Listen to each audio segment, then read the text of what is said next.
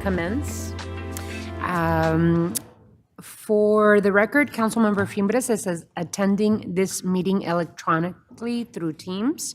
Items 1 through 4. Items 1 through 3 are executive sessions. Ms. Clerk. The first executive session is noticed as item 1, executive session, TPOA et al. Versus City of Tucson et al., Pima County Superior Court Case Number C 2021-3869, and is being held pursuant to ARS Section 38-43103A3 and A4. The second executive session is noticed as item 3, executive session, litigation update and proposed settlement agreement, Aqueous Film Forming Foams, AFF Products, Liability, Litigation, United States District Court for the District of South Carolina, Charleston Division, MDL number 218MM2873RMG, and is being held pursuant to ARS Section 38-43103A3 and A4. May I have a motion to go into executive session, please? There is a motion and a second. All those in favor of the motion, please indicate by saying aye. Aye. Aye. Any against? Motion carries. We're moving into executive session, and we'll spend approximately an hour and a half. And we'll be back in an hour and a half. Thank you, everyone.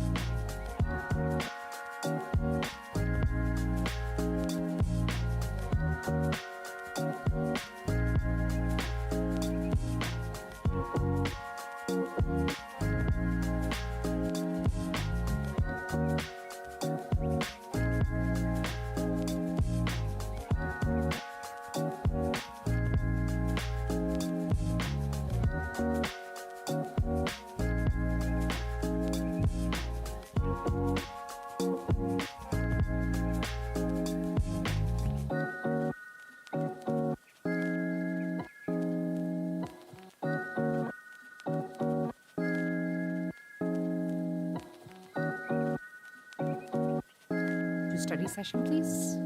So moved. Second. There is a motion and a second. Any further discussion? All those in favor of the motion, please indicate by saying aye. Aye. Aye. Any opposed? Motion carries. What is the council's pleasure for item 2? Honorable Mayor, I would ask for a motion that the mayor and council authorize and direct the city attorney and city manager to proceed as discussed in executive session and to convey to the city's recognized labor organizations the city's best and final offer to resolve this litigation through settlement. Have a motion, please. There's a motion. Do I have a second? There's a motion and a second. Any further discussion on this item? Hearing none. All those in favor of the motion, please signify by saying aye. Aye. Aye. Any against? Motion carries. What is the council's pleasure for item 4? Honorable Mayor, I would ask for a motion that the mayor and council authorize and direct the city manager and city attorney to proceed as discussed in executive session and to opt in to the proposed settlement terms relating to 3M and DuPont, subject, however, to the conditions and terms as discussed in executive session, including, first, that the settlement does not release other responsible parties, meaning anyone other than DuPont and 3M, and secondly, that the settlement only relates to the potable system. Is there a motion? So moved. There is a motion. Second. There's a motion and a second. Any further discussion on this item? Vice Mayor.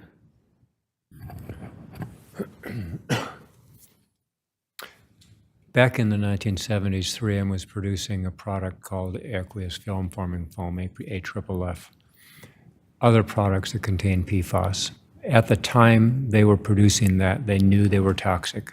They were taking actions within their own operations to move people off of assembly lines. They settled with the state of Minnesota, Minnesota Mining and Manufacturing 3M, that's their home base, for $600 million. They had internal documents that were released during the course of that settlement that demonstrated their guilty knowledge of the toxicity of the products that they were producing at the time. Fast forward 50-something years later, they're still producing that product. Part of the reason they're producing that product is because it's required by the Department of Defense still as a component of the AFFF foam that's still out in circulation. Now, the DoD has promised to, or is committed to taking it out of circulation another year from now. But while that happens, every major city literally in the country that's got a military base likely has a PFAS contamination problem as well. So we're joined together with multiple other jurisdictions in trying to get our pound of flesh out of 3M to make us whole for their part of the problem that they created. I'm going to support the motion, holding my nose, because I don't think it really reflects the value or the culpability of 3M. But there comes a point where you take the offer that's on the table and you walk and look for other responsible parties, which is what we're going to continue to do. I want to thank the city attorney and his office and the outside counsel for their work on this. Tucson Water has been doing yeoman's work in trying to make sure, and they have made sure, that our water that we're serving our customers is clean. And I know they'll continue to do that. We've shut down over 20 production wells and putting together treatment plants through the mayor's office. You guys have done a great job in securing federal funding to help, and also state funding to help, and you can speak better to that than I can in terms of the numbers of millions of dollars that are going into this. And it's going to take millions more. So in my gut, I believe 3M is culpable for more than what's on the table. You know, the old country song, you know when to hold them and know when to fold them, and we're fold them in this case. Any other comments? Okay. All those in favor of the motion signify by saying aye. Aye. Any opposed? Motion carries. We move on to, we're actually going to move some things around as we move forward. So we are going to move with item 9. Item 9, this time has been scheduled at the request of Councilwoman Lee to discuss military veterans programs and including SkillBridge internships within the city of Tucson. Councilwoman. Thank you, Mayor.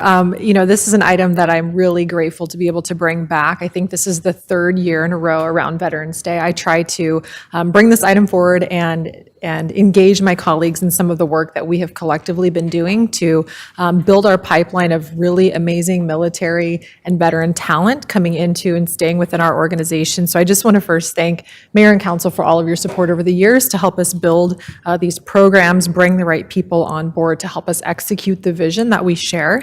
And so today we're going to just get an update. There's no action required, just an update so you all are understanding what we've done since our last progress update a year ago around military and veterans. So Mike, I'll turn it over to you and then we can bring Matthew up. Thank you, Mayor, and thank you, Councilmember. I just turned it right over to the staff. I think they're ready to make presentations. I know Suzette Zizenko and her team will be up here shortly.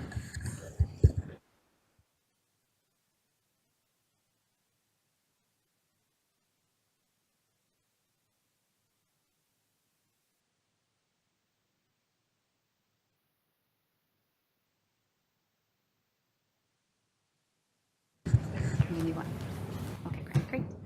Well, again, thank you very much, Councilmember Lee and Honorable Mayor and other council members for giving us this opportunity to actually go through this amazing program, which we've renamed to the Military Vet Program, so the MVP program, that will involve more than just SkillBridge because of the ability to expand it further.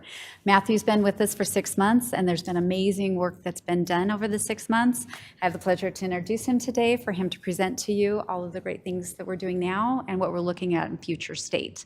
So with much further ado, I'll let Matthew go through this program and of course answer any questions that you have as part of the program. Thank you very much, Suzette. Thank you, Honorable Mayor Romero, members of the council, City Manager Mark Ortega, and staff. Again, HR Director Suzette Yanchenko, and the rest of the departments of the City of Tucson. It's a pleasure to be here, and thank you for your continued commitment to veterans and those currently serving in the Guard and Reserve. The SkillBridge program and other programs we'll talk about today, including the City Vets Employee Resource Group, would not be possible without your continued support. Perhaps the next slide will happen. Is it up? Is it? And moving. So a little bit about myself. I was hired in April of this year, over 21 years of experience in the military, both active duty, National Guard, in both the Arizona and Montana National Guard, as well as serving in various positions in South Korea, Afghanistan, and other stateside duties. I obtained my Bachelor's of Science in Business Administration. I currently remain a volunteer and mentor, helping those transition out of the Army, both military spouses, transitioning service members, as well as veterans. And I'm an Arizona native with over 27 years in the state. So the Military and Veteran Program, or the MVP program, supports transitioning service members and their families through post-military employment and training opportunities. SkillBridge is a highlight of that. Develops a highly skilled talent pipeline within the city of Tucson and local communities, creates awareness of employment opportunities for military and veteran programs, and provides continuous support and resources to veterans employed at the city. So a little bit about the overview. Broken down into 4 areas: job training and career development, which include SkillBridge, as well as military spouse hiring pathways, veteran second chances, and veteran hiring pathways to come in the future. Work with community outreach and events, the City Vets Employee Resource Group, the Veteran Employee Resource Group, and then other veteran support as well. So our current program, talking about SkillBridge, again, Department of Defense internship opportunities that allows transitioning service members who are qualified for the program to spend their last 180 days in service at an organization like the City of Tucson, getting job training and skills to help them be more successful as they transition out of the military. Future programs we are looking to get into are military spouse hiring pathways, again, veteran second chances, and veteran hiring pathways, not just those who are transitioning. So community outreach events and supports. Community outreach, we attend virtual and in-person events, support Davis-Monthan Air Force Base with their events, Fort Huachuca, coordinated with the City of Mesa and City of Tempe, have been amazing allies. Arizona Army National Guard, both Army and Air within the state. The Military Advisory Council from the Tucson Metro Chamber of Commerce, as well as outreach to the HDS Truck Driving School. The City Vets ERG, the Veteran Employee Resource Group, we're here to promote awareness of challenges and opportunities for veterans, provide opportunities for networking and recruiting, and provide a connection to the local community. In the last 6.5 months, the number of identified veterans have gone from 32 to 381. We recently had I believe it was November 8th, was the military veteran ERG mixer, and our next meeting will be on the 21st of this month. Other veteran support, again, share available resources, provide updates to benefits as they happen, provide education on available programs that can be leveraged by those folks. I will also have the opportunity to share during the new employee welcome, which will happen again this Friday, to be able to share about the resources and the military and veteran program, and also deal with some crisis management. Some program highlights referring to SkillBridge. Currently, we've had 5 DoD SkillBridge interns, to include Livia Alamandos, who's currently in the audience with our as a current SkillBridge intern. Her internship ends on the 17th, and she accepted today a non-perm position within the HR department. So super, super exciting. Congratulations, Livia. As a note, when these slides were made, we had 8 DoD SkillBridge future candidates. In the last 10 days, that's grown to 16. All the way from December of this year out through January of 2025 for potential interested candidates, which is pretty exciting. 335 days of SkillBridge intern support since the program took place to the city. Over 1,925 hours of internship support. And again, SkillBridge competition remains high. There's over 3,000 approved SkillBridge organizations and over 5,000 participants, and that number is since May, so it continues to grow every day. Community outreach, we've attended 8 events, roughly 662 total attendees, 138 contacts, and 83 follow-ups, which continues to grow. That does not include the folks that I met at the Military Influencer Conference, which we followed up with today. City Vets Employee Resource Group, we kind of hit on that a little bit. We've had 2 meetings, the mixer, and then the next event is on the 21st, and we're also working on some website development specific to that. Other veteran support, continuous referrals and resources, again, veterans in crisis, and we don't want to forget those of the Guard and Reserve. And following up, the last 3 SkillBridge interns, Michael Fiorella came from the Army. He's now currently employed with Sergeant Aerospace after his internship within the HR department. Anthony Rambo was an active Guard, an active Guard member, as well as an active duty Title 10 soldier with the Army. And he recently accepted a full-time position in HR with Pima Community College. And then we just spoke about Livia Almondos, who's here through the 17th. And they've all had great things to say. The 2 other interns, one decided that they didn't want to work anymore, and the other one decided that they wanted to go to school full-time to pursue their degree. Pending your questions. Councilwoman Lee, I just wanted to thank you for bringing this program to the city of Tucson. Really appreciate it. I remember that day exactly when you said, I have an idea, I'm bringing this program to Tucson. And unanimously, we all supported this concept. I'm really happy to welcome Matthew to this position. We really needed someone to lead the vision of this program and expand our capacity to serve our own employees, right, that are veterans in the city of Tucson. 2 things. One, thank you so much for your service. We're an Army family too. And I do have a brother that's a veteran. So a special place for me and the really lived experience of our family, having a veteran in the family is, it's a family thing. You don't do it alone. And so, and the other thing that I wanted to highlight is that we have 3 of our own council members that are veterans. And I thank you, Councilmember Fimbres, Councilwoman Lee, and Councilmember Cunningham for your service and you always having the best interests of veterans' needs in our community and within our own city employees. So I just wanted to add that this is really good news.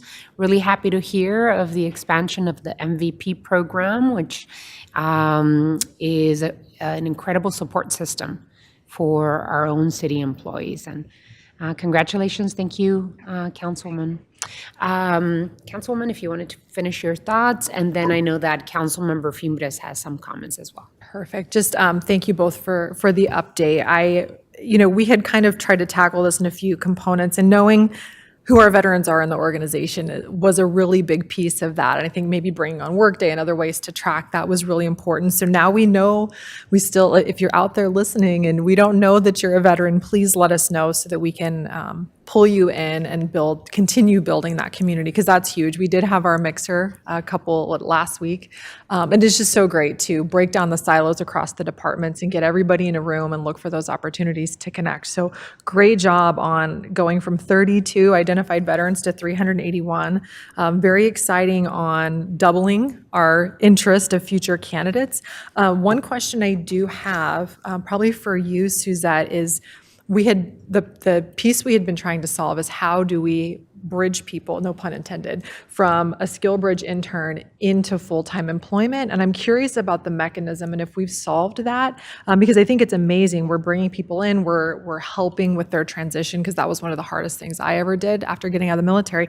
But then we see Michael and Anthony, they had good time with us and then they went somewhere else. So how, have we solved that? And if not, are we close? Yes, one of the things with Matthew and his skills is that now that he's looking really deep into the resumes, he's doing matching more so within the city. So prior to, I'd say Lilia would be, because we had Anthony, he was primarily in HR, but we started this model with Lilia where we are getting them exposed based upon their background across the city.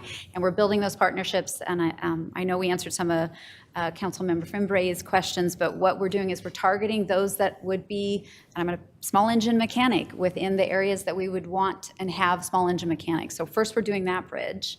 And the second part is that we, thank you to the city manager's office, have funds available to be for non-PERMs. We're using that non-PERMs fund to bridge more time, because sometimes it's just not enough time to build those connections, networking and placing or waiting for the vacancies, so that we can then bridge them and have that money bridged. So they're still with the city, we still are paying salary so that we can get them to that next permanent position, which is, we have great hopes for Lilia already. So I see success story all over that one. And so Matthew has some ideas too that he's been trying to work through too, but I want to make sure he has time to speak on that too. So hopefully working together, again, finding that way to make sure that everything is the way it needs to be to get people to where they need to go. Future conversations are probably going to have to be had, but looking forward to those and hopefully having those soon. Perfect. That's all, Mayor. I just wanted to hone in on that piece. So thank you all for problem solving. Thank you, Mr. Ortega, for the non-perm idea, and look forward to next year and see how far we've moved down the field. Councilmember Fimitas? Hey, Madam Mayor. Can the mayor kind of be updated on the outreach of the veterans groups, organization, and otherwise skills bridge program and the results? How have city departments collaborated with this effort? Is there a breakdown by ward of veterans hired to the skill bridge program? So the outreach has been to various, like, again, Davis-Monthan, Fort Huachuca, City of Tempe, the various National Guard, both Air and Army. Again, working with the Tucson Metro Chamber of Commerce and their Military Advisory Council, getting out there and really getting those relationships established and seeing how we can all help. Again, a breakdown by ward. So the first skill bridge intern was Jolene. Jolene was Air Force, and Cameron was a second. Cameron was Army. I don't know what ward they might have been in, but Michael Fiorella, Anthony Rambo, and Livia Alamondos all lived outside of the actual city limits, Salarita and Pima County, unincorporated Pima County. So there hasn't been any specific, I believe, ward-specific items. Did that answer the question? Yeah, thank you, man.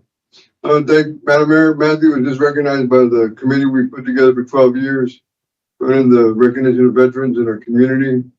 You got a certificate of appreciation from Senator Sinema, Cali, Congressman Grijalva, Cisco Mining, Governor Haas, Pima County Supervisor Grijalva, Scott and Hines, Mayor Romero also gave a letter.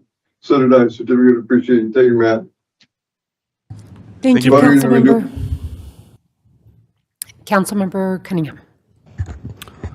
I think we're going to have a tough time like keeping stats by ward because veterans live everywhere. I mean, we can't dictate where the concentration of veterans live.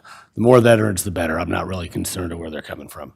What I'd tell you is that it'd be important to go out to the Watts. I'm sure, I don't know if you've been out there yet to Pinal Airport, but that's where I retired from. Yeah, that's where I was at for about first to 98th. Anyway, I think we can go out there, kind of tap our people. I mean, there's just a really good thing. The biggest thing that I wanted to say is that outside of the veteran angle, which is really good, a lot of municipalities around the country are having it's very challenging to keep positions filled. It really is. So being able to do this with the success you're having is outstanding. So we'll keep an eye on it. I'm happy to support your program any way we can. Thank you very much. And Colonel Jeremy Pfeiffer out of the Watts has been a great supporter and also a former member of the 1st at 285th as well. So thank you. Any others? Okay. Councilwoman Fiona, to close up? I really don't have any closing words. I'm just grateful for everything that you all have done, and especially you all for sharing the vision of what this can be. And I think we're still just at the tip of the iceberg here in terms of how much impact we can have, not just for our veterans who are transitioning, but for our organization as a whole. So thank you for everyone at this table and all of our veterans. And looking forward to what we can do in the next year. Thank you, Matthew. I'm so happy that you are here, Suzette, and all of the team, Councilwoman Lee. Really incredible program. Thank you so much for bringing it to us, and really happy that it is growing, and I know that you're all going to do so much more. So thank you for bringing this update, and I'm looking forward to, to being invited and whatever I can help to help welcome veterans into the city of Tucson and the possibility of recruitment and retention for our current employees that are veterans. I'd be more than happy to help. Thank you all. All righty. So we move on to, let me see, item 7. Alrighty. Time has been set aside to discuss a proposed ordinance on this evening's regular session agenda regarding the election, duties, and terms of office of the vice mayor. This item has been brought to us by Councilwoman Lee and Councilmember Santa Cruz. I'll just throw it over to you two so that you can do opening remarks and then lead us through this. Councilmember Santa Cruz. Thank you, Mayor. I know that after having the opportunity to serve as vice mayor, that myself and Councilmember Lee were having conversations about what it meant to hold that position. That so much of it, once we came into it, we weren't quite sure how to show up and how to best be of service, and that it felt like it was more of a ceremonial title that got passed around from year to year, and that we had an opportunity to make that position more meaningful, to help build collaborations amongst the council and find opportunities to continue to push mayor and council's issues and priorities forward. And so with that, over the past year that we've been having these conversations around good governance, we gave direction, like a month ago, to our city attorney to come back with language for an ordinance that would codify the responsibilities of a vice mayor that would complement what's already in our city charter. And I feel like that is what has come before mayor and council, is to create that position and give it some substance, give it something that can continue to move this mayor and council's work forward. So with that, I'm not sure if Councilmember Lee has something to add to that, and then I have a motion. Perfect. Thank you. I'll just add, I think Councilmember Santa Cruz, you did a great job summarizing it. I know coming into the position as well a few years ago, it was kind of trying to understand what it meant and how I can best serve in that capacity. And so I think just having a little bit of additional definition pending the feedback of all of our colleagues on what it can be and the impact that it can have on our collective team is going to be really helpful. And I know there's pending counts still in place for the proposition for mayor and council salaries. However, it sounds like, a majority of Tucsonans are looking to us to really step into these roles in a much bigger way. And I think this just aligns with what it is that we can do for the community, what the community is looking for us to do. So I'm really eager to hear the feedback from our colleagues and what changes or integrations they may want to see with this policy. But I'm really grateful for my Councilmember Santa Cruz colleague and City Attorney's Office for putting an initial draft in front of us. So for the sake of discussion, I'd like to see if you have a motion, and then we could go into discussion. Should we have our city attorney kind of walk us through with the language of the ordinance? I'm and what happy it to do means? that, Mayor, Councilmember Santa Cruz, members of the Mayor and Council. And just as a quick reminder, this is, we have the proposed ordinance here on the study session. We also have the actual ordinance for adoption scheduled as part of the consent agenda tonight. And part of the reason for that is that in addition to describing the duties of the vice mayor, this ordinance would establish the process for the selection of the annual selection of the vice mayor from among the sitting council members. And that process includes that interested council members would submit a statement of interest to the letter of interest to the city clerk. And as drafted, the date for doing so would be not later than the third Monday in November, which is coming up. So that would be November 20th for those of you who are interested. So the ordinance includes that process, a letter of interest from the interested council members, and then the selection on an annual basis of the vice mayor pursuant to the provisions in the charter. And that occurs in the first week of December. And the term of the vice mayor, of course, is for a one-year term. Incidentally, though, there are no limitations on consecutive terms or overall number of terms for the election of a vice mayor. In the event that the office of the vice mayor becomes vacant, then this ordinance would provide that the mayor and council then would meet within a reasonable time, within the next meeting or two after that vacancy, to elect a new vice mayor who would then serve the remainder of that existing term. With respect to the duties, it does, as proposed, complement what's already in the charter. And again, what's in the charter, the basic core functions of the vice mayor, to step in and serve as the mayor pro tem in the absence or vacancy of the mayor. The vice mayor has the authority to sign resolutions and ordinances while the mayor might be absent or away.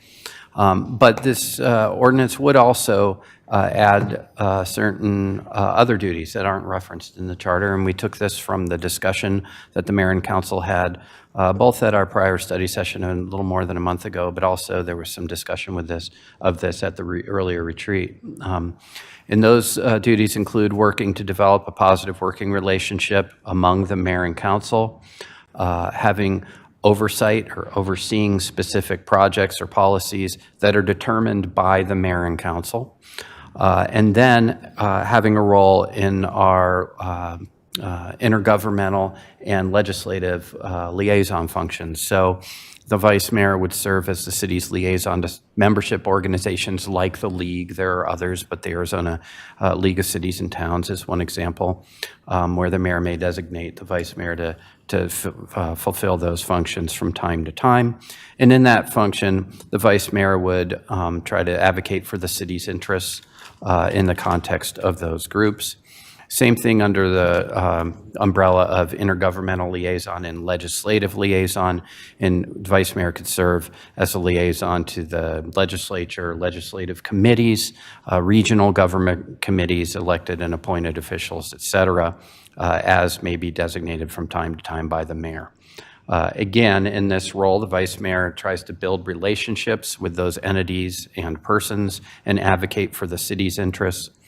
The ordinance does provide that the vice mayor isn't given any special legislative individual authority and can't obligate the city himself or herself or the mayor and council in a particular way unless there's prior authorization by the mayor and council. So that's the basic structure of the ordinance, and I did want to point out that November 20th date since that's coming right up. Alrighty. Councilmember? So, Mike, would the motion be directing you or the city manager for this item? So at this point, the direction can occur tonight with the adoption of the ordinance if the mayor and council are comfortable with the ordinance as written. It can always be amended over time, by the way, as the mayor and council determine that tweaks or adjustments might be appropriate. So the only need for a motion right now would be if there were direction to make some changes and to bring this back rather than have it considered for adoption tonight. Okay. Well, with that, I move that we proceed with the proposed ordinance codifying the duties and election of the vice mayor. I'll second it. There is a motion and a second, and this is time for further discussion. Councilmember Dahl.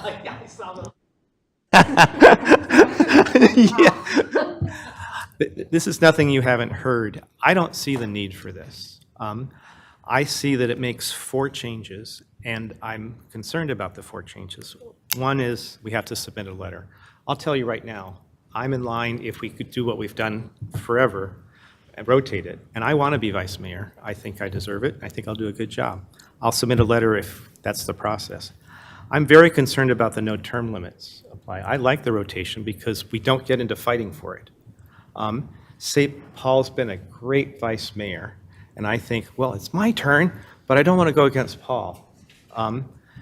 It kind of cuts that out and makes it into kind of a voting thing, which I think is, it chills interest in becoming vice mayor. 1 through 5 is great, and I think most of them are, we should all be working to develop a positive relationship, and I don't see that there's anything stopping mayor and council from saying, Nikki, you should take on the Veterans Project. And in fact, she did, without even us determining it, which was great. And this is not directed at you, Mayor, but on 6 and 7, I'm envisioning a mayor in the future who she gets, or he gets to designate what the vice mayor does in those 2 areas. I think it would be very appropriate for you to ask the vice mayor or any city council member to help on any of those things. So I think this is not solving a, there's not a problem that exists in my mind. What I heard from the makers of the motion was they didn't know what to do with it. When I'm your vice mayor, I'm going to know what to do with it. And that's my thoughts. So unless there's some amendments, I'm going to vote no when this comes up to us in regular session. Thank you. For clarity, Mr. Rankin, can you please make sure that you explain the specific priority projects and then the last 2 serving as city's liaison to membership organizations as the mayor may designate from time to time? What is it specifically, what does that mean? And number 7, 6 Sure. and 7.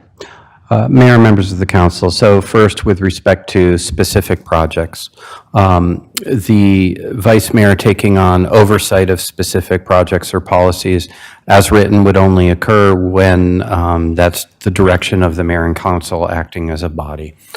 So just using Councilmember Dahl's example, if the mayor and council said, hey, really makes sense to have Councilmember Lee head up this veterans-related project or IT-related project, then this formalizes that role. Secondly, with respect to what I'll call the liaison roles, either for intergovernmental or legislative, under the charter, the mayor is to be recognized as the contact for the governor's office and other governmental agencies. The mayor is recognized to function in that role. So what this does is says in that role, the mayor can designate the vice mayor to serve in those functions from time to time as the mayor designates. So it could be that, so for example, maybe the mayor and council takes a position on a bill that's pending in front of the Arizona legislature and says, we're against SB fill in the blank. And advocating for the city's position with the legislature or with legislative committees, the mayor says, this is a good one for the vice mayor to appear on the city's behalf. And so that's an example of how that specific duty would be carried out. And the way that has been done before, but it has never been written, is that the mayor, if unavailable, will ask the vice mayor to represent the mayor's office in certain events, at the League of Cities and Towns for maybe a conference or a executive committee meeting. That usually is with the consent of the vice mayor. It's not like you do or, you get fired. It's I'm not available as the mayor. Can you please represent the city of Tucson at this particular function or meeting in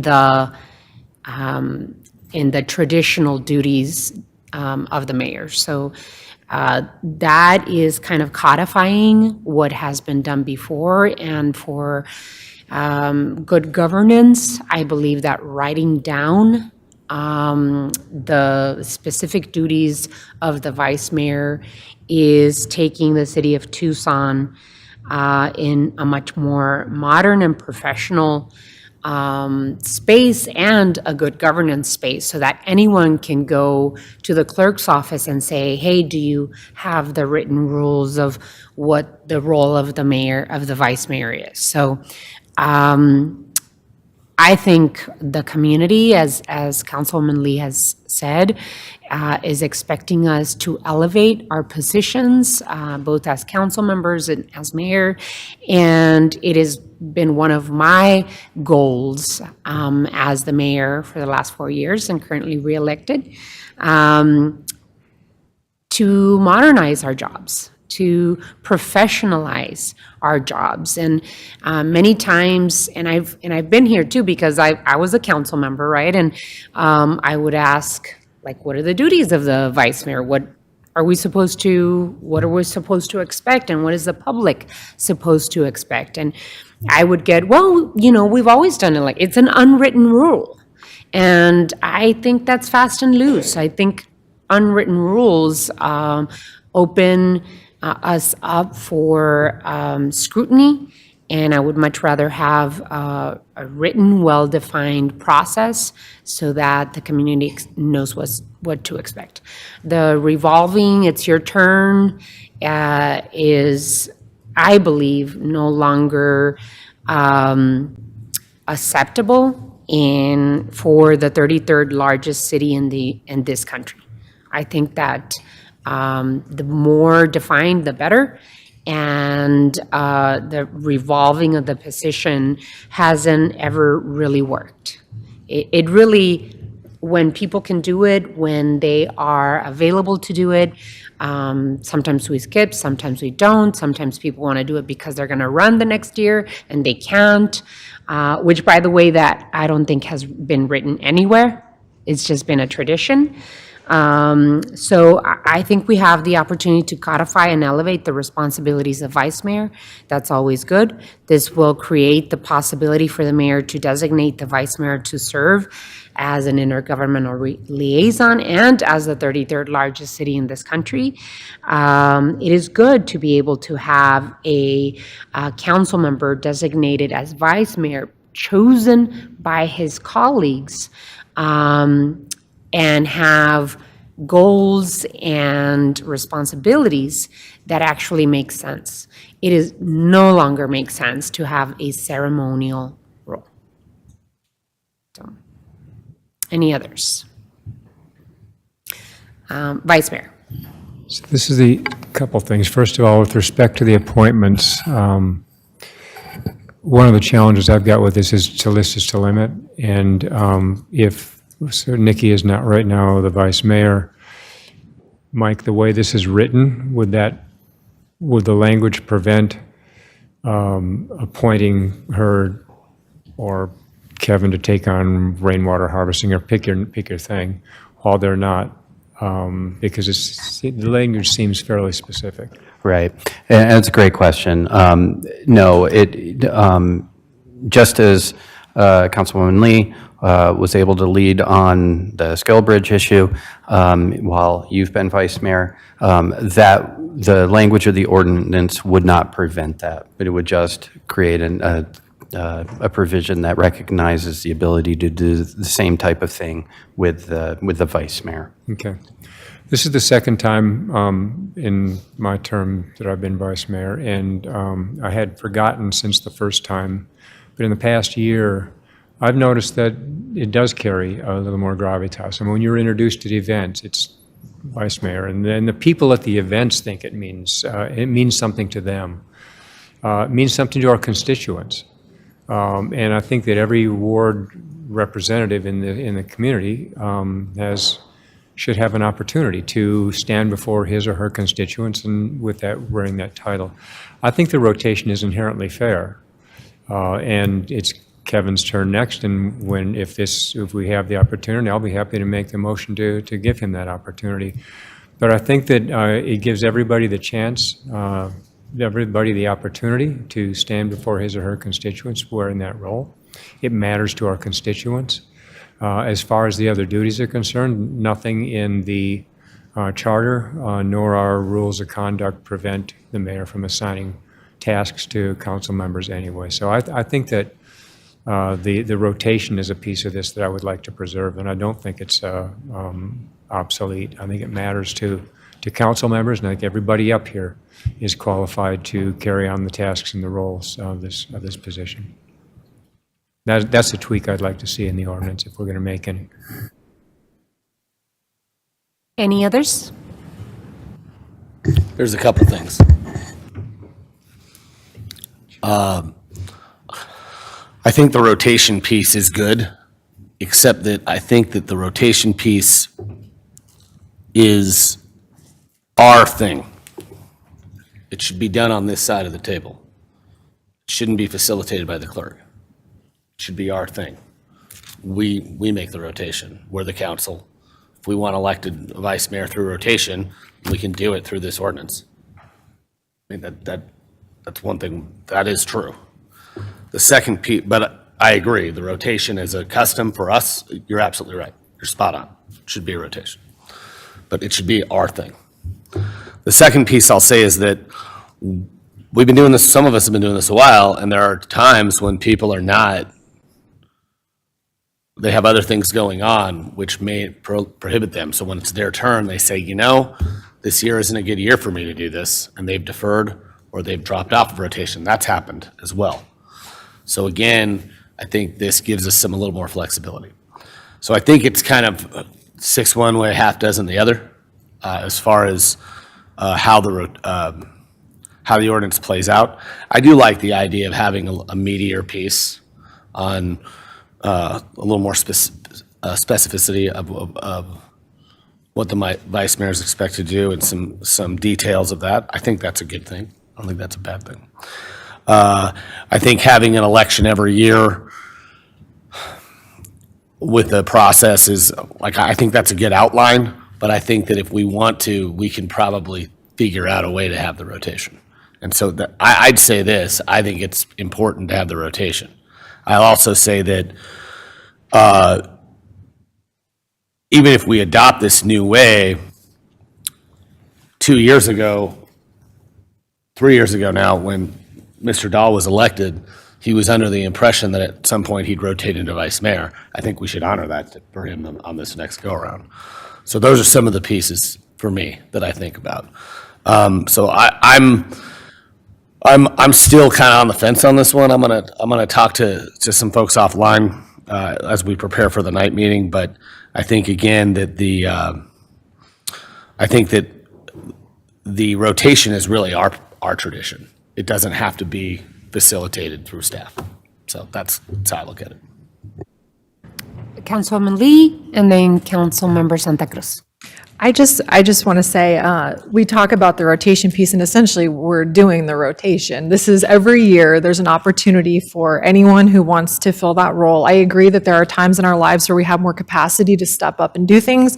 And I also believe that there are times that we're going to be dealing with different types of objectives that we can leverage different people's skill sets to move the team further along. So I think that I don't necessarily understand the concern about rotation, because we're still giving everyone who wants to do this the opportunity to explain what their vision is for the role for the year, what their objectives are, how they want to support each one of us in achieving our objectives. So I like the idea of formalizing that process and making sure anyone who has any interest in doing it can, and not just because, it's my turn in the list. And that part always has driven me crazy for the last 4 years, is the whole negotiating, well, I'm running for office this year, so I can't be vice mayor. It's not clean, and it never has been clean. So I think this formalizes it, it makes it consistent, and it gives every one of us who want to execute a vision for the year the opportunity to do so. That's my only last thoughts, Mayor.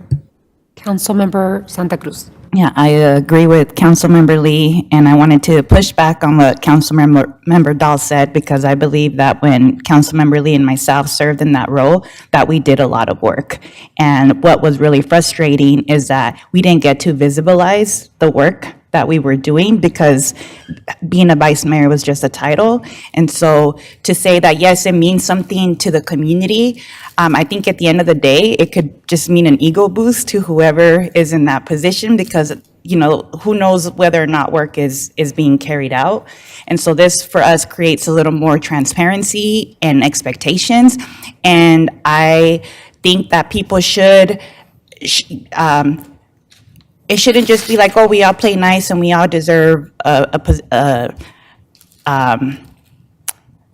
we all deserve a term, because then why are we even voting on it every December? We're voting on it as an opportunity to say, this is a person that we think can best do this job for this next year, and that's who we're putting our support and trust behind. And so I think we need to shift the ways that things have been done before. The status quo no longer works for the times of today. And so I'm gonna reiterate what Councilmember Lee said and Mayor Romero about we want to professionalize, create more accountability, transparency in this role. And at the end of the day, we are the governing body that we can try this out for a year, 2, 3 years and say, is this working? And if it's not working, then we can always revisit that. This is not taking that power or that agency away from this body to do that. But this is an opportunity to try something different.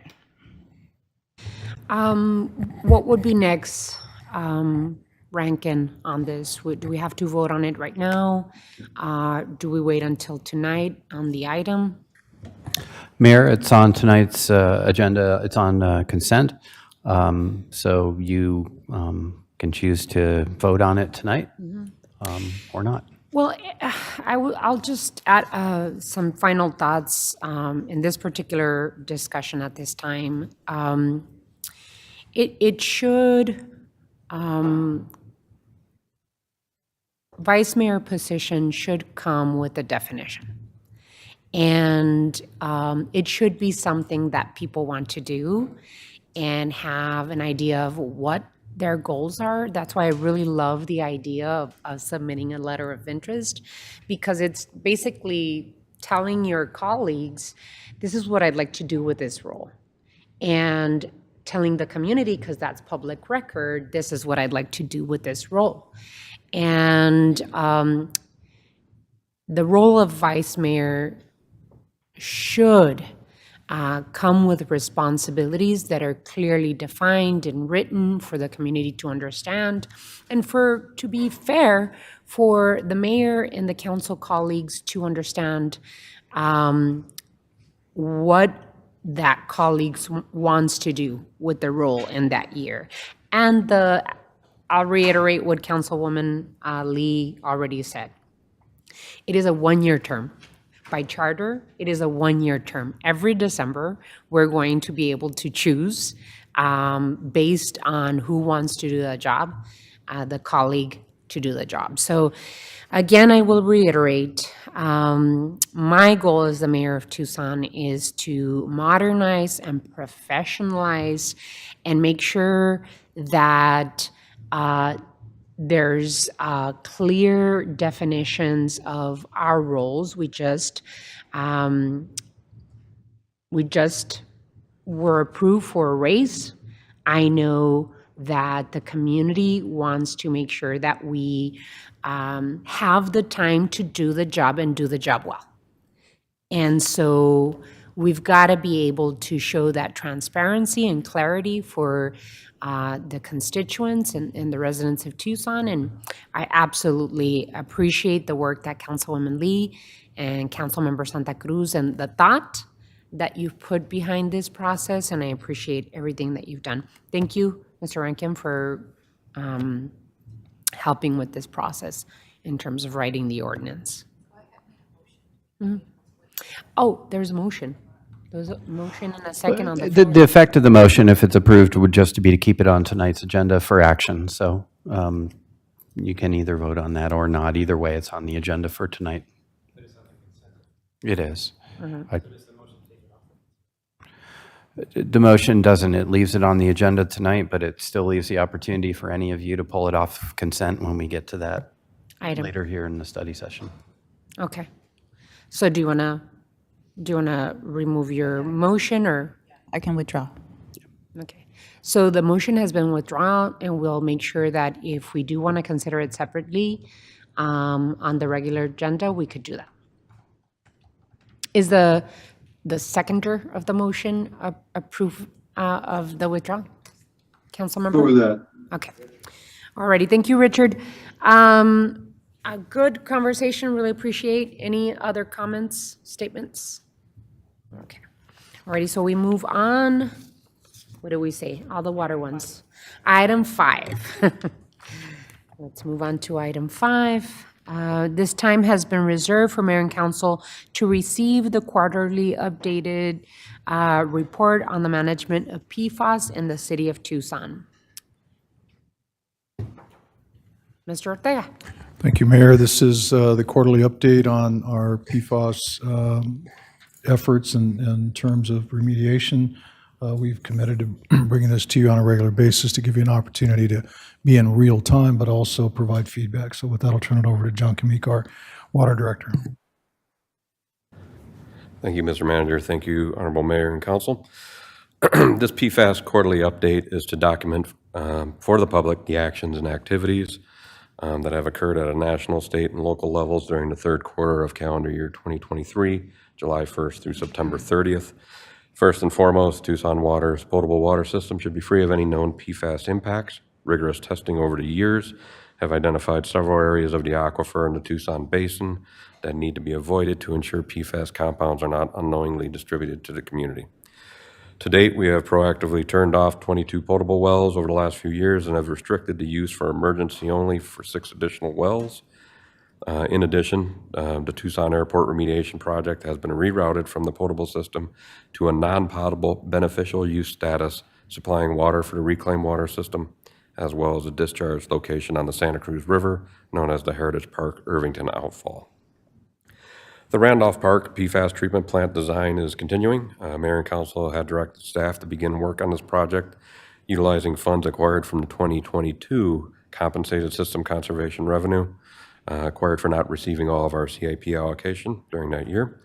Staff has also been working with our congressional delegation in an attempt to find funding replacement for some or all of the costs associated with this effort. To date, Representative Siscomani has added this facility in his list of community funding requests for the next federal fiscal year.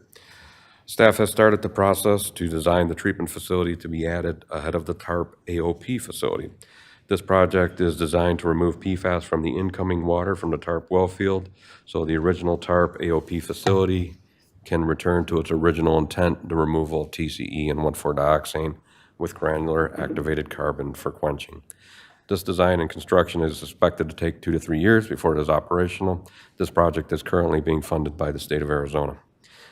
At the end of the previous quarter, it was mentioned that the US EPA and ADEQ sent a letter to the Air Force, Air National Guard, and Tucson Airport Authority to demonstrate good faith in developing a scope of work and quickly addressing the issues related to PFAS and 1,4-dioxane at the airport.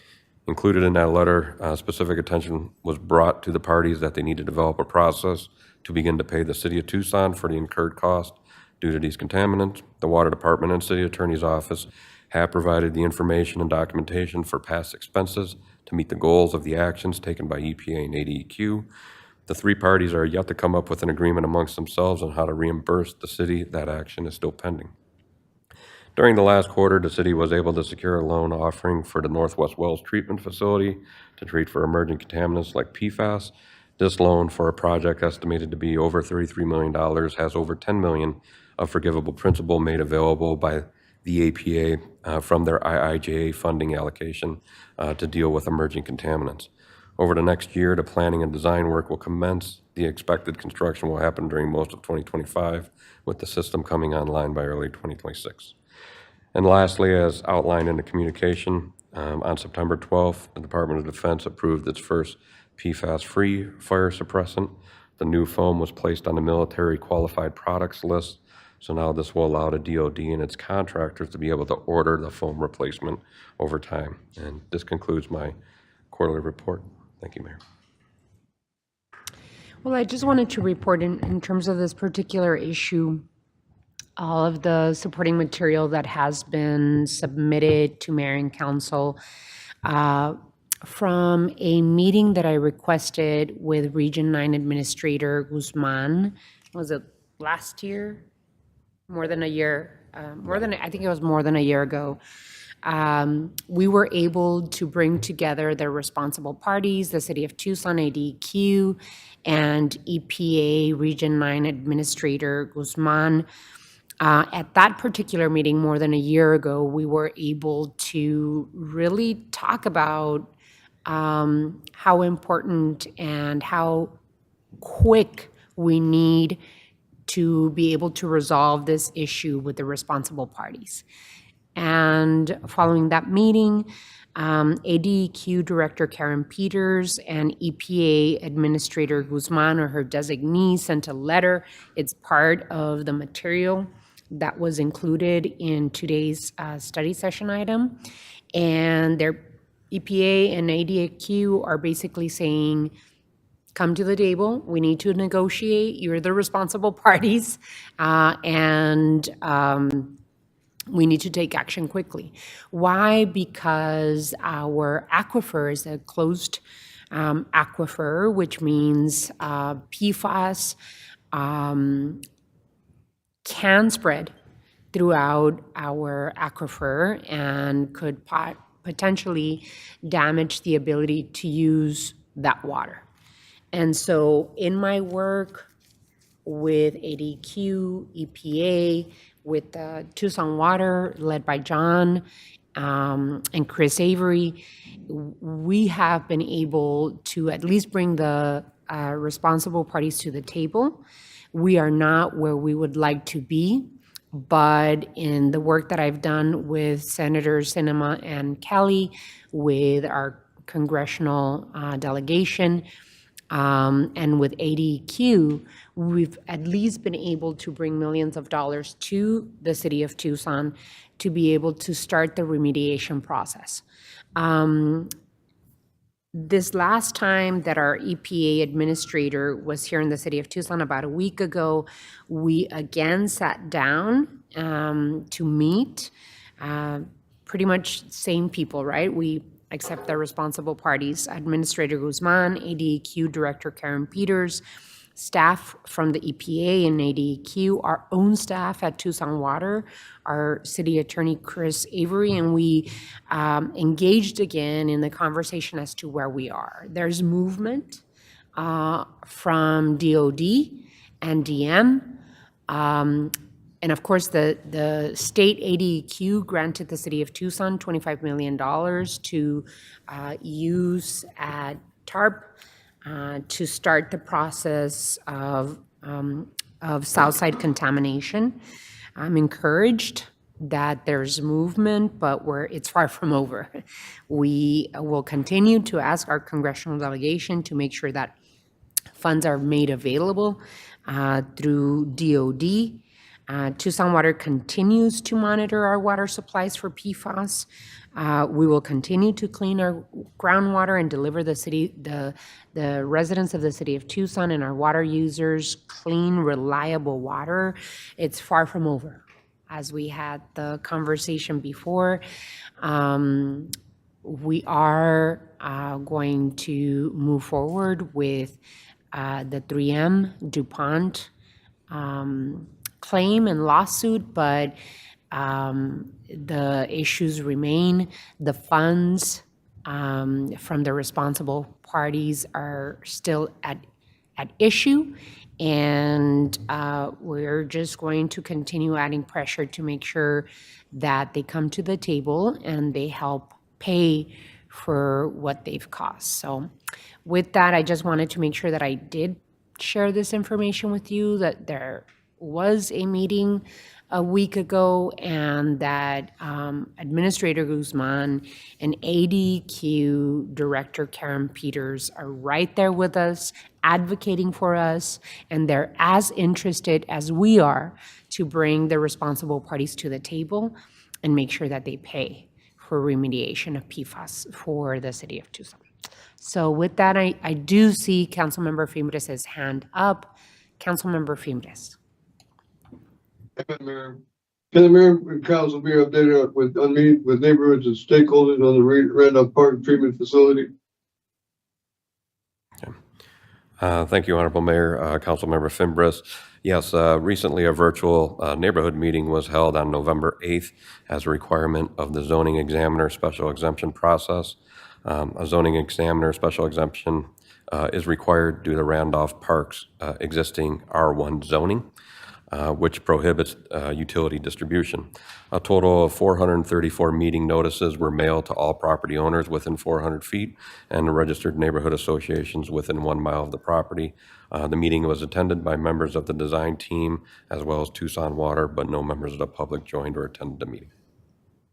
And can the mayor and council be a reminder of the efforts by the airport and U.S. Air Force, this airport in Site 44, and how ADQ and EPA are involved in facilitate progress? And repeat if you want me to. Councilmember Fimbres, yes, and council members. With respect to the Tucson Airport Authority, they have submitted a letter to EPA stating that they will be investigating further the airport's responsibility for PFAS at the airport. They are taking over sampling from EPA at wells on the airport property. The TAA will also be working with EPA characterizing the extent of the contamination on property. Morris Air National Guard has issued a treatability study for the impacts that are most likely associated with their historic activities using PFAS, and they're looking at reestablishing a treatment program for PFAS based on detections found on and off the base. And then Air Force Plant 44 is looking at modifying their current treatment operations to add PFAS removal to the system that is currently in use.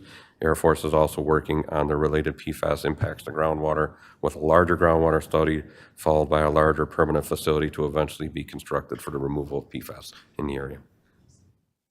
Hey, John, appreciate it. Thank you. Any others? Vice Mayor? Question. For several years, the health advisory for PFAS was 70 parts per trillion. A few years ago, the EPA dropped that to 5 parts per trillion. And then more recently, it was dropped to less than 1 part per trillion, effectively a non-detect. So my concern right now is that they're now proposing an MCL, a maximum contamination level of 4, which is roughly 4 times what they've said we should be concerned about from a health advisory standpoint. Have we, and I also understand that one of the reasons they're proposing that level is because they've balanced the health impacts versus the financial impacts, and so they're balancing dollars versus health. Have we pushed back at all on that 4 part per trillion level as being too high? Honorable Mayor, Councilmember Kozachik, no, we've been taking the guidance of what's been coming from the EPA, so we have not pushed back. I think we should.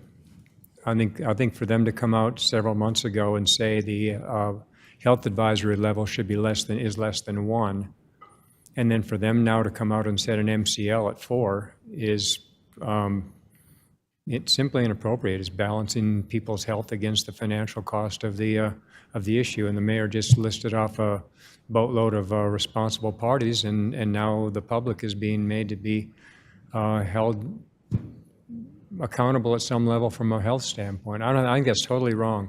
That the EPA would be setting an MCL of 4.0 just months after they said that be concerned about it if it's less than 1. If you can even detect it, be concerned about it. And I think we should be pushing back against that level. I think every jurisdiction should be. EPA shouldn't be balancing dollars against health. Any other comments or questions on this item? I'd support what Steve is saying. Do we need a motion or something so that we send a letter to EPA being shocked that the health impact is at 1, but they're regulating to 4, which is 400% more than the known health impact? John or Rankin? Honorable Mayor, Vice Mayor, and members of the council, if the council wants to give that direction for that to be the position of the city, then you can do that by motion. I think what we'd want to do as staff is take a look at whether there are, any implications in terms of, pushing back on that in the MCL process. But That makes sense. Could you come back to us maybe with a recommendation? yeah. Yeah, I think that's best, and take a little time just to make sure that there aren't any unintended consequences of taking that position. Mm-hmm. Well, and I think that in my recent meeting with Administrator Guzman, she encouraged the city of Tucson to continue working with our congressional delegation and making sure that our senators and Congress people are very clear with the DOD about their responsibility. But also, since Congress has the power of the purse, that Congress needs to allocate funds for the DOD to be able to remediate PFAS contamination throughout the country. So it's an evolving issue, and it's continued work with both ADQ, EPA, and our congressional delegation as to how we are going to approach this. I think the biggest problem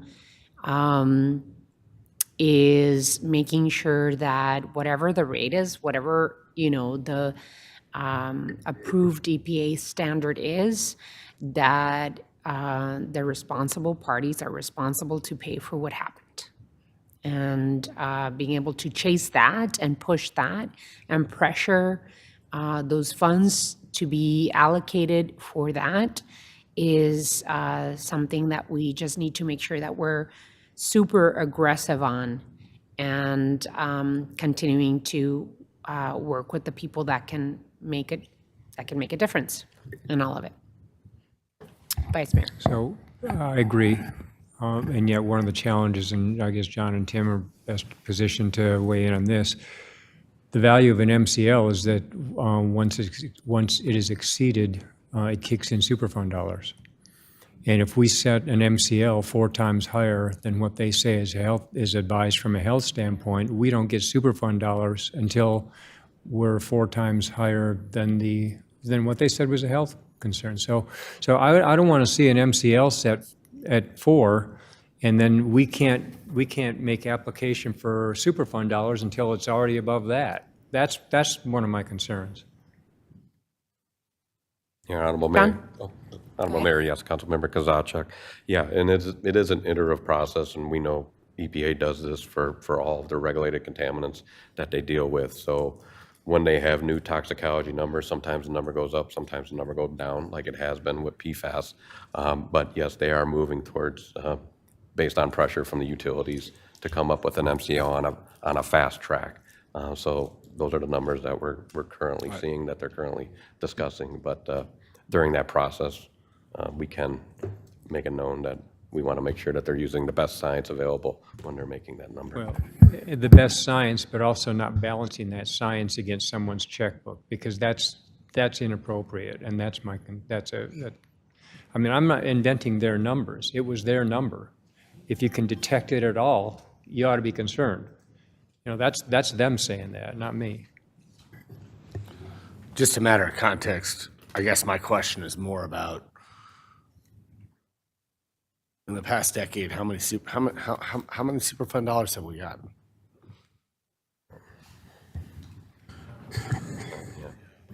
Mayor, I don't know that I can answer that directly. I know that we have applied in different areas, but I don't know that we've been successful at this point. I just don't know. I think there's a lot of things that go into Superfund dollars.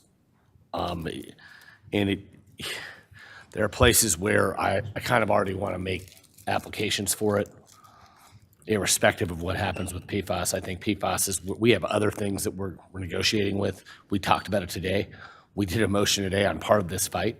We already know that we're going down that path with the litigants. We're going down that path with the federal government. We're going down that path for other reasons.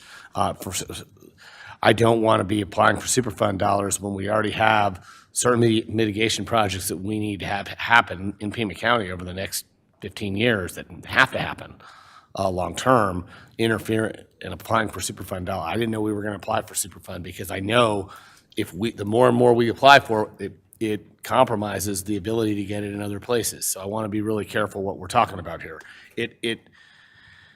Your point is really well taken. I mean, in that it really sucks that they are changing the standards based on, the moral high ground is absolute, Steve. You're absolutely right about that. But I think we have other things to think about for Superfund. So I just want to interject that piece for now. The bottom line is that they have an extremely involved process on how they come up with this 4 parts per trillion versus 1 part per trillion, no? Correct? For the 2 compounds, yes. And they use a board of different, like 7 out of 8 doctors agree, just like 5 out of 6 doctors. Dentists used to agree that we should drink fluorine until they figured out it caused cancer, correct? It takes long-term studies of toxicology to come up with either a 1 in 1,000 chance of cancer or 1 in a million is generally where they fall. And this is, this is the same stuff we've been dealing with for 30 years. And in 35 years, the science is going to tell us that we all should have been drinking battery acid. But in the meantime, I'm willing to work with our federal partners the best we can to ensure that A, our people are safe, and B, we're in compliance. And I think that's the bottom line. I'd rather us be safer in compliance than even entertaining any type of notion possible that we're bumping up from 1.1 per trillion to 4 per trillion. I'd rather be below that and be able to tell our people that we're doing better than the standard. If it comes at the cost of possible federal dollars, then let it come at that cost. But it'd be way better to say, hey, we're safer than everybody else. Final thing, I know we're out of time, but Yeah. let's just make it clear. Isn't it factual to say that one of the ways they came up with 4 was not based on some panel of doctors? It was also including the financial component to the cost of remediation. Honorable Mayor, Councilmember Kozachik, there's 3 primary ways that a drinking water regulation is made. One is national occurrence. It can't just be restricted to one state, one area. In the case of PFAS, there's national occurrence, so it checks the box there. The second is toxicology, and there's a series of toxicology, generally over a number of years, that has to get put together to formulate a dose response or a possible, in this case, a possible cancer risk. And depending what that risk is, what they deem allowable, 1 in 100,000, 1 in 1 million, whatever that is. And then third is what you're referring to is the cost to the economy, the cost to actually do remediation to be able to clean these compounds out of the national water structure. Right, and that's the point I'm making, is that third criterion is the one that's jumping this from below 1 to 4. And I think that calculation is wrong from a public health standpoint. That's the only point I'm making. I don't care about Superfund, I care, but it's not about that. It's about what level do we set? What level do we tell people that you ought to be concerned about this? And let's not balance that against the dollars. We know it's a multi-billion-dollar problem.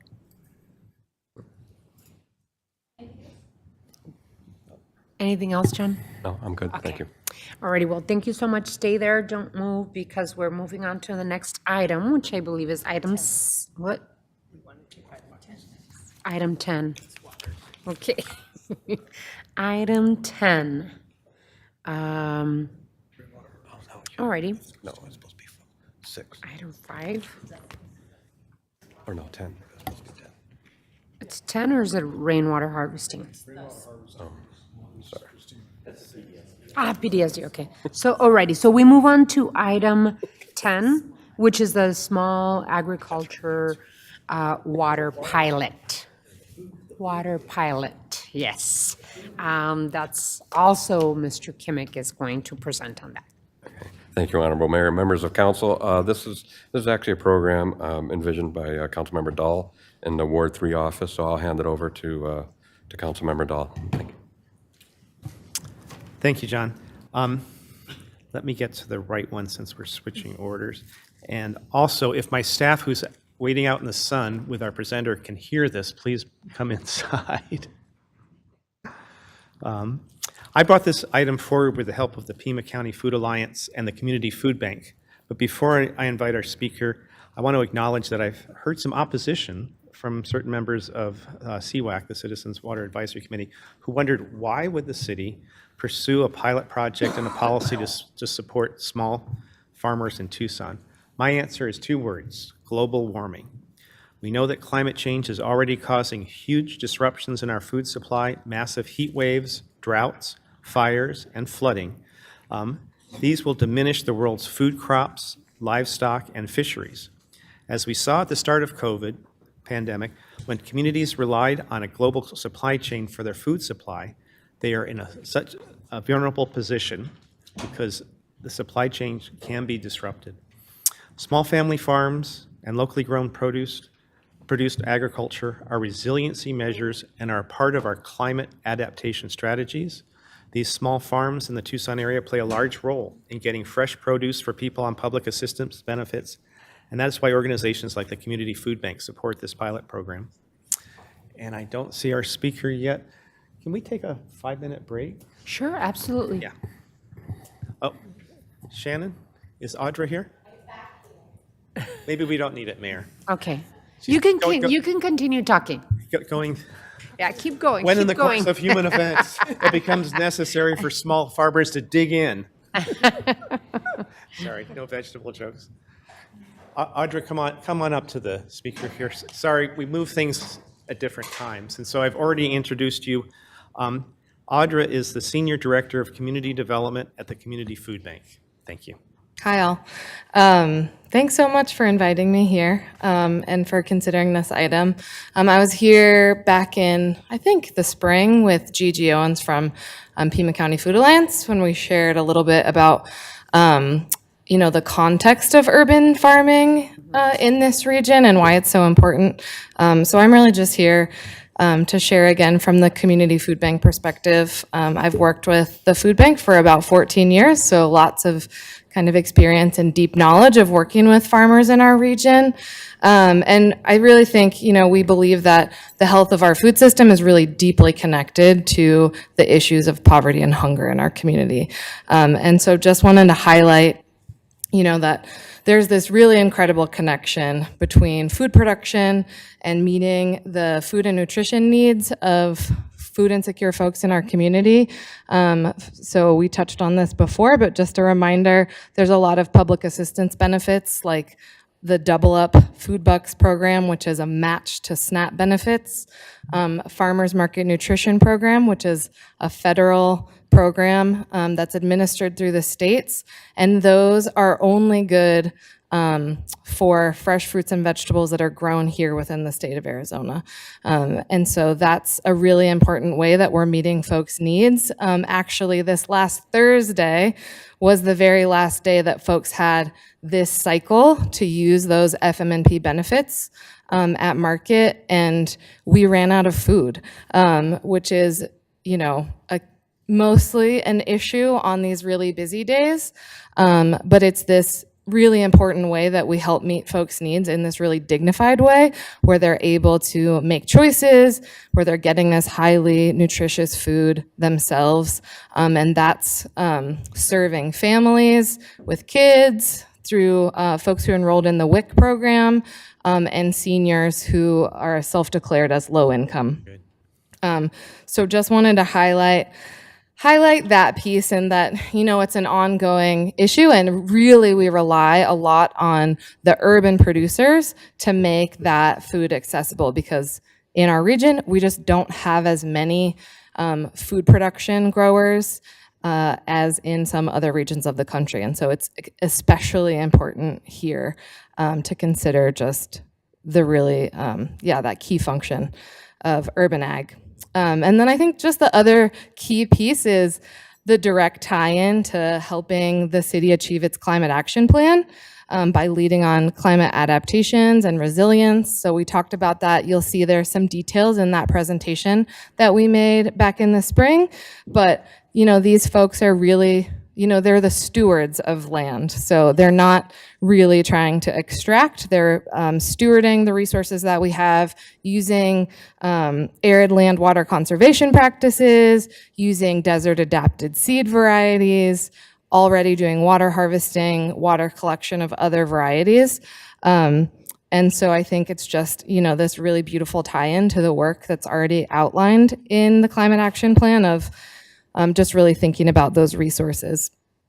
The other piece, this direct tie-in to in Tucson Resilient Together, this piece of incorporating urban agriculture and community farming across Tucson. And we really can't do that in a meaningful way if we can't find a way to make it feasible for folks to produce food and be able to sell it. And at the current moment, lots of the folks who are on the residential water rates really aren't able to really even break even because of some of the prices of the water that they're getting on those residential rates. And then I think lastly, just a lot of what we learned during COVID, we linked in this presentation, which you could find this research that was done by some of our friends at the University of Arizona, the State of the Tucson Food System Report from 2020-2021, that really ties in just how important our regional food system and our farmers were when we saw those major supply chain disruptions during the pandemic. And again, it's just like these investments, not even just for right now, but also for the future of more folks being able to grow in Tucson, that will really help us, I think, continue to adapt, and really think about the best use of resources and how we meet folks' needs. Thank you so much for the presentation. We really appreciate you coming and describing to us the position in terms of how it makes sense, right? How small urban farming helps all of us, especially the environment. What I wanted to dig into a little bit, council member, is like the process. How is the new, what is the proposed program eligibility requirements? How is it going to work? What's the pilot program period, et cetera? Thank you, Mayor. Since I don't have my notes in front of me, I'll do it from memory, and Audra or John can maybe correct me. The idea is that the community gardens have a water rate, and we're wondering if this rate might work for small farmers. So we're piloting for 18 months. Small farmers can be qualified and apply for this, not by city workers, but by collaboration with the Pima Food Alliance, who will vet them, who will monitor the situation, and will report back to us how it's doing. Pretty simple, with a limited time. I want to say an off-agenda item. Thank you, Audra, for being here from the Community Food Bank, one of our best nonprofits, and those of us who are maybe getting some salary raises and facing end-of-the-year donations. Community Food Bank would appreciate any support. That's not a bribe for her to say what she said. So the connection between these food growers and people who get fresh produce only at farmers markets because they can use their SNAP things there and get high quality food. There's another aspect that didn't come out in the memo or in our presentations. We are the first UN city of gastronomy, and there's chefs like Janos Wilder and many others who cherish the opportunity to buy produce, and they're willing to pay a high price for the wonderful things that we get to eat and our visitors to Tucson get to eat. So it supports that whole effort as well. And any other questions? Did I cover? No, Councilwoman Lee, and then Councilmember Cunningham. Awesome. Well, thank you for bringing this item forward, Councilmember Dahl, and for the presentation today. I'm really supportive of local agriculture. I have family members who are farmers. Unfortunately, it's like the big, huge farming operations, but really appreciate everything we do. So thank you, Councilmember Dahl, for clarifying that it's 18 months. It looks like from the materials, and I'll be that guy, right? I'll be that guy. I just want to ask a few questions. It says that the pilot is recommended to understand the financial impact and consumption of the small farm accounts. Do we have any ballpark on? No ballpark at all? The Councilmember Lee, no, we don't, okay. And that's one of the reasons why it was put forth as actually a one-year pilot in the materials. 1 year. To see if somebody does join this program, how much water they would end up using. Some of the other constraints of the program is they would have to use conservation-related irrigation practices, whether it's drip irrigation or other rainwater harvesting or things like that could augment their water supply. Perfect. I'm just wondering, so it is a year. I'm just wondering if we've thought about how we will quantify the success of this pilot. If, we'll obviously gather the data on the usage and we'll be able to differentiate what a normal rate would be versus this rate. How are we thinking about quantifying the impact to the overall community with the food? I'm just trying to understand how we will evaluate the value of this pilot and then to inform future decisions, because we are essentially subsidizing for-profit businesses, essentially, and so we want to make sure that we are thoroughly putting criteria in to evaluate this from my standpoint. Love the program, just have to be that guy right now. And Councilmember Lee, I agree with you. We do need to evaluate it. We don't want to be gifting things without producing a community good. The fact that a lot of this produce goes to low-income people, I think, is the biggest potential. But the raw data will reveal to us what we can evaluate. How many people are involved? How much does it cost us, and the difference between the cost of water at a regular rate and the subsidized rate? And what we want to evaluate, is this a program that should continue? Should it go into the rate-making process where we can even delve further into whether the community supports it or not? And that's the piece I'm hoping to understand. How do we evaluate the public benefit from this? And it's going to be hard if a producer has X percentage of their produce going here. I don't know how we're going to measure that to know what to do in the future. So I just want to put that out there for us to think about, the metrics, so we can determine what to do after the pilot. I like that you dig into things. I have to. It's my job. Councilmember Cunningham. A couple things that worry me on this. Number one, the nonprofit piece and for-profit piece, subsidizing for-profit businesses. I've really got concerns there. There's a gray area there that I'm not like. It's just something I'm not comfortable traditionally putting my foot into, dipping my foot into. Pun intended. Literally, pun intended. But let's talk about this. For a long time, food security is an issue. So going down this path is okay, and that's fine. And the pilot part is I can live with it. A couple things, man. We need to cap the amount of water we're going to give you guys. Sorry, I'm not cool about subsidizing for-profit water with no actual cap on it. We got to figure out how many acre feet that's going to be for the first year. You guys got to get a ballpark estimate of the number of gallons or acre feet y'all need, and that's what we're going to use over this 18 months.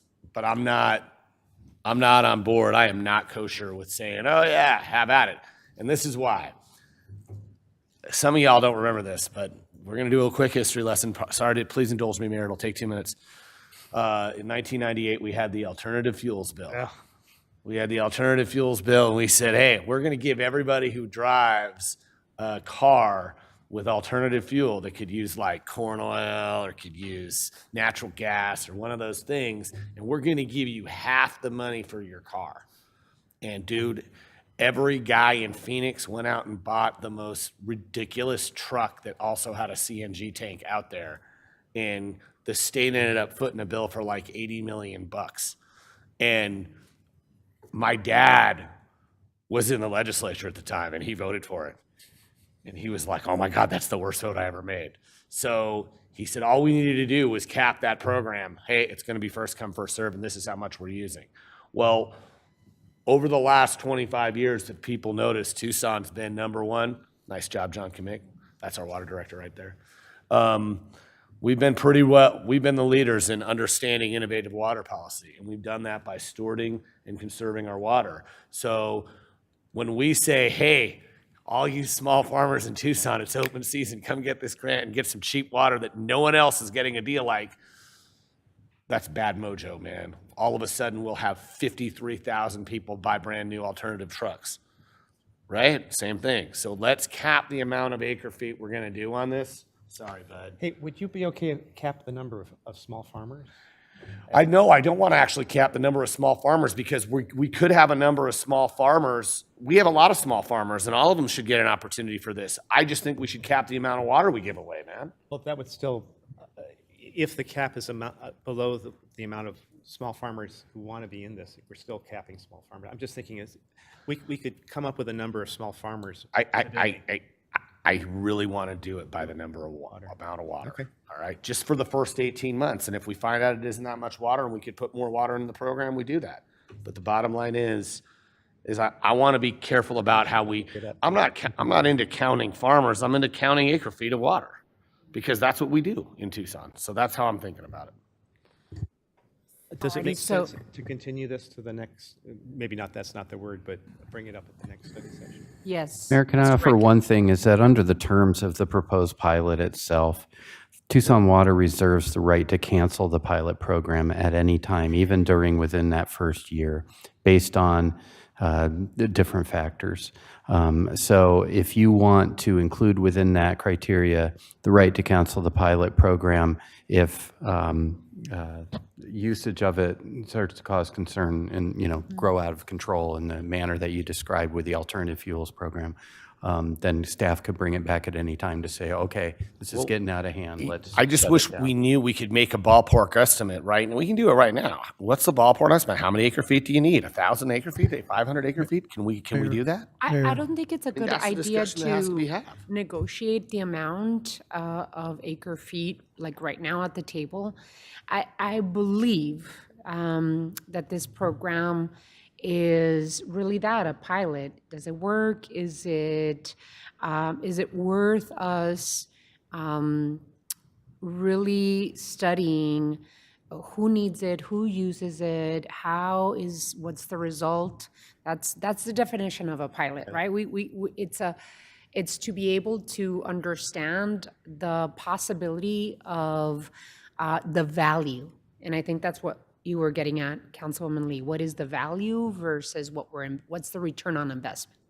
And so I think that it would be appropriate for us to commence the pilot program. And then, before we move on to allowing local urban farmers to apply for this pilot program, we come up with, based on what the possible acre feet would be, and then come up with a number. Like, we are going to allow for this amount of acre feet per year for the pilot year, and then come back and study this. I think there's value to the program. I know the concern in terms of the acre feet and the return on investment. I absolutely understand that. So, Mr. Ortega? Sure, Mayor, thank you. And what I would suggest, if you're comfortable with it, is give me the authority to set a cap once we meet with the food bank and some of these farmers and really understand what that amount of water might be. And that'll at least get the ball rolling. I can let you know if you feel that it needs to come back, then you can ask me to bring it back and we can do that. But that way it just keeps it moving if you're interested. I don't disagree with the cap. I think that's fine.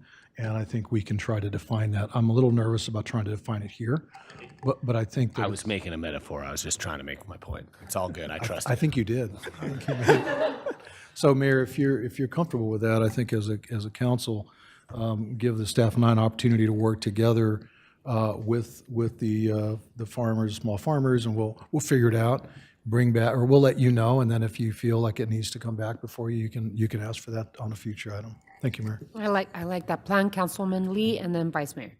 Just for the motion, I would love to include, to your point, Michael, I like the idea of giving you the authorization to do that, but also maybe we don't want to wait a whole year before we get feedback. So could we get some sort of, nothing formal, mayor and council, but maybe an email that just says this is how it's going every 90 days, just so we can kind of get more real-time updates every 90 days. And then really, prior to initiating, We also want samples from the farmers. yes, some tomatoes, please. But also, what are going to be the metrics to evaluate the public good? And that's something we'll have to rely on you all for and the producers. How do we quantify the net public value of this project prior to jumping into it so we can really evaluate? So those are the only two things I have, but love it. I'm a fan. Mayor.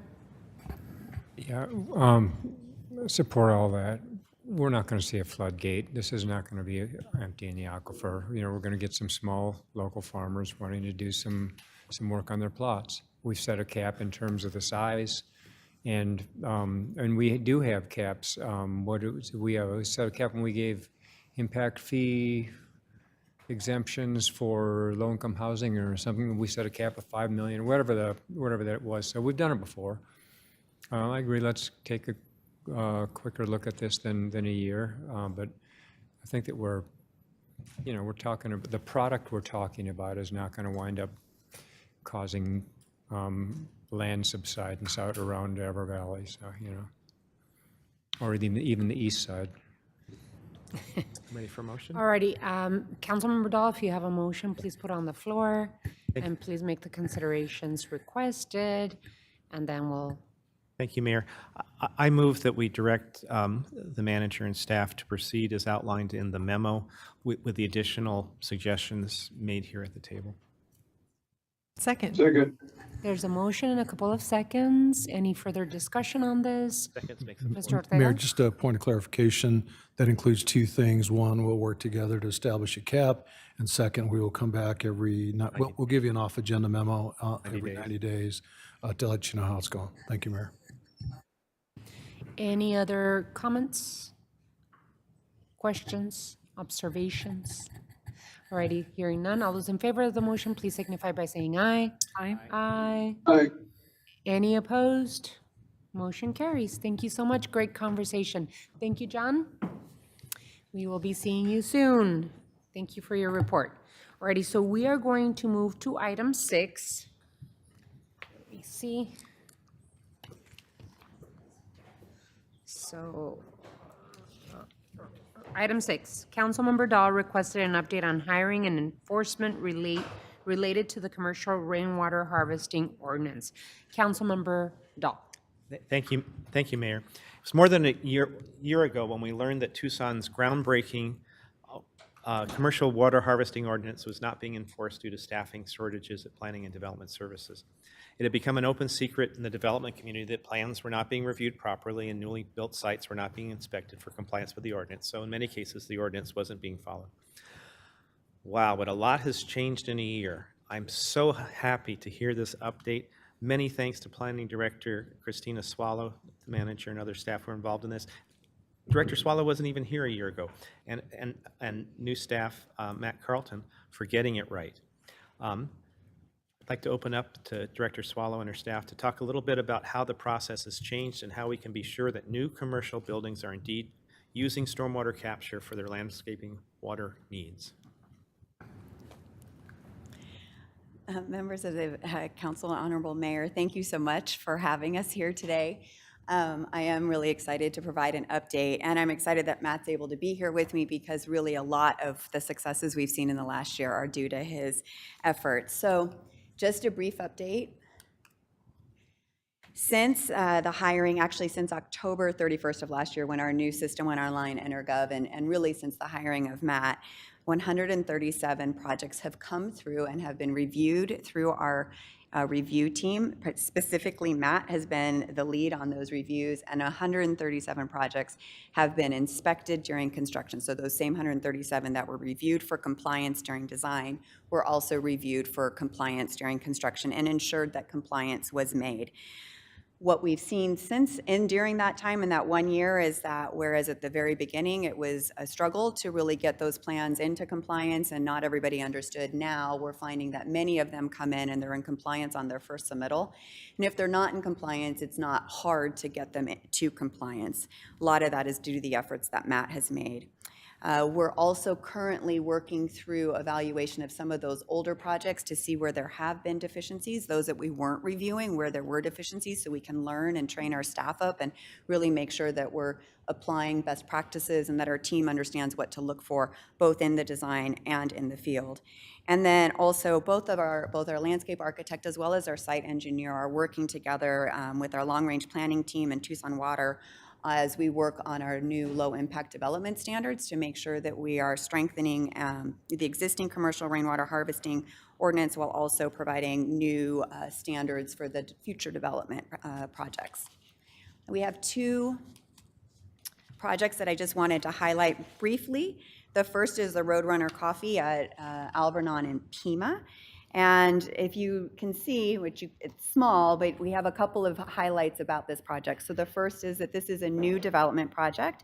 It's a smaller project, but we really wanted to focus on the fact that these smaller new development projects can meet the requirements of the commercial rainwater harvesting ordinance. This particular project has mostly native and near native plants. The rooftop is drained and the parking lots are drained to the landscaping areas. In fact, the rooftop drains are underneath the parking and the sidewalks to really direct that water directly to the landscaping area. They use bioretention swales. They have curb cuts in their parking and drive-through areas with depressed landscaping, and really are working on making sure those Sonoran native plantings can collect the water naturally. Some of the key takeaways on this particular site is that they, as I said, it's a small site, but they are meeting the 50% of site landscape irrigation needs through the site design. And that translates to a potable water savings of almost 15,000 gallons. They're using smart landscape standards, as I mentioned, those curb cuts, really draining their rooftop and parking areas to the landscaping areas. And again, as I mentioned, these small sites can be in compliance if we work with them from the outset. The second site that I wanted to highlight is the Bandit Barbecue, which is getting very close to opening. And I know a lot of people are excited or watching it as we drive by. Any of us from Tucson remember it in a much different state before.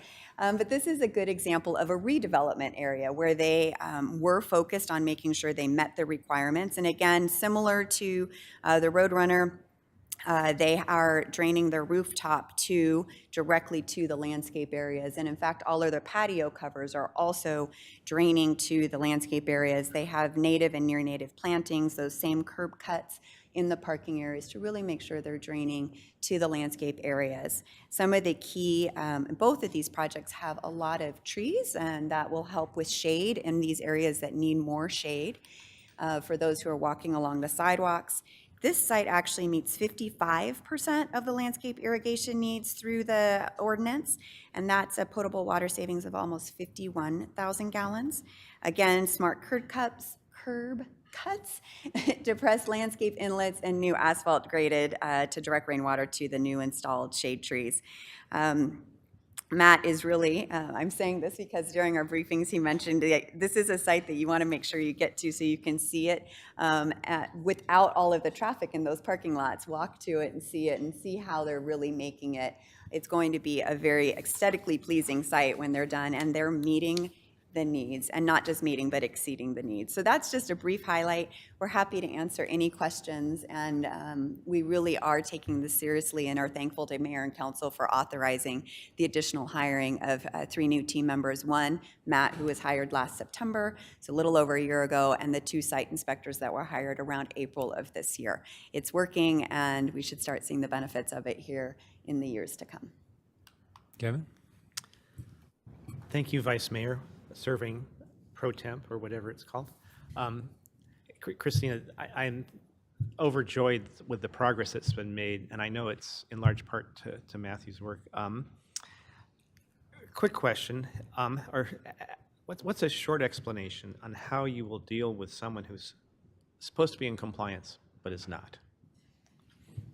So if we're talking about, yeah, if we're talking about those projects that have been constructed from those early years of the commercial rainwater harvesting ordinance, it's really near impossible to bring those projects into conformance.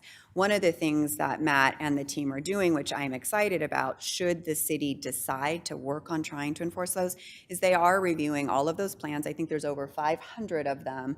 They're reviewing them and uploading them into the system so that we'll have them, and Tucson Water will have them for the enforcement moving forward if somebody chooses to do that.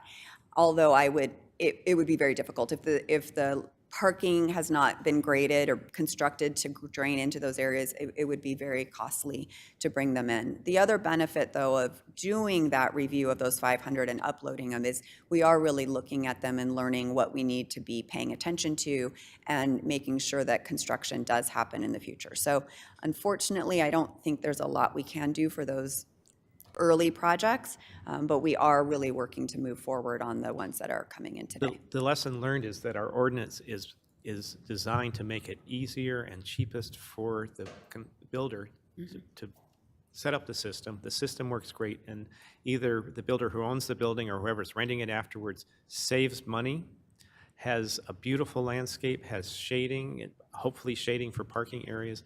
It's really such a great system. I'm glad that it's working well now.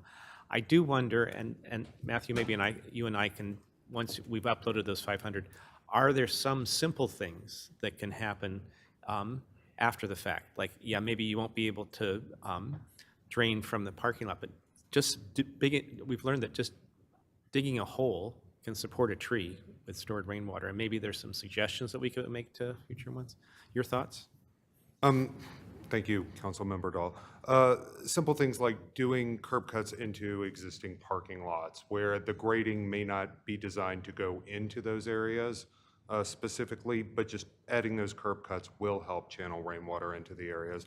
Or after the fact, adding more trees into into parking areas by removing single parking stalls, similar to what they've done on U of A's campus, where they had large swaths of asphalt, and then they went in, they cut out one section, planted a tree, put permeable paving on top of it so that the water channels into it, and you've got shade over an existing parking spot, killing two birds with one stone.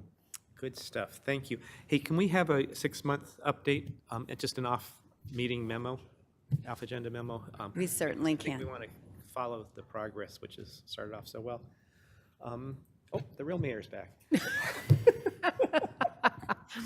I just wanted to thank you for pursuing this particular rainwater harvesting ordinance that we had instituted a long time, but for one reason or the other had not really been put into compliance. Congratulations, Planning and Development Services, for really kind of moving and leaps and bounds in doing this and hiring an expert and putting this together. I saw some incredible pictures and model projects that is very, very exciting to me. So really happy to hear that this is moving in a great direction, and that we've already seen the product of what the commercial rainwater ordinance really was meant to be. So thank you, really appreciate it, all involved. Any other questions or comments on this item? All righty, well, good stuff. Thank you so much, really appreciate it. So we move on to item 8. Thank you, Christina. Thank you so much, really appreciate it.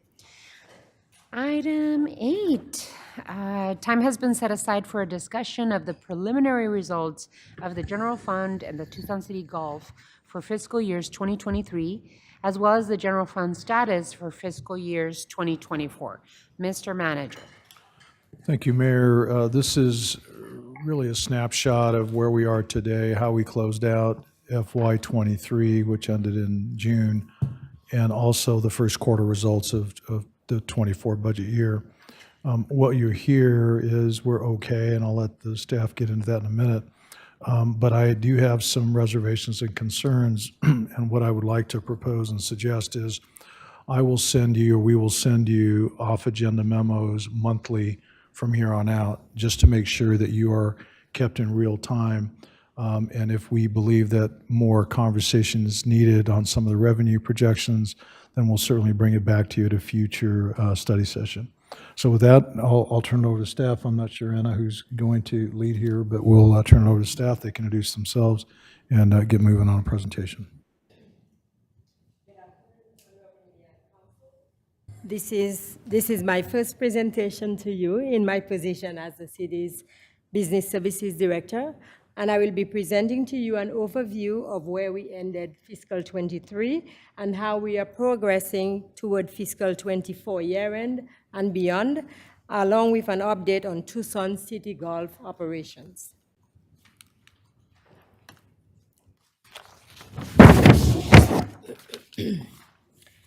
Fiscal year 23 unaudited year-end financial results are positive compared to the revised budget.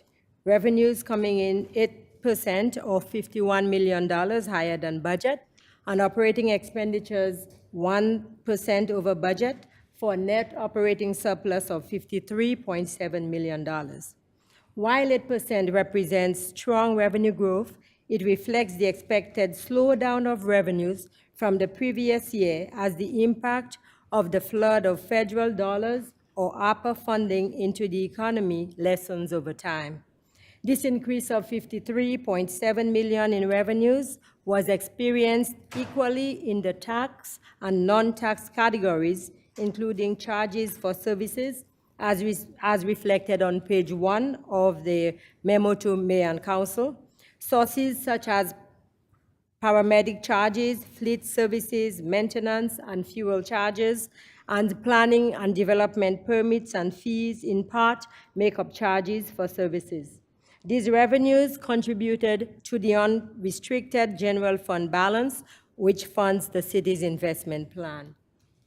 On the expenditure side, the city experienced an increase of 1% in the areas of chemical and compressed natural gas charges, purchase of uniforms and safety equipment, along with an increase in professional services, with minor increases in other areas. Professional services are utilized throughout the city to provide consulting services, augment staff, and or supplement the implementation or completion of projects and programs. An example of a professional service is the preparation of the city's annual financial audit.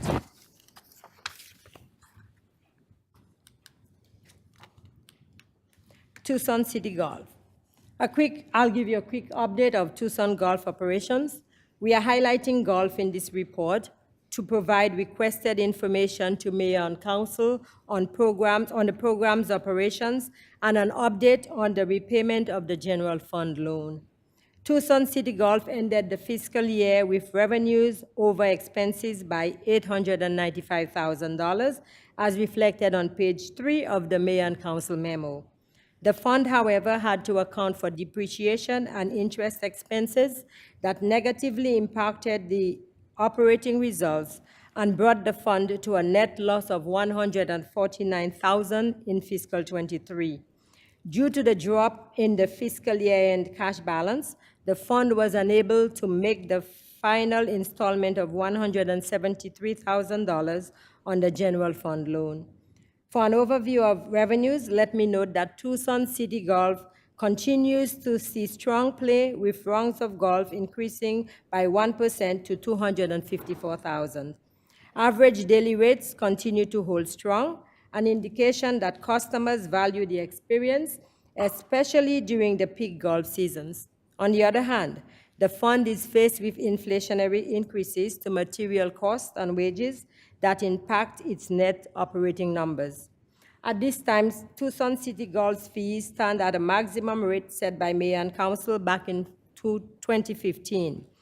Therefore, the city anticipates presenting to Council at a subsequent meeting a request for approval to revisit and adjust rates accordingly.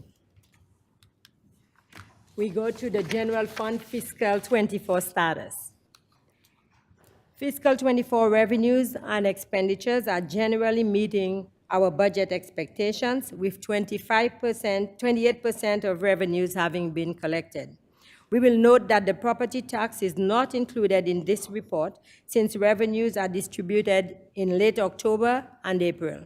Transaction privilege tax, or TPT, makes up 41% of the city's revenues and is often indicative of citywide revenue collection. As Mayor and Council know, Arizona Department of Revenue recategorized use taxes as transaction privilege tax. To clarify, use tax is the tax that a purchaser pays if he buys taxable items from out-of-state locations but do not pay taxes. Between this recategorization and general decline, use taxes have seen a significant year-over-year decrease of 55%. Though when combined, TPT and use tax show a slight increase through mid-October of 2.9% year-over-year, compared with our budget estimate of 3% growth over fiscal '23 collections. We continue to monitor sales and use tax collections weekly, and will update Mayor and Council off agenda unless significant impact is noted. We anticipate seeing a spike in TPT as we enter the holiday season. However, the overall impact on collections may not be seen until the rolling of remittances between the months of January and February. The most exciting part, the 5-year projections and investment plan.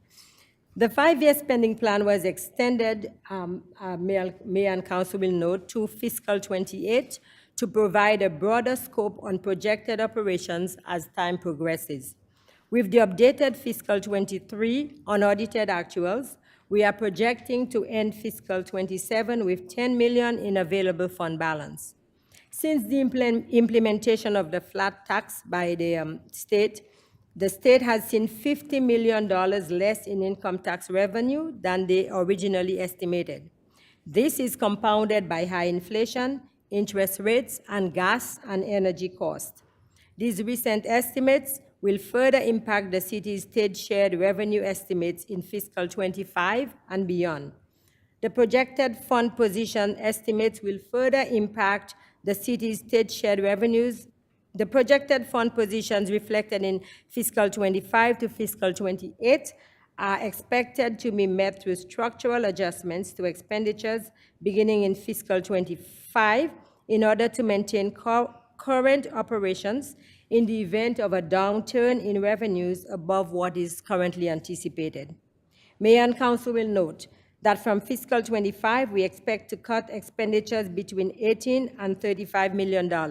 That's the yellow shaded numbers on the presentation, to accommodate uninterrupted levels of service while continuing to navigate funding of Mayor and Council's approved initiatives, the investment plan. Across the plan, the city assumes average growth in expenditures of 2%, including medical benefits, which are expected to grow by approximately 8.5% annually. City manager and staff plan to present a balanced budget for fiscal '25 to Mayor and Council with possible further tweaking of the structural balance adjustments, and I look forward to actively engaging in the budget process. Staff will continue to monitor fiscal '24 numbers in order to be prepared for any unforeseen decline in revenues, which may further impact the city's ability to fund the investment plan as presented. The Assistant City Manager, Rosenberry, will continue the presentation with an update on the next steps.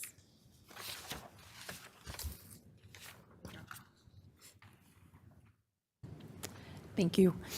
What we have for next steps, I think, looks probably pretty familiar, and you might be, I don't know, tired of hearing about this already, even though we're just kicking off preparing for a new budget year.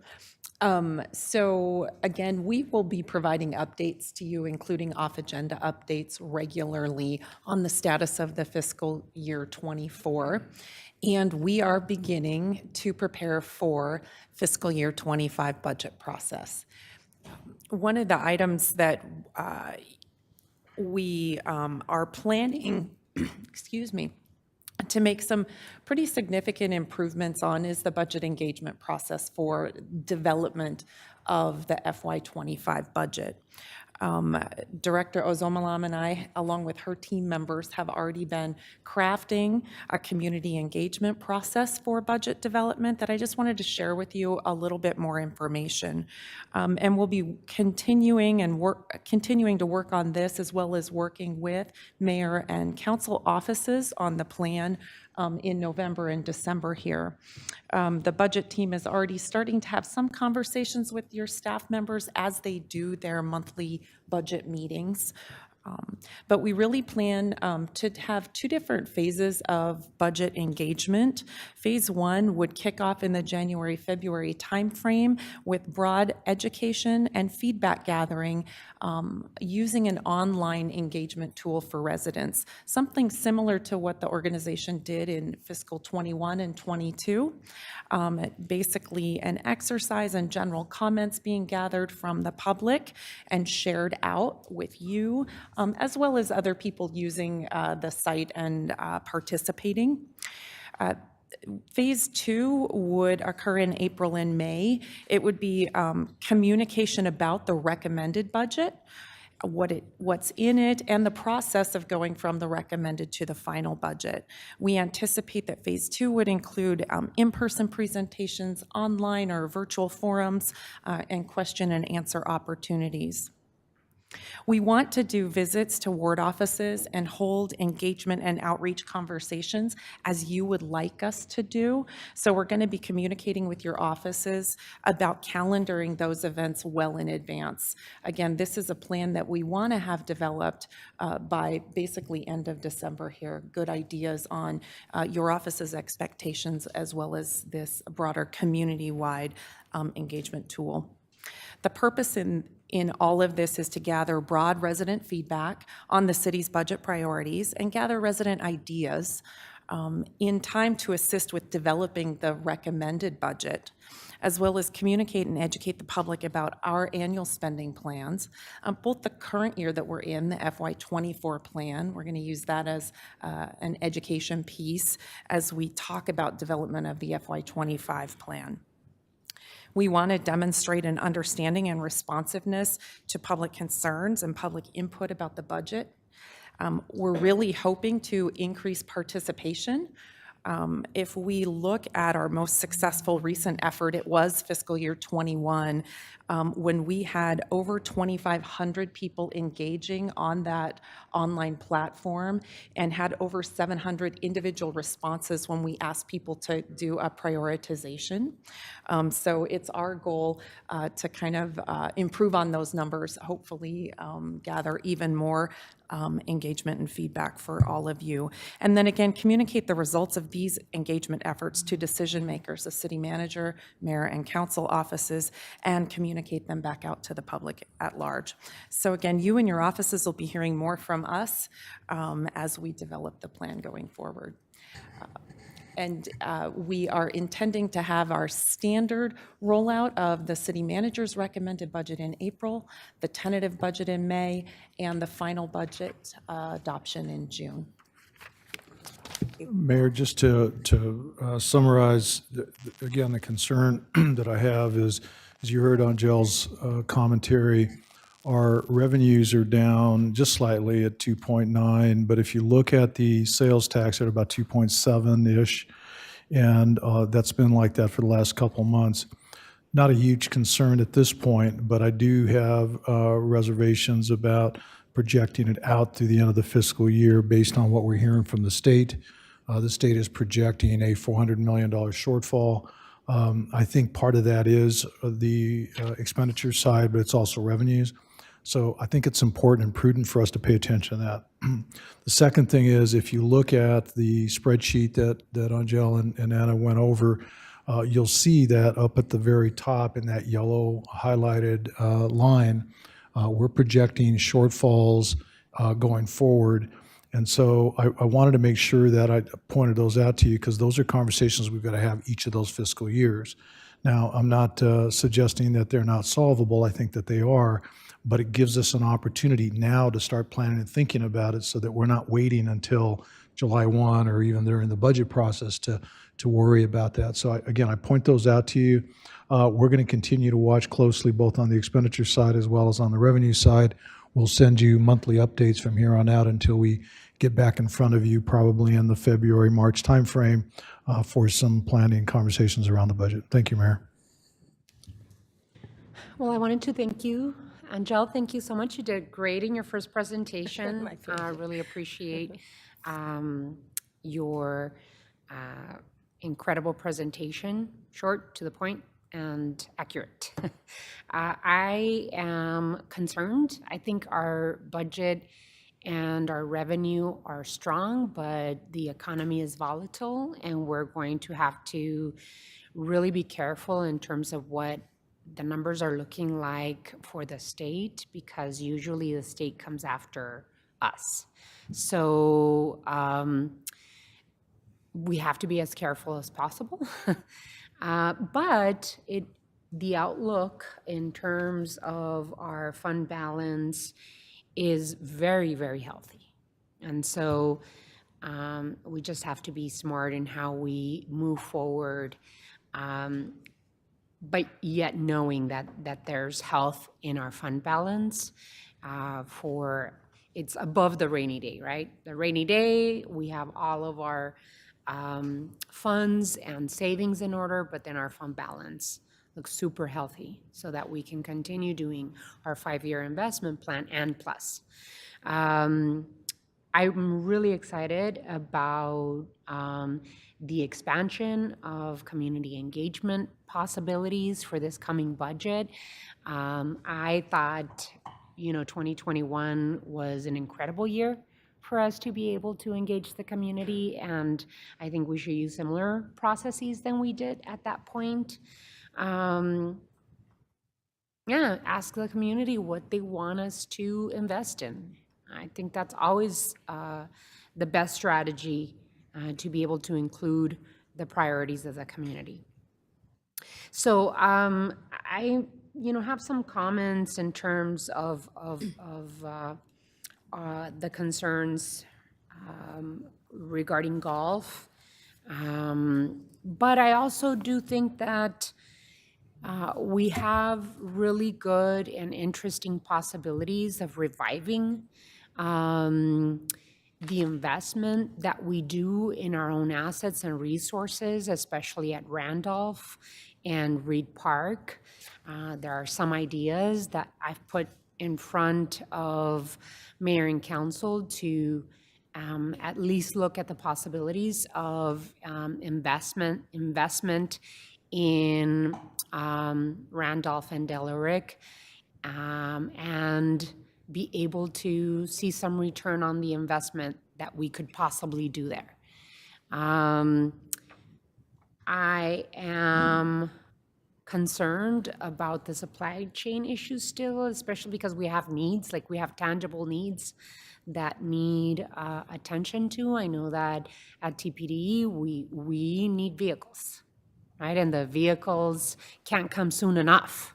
That's the same thing with Parks and Recreation. But we also have some commitments that we have to deliver to the residents of the city of Tucson, namely Prop 407 commitments that we need to make sure that any fund balance or available funds that we have higher than what we expected in terms of revenue, we can pair Prop 407 needs with the additional revenues that we have. But looking forward to hearing from my colleagues on the council. This is a great report.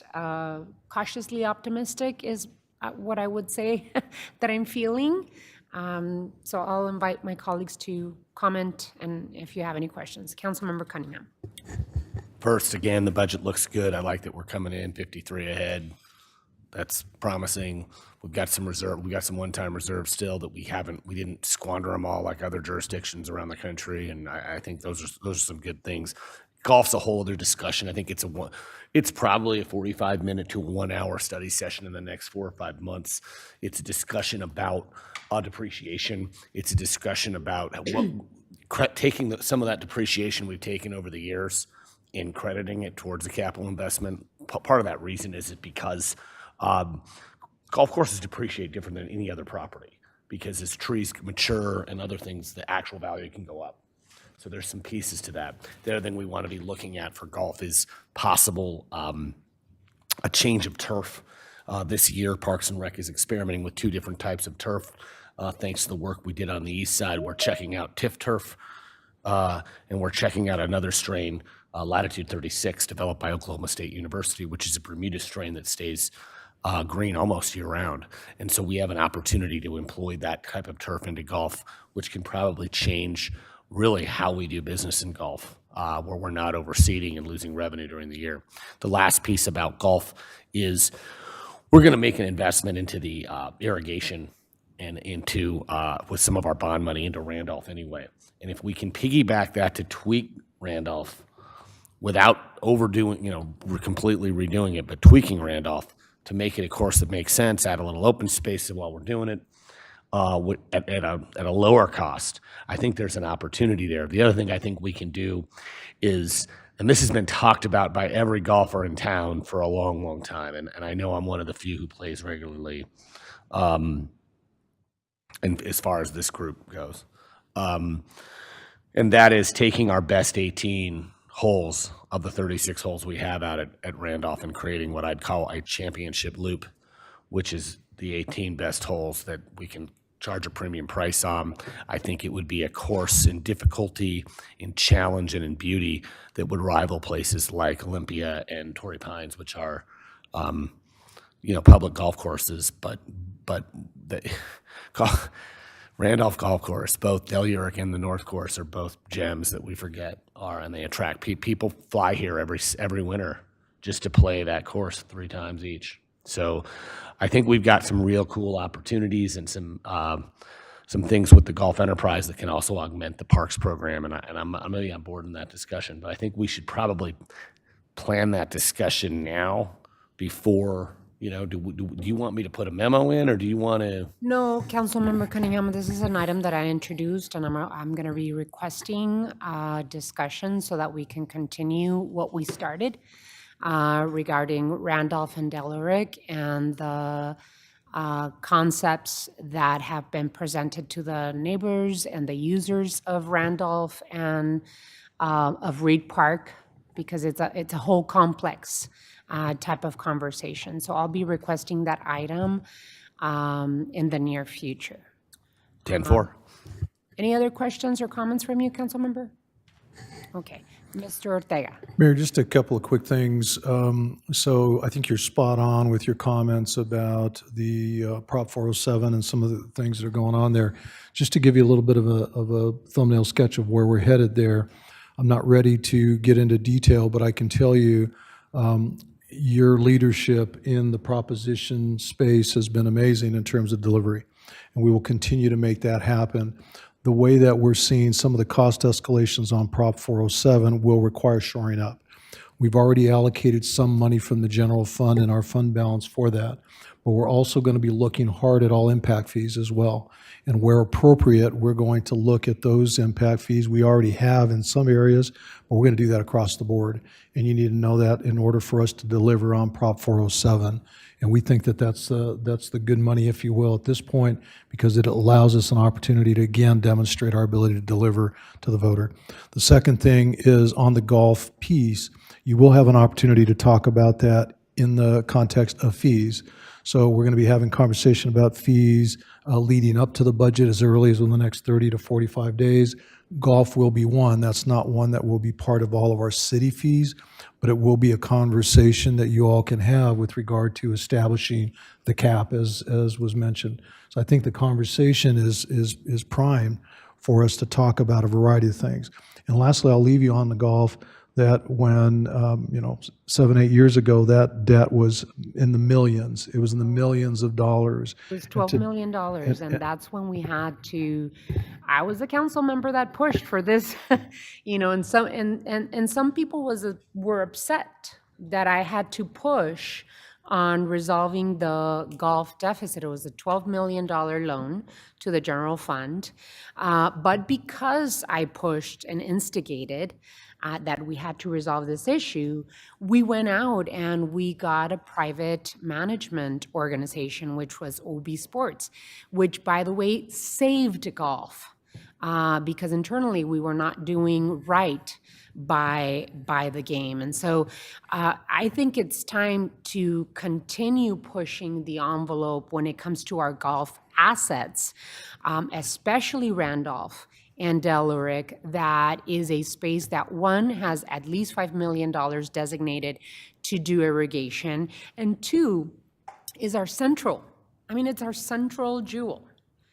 Both Reed Park and Randolph and Del Uric, there's a reason why it's depreciating at such large amounts. We need to invest in it so that we can continue making sure that complex, golf and park complex, are generating the revenue that we need to see well into the future. So there are ideas that I've presented to the colleagues on the council to consider. I know that, and it's unfair to dig into this. I know that Greg is here without having Lara Hamway here, but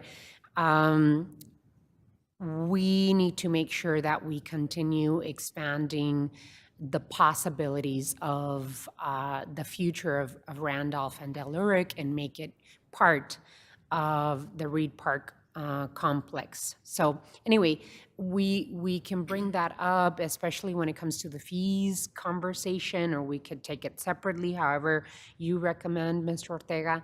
But there's some exciting possibilities in investing in our own assets in that space. So any other questions, Vice Mayor? Yeah, a couple of things. First of all, we have to be strategic about whatever happens out at Randolph, because those are 2 of the 5 that are making money from an operation standpoint. Secondly, with respect, and I'm not going to get off on the rabbit trail, but you mentioned, 2 of you mentioned the kind of the reimagining golf proposal. When we have that item, it's going to be important. The pushback I'm hearing from golfers is, how do you possibly envision having people walk between 2 golf courses and not get nailed by golf balls? So the safety component is going to be an important part of that conversation. So, but with respect to the budget presentation, do you have a current projection right now on the impact of the state flat tax? Mayor, Vice Mayor, so we do have a projection we've been using. It's in the $15 to $18 million range. The reason I have a range and we're not exactly sure is because we haven't gotten the final numbers from the state. So, but we are anticipating and preparing for that level of shortfall. And that's just for, in case anyone's listening, that's a $15 to $18 million hit to our budget. A year, that's correct. Yeah. And if you look at the projection for FY25, that $18 million is there is predominantly because of the flat tax. The, in your 5-year projection thing, you've got an $18 million structural deficit, and in your presentation, you said you've got a plan for addressing that. Can you, without going into detail, give us a thumbnail as to how you propose to chip away at that? Sure. So you've honed in on exactly the flat tax, the revenue shortfall, which really goes to the bottom line. So Mayor, Vice Mayor, the idea that at least we've kicked around is we still are carrying over 500 vacancies across the organization. And so what I will more than likely do is look at those harder than we have traditionally and look at what that will mean in terms of ongoing expenses. We'll also look across the board at where our expenses are and where we might be able to scale back. I'm also not opposed to a conversation around one-time uses. And so what I've explained to the staff is think of it in terms of being structurally balanced at the end of the fiscal year versus the beginning of the fiscal year. And so that gives us an opportunity to use some of our reserve during the fiscal year as long as we are structurally balanced by the end of the fiscal year. Very similar to what we did in prior years when I first started. We had significant structural deficits. Rather than everybody focusing on July 1, what I've said is focus on June 30, but we've got to be structurally balanced at that point. And that's really the strategy that we'll employ again. So without getting into all of the detail, that's basically the approach that we're going to be looking at and taking. A couple of years ago, you asked your department heads to go through a zero-based budgeting exercise. That might be worth revisiting yet again. So, I mean, I always want to be cautious about the one-time spending and dipping into the reserves. Also in your sheet here, community safety beautification and entryways, you've got goes from a $2.5 million investment to a negative $2 million. I can't speak for the rest of the council offices, but I know that just in the last month, I've put some fairly significant discretionary dollars into neighborhood beautification projects. Those are real dollars that ought to be incorporated into what we're saying we're spending. If this is a message to the community that we're making investments, chicanes, traffic circles, the GSI projects and that kind of thing. And those are dollars that we're spending out of our offices. So I don't know how that fits into your calculation here, but they're real investments. Mayor, Vice Mayor, so good catch, and I apologize if that's confusing. The red on that spreadsheet is a change from what you were presented originally, way back when we originally started. So it's not a negative, it just shows it's a drop. So that one in particular, right, so if you look at the numbers before to the left, if you will, in 20, for '25, they're greater than the ones in '25 and going forward. And the reason we did that, and all of those red, if you will, is a reduction in those numbers to balance out at the end. And so if you remember when we went through the budget process, I told you we're going to have to turn dials as time went on. That's what you're seeing. But to your point, which I had not thought of, which would be worthy of inclusion, is all of the money that you all spend with your discretionary money on those efforts, because it does paint a much better picture, if you will, than us scaling back in this particular one line. The reason we do it this way is because these dollars are separate from your operations budget, but certainly the investment that you're making as council members and the mayor, I think should be counted, if you will, and we can do that. Let me think on how to do that and how to show that, but I think that is worthy of exploration here. I'll Thank you. bet you between all 7 of us, you're going to get that $500,000 back. At least, yeah. So, now we're not going to give it back to you, but we will be incorporated into your number. Mayor, we'll just take it. Yeah, right. What is the, and final question, public safety, it drops $10 million. I probably know the answer to this, but I don't remember. Why does it go from 28 to 18? So Mayor, Vice Mayor, it's been a while since we talked about this, but I think it's worthy of explanation again. So if you remember, as a part of the truth and taxation language in Prop 411, we allocated, really it was $90 million. And so not like the other lines that can move, ebb and flow, that one cannot. And so all we did is we took the dollars that were not expended in the current year or last year and brought them into this year for expense. And so that 28 million is actually, if you take the 7.5 and the 28 million, Okay. you know, they'll add up to 36 million. And so that's the 18 million for 2 years. And so that's why that 18 million doesn't change going forward, because our commitment to the voter was to make sure we expend that $18 million annually. Makes sense. Alrighty, we are over time in this particular item. Looking forward to additional input and reporting from you all. Thank you, Angela. You did a great job. Anna, thank you for keeping us abreast of everything. We will move on to the following items that we usually are standing items. Oh. No, we won't. Time has been set aside for mayor and council to receive an update on state and national legislation and regional committees. This is the first meeting we don't have Andrew Greenhill. And I know that the city manager has a little bit of a report that was given to him by both Tracy Tucker and others. So, Mr. Manager. Thank you, Mayor. So very quickly, just an update on the IGR position. We are preparing to put out an advertisement for that position. My goal is to have that filled by the end of the calendar year, mostly because it starts for the legislative session going forward. In the meantime, we will be working closely with our lobbyists, both Doug and Kathy in the state level and Tracy at the federal level, making sure that we are kept in real time as issues come up. We have a very good relationship with them, so I'm not worried about that at this point.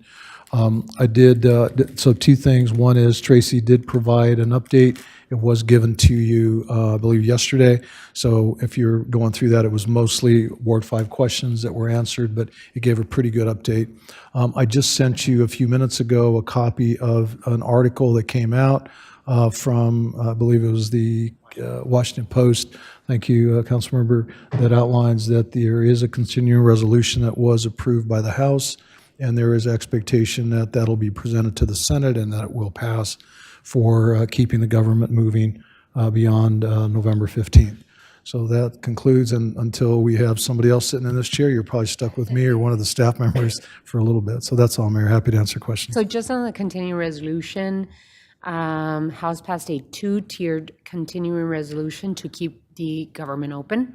The House vote was 336 for, 95 against. The bill will now go to the Senate, where it will most likely pass. So any questions on this item? Oh, hearing none, we move on to item 12. Does anyone have any items to remove from the consent agenda?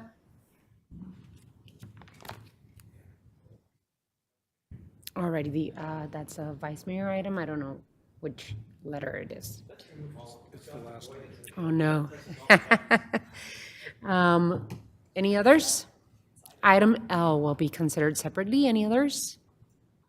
Okay. Item 13, does anyone have any items for future agendas?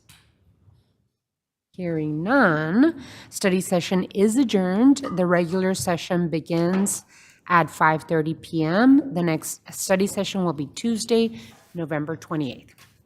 Adjourn, we have a little bit of a break, and we'll see you here in an hour. Thank you all.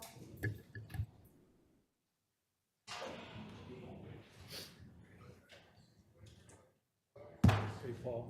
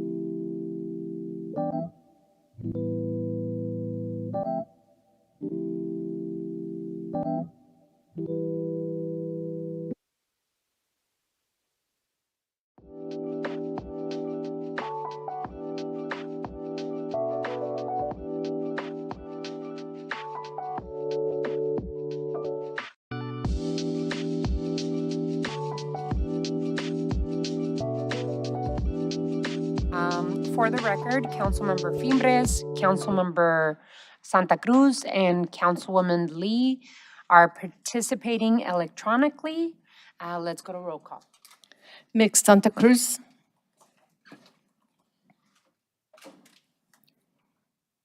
You're on mute. I think you can go. Is she? I don't see her. Okay, I don't see her. I don't think she's on. Mr. Cunningham. Here. Mr. Dahl. Here. Mrs. Lee. Here. Mr. Fimbres. Here. Mr. Kozaczek. Mayor Romero. Here. Item 2, Invocation, Pledge of Allegiance, and appointments to boards, committees, and commissions. the invocation will be given by Pastor Larry Munguia of the Sober Project. After the invocation, I ask that you remain standing for the Pledge of Allegiance. Well, here we are again, folks. You know, it's a pleasure. I had a conversation a minute ago. We were talking about why I'm here. Well, it's because you're here. I have a long history in Tucson. My relatives, my heritage, or my family is buried in this valley. My dad worked 32 years for the city. I got a copper letter from the city of Tucson. So that's Tucson through and through. So when I get to come and pray for you and do what I do, man, it's just good stuff. So all of you, if you don't mind, please bow your heads if you're so inclined. Lord, we just thank you for this day. And we thank you for Tucson, Arizona. Lord, I ask you to move in their lives, and I pray they come to you for advice. Give them wisdom, give them knowledge, give them insight, give them fellowship, give them love. Special shout out to Richard Freeman as my brother. I know he's been going through a lot. We've known each other since we were kids. So Lord, throw a special anointing on him. But by all means, Lord, let Tucson, Arizona be a shining gem in your heart and use it as an example for the rest of the world to know how the people that are brought into office are the people that are taking care of the people. In your name we pray, amen. To the flag, United States of America, and to the republic for which it stands, one nation, under God, indivisible, with liberty and justice for all. Thank you guys again. We'll see you next time. Be blessed. All right, you guys. Thank you, Pastor Larry, for gracing us with your presence. We really appreciate you.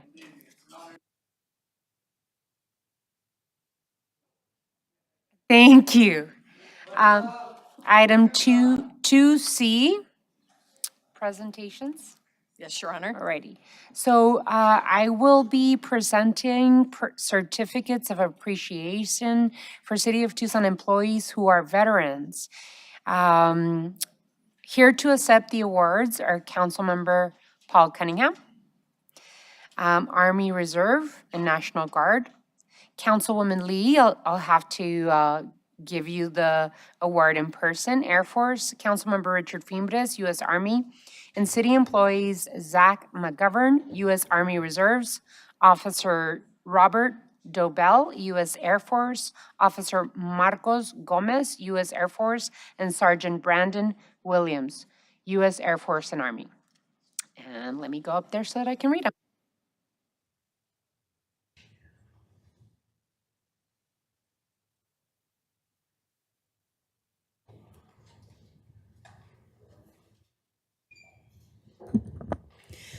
In recognition of Veterans Day that we just went through, and Paul, you're gonna have to join me.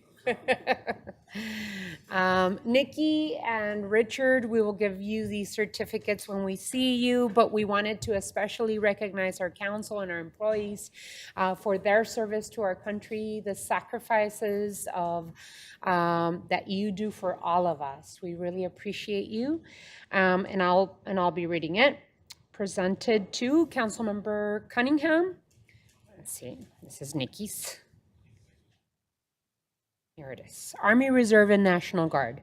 On behalf of the people of Tucson, it is with great honor that this certificate is presented to you in recognition for your 12 years of service in the Army Reserve and National Guard. Your devotion to duty and sincere concern for others is a credit to you and a benefit to all. The selfless commitment and affirmative leadership you've displayed provided a positive role model for many. Thank you for your service. Given under my hand and the seal of the City of Tucson, Arizona, this 14th day of November 2023. Congratulations. Thank you for your service, and I hope you had a beautiful Veterans Day.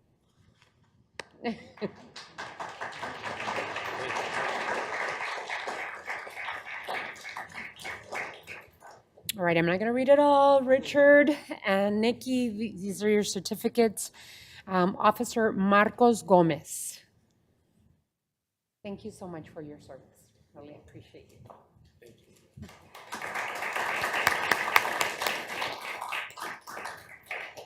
Zach McGovern, U.S. Army Reserves. Thank you so much for your service.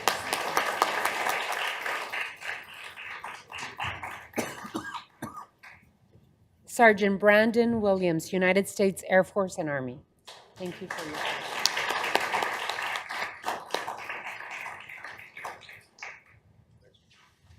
And Officer Robert Dobell. Is he here? Okay. Yes. Thank you so much. Thank you all for your service. Hope you have a beautiful Veterans Day. Oh.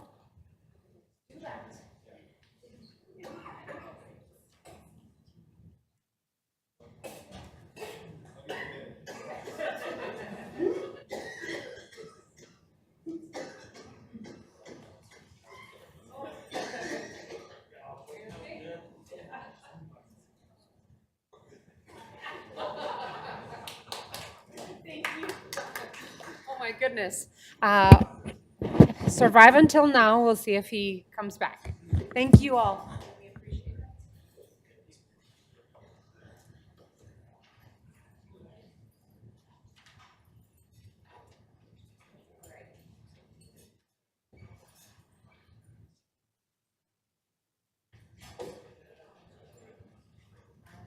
Item 2D. Appointments to boards, committees, and commissions. City Manager's Communication Number 362, dated November 14th, is received into and made part of the record.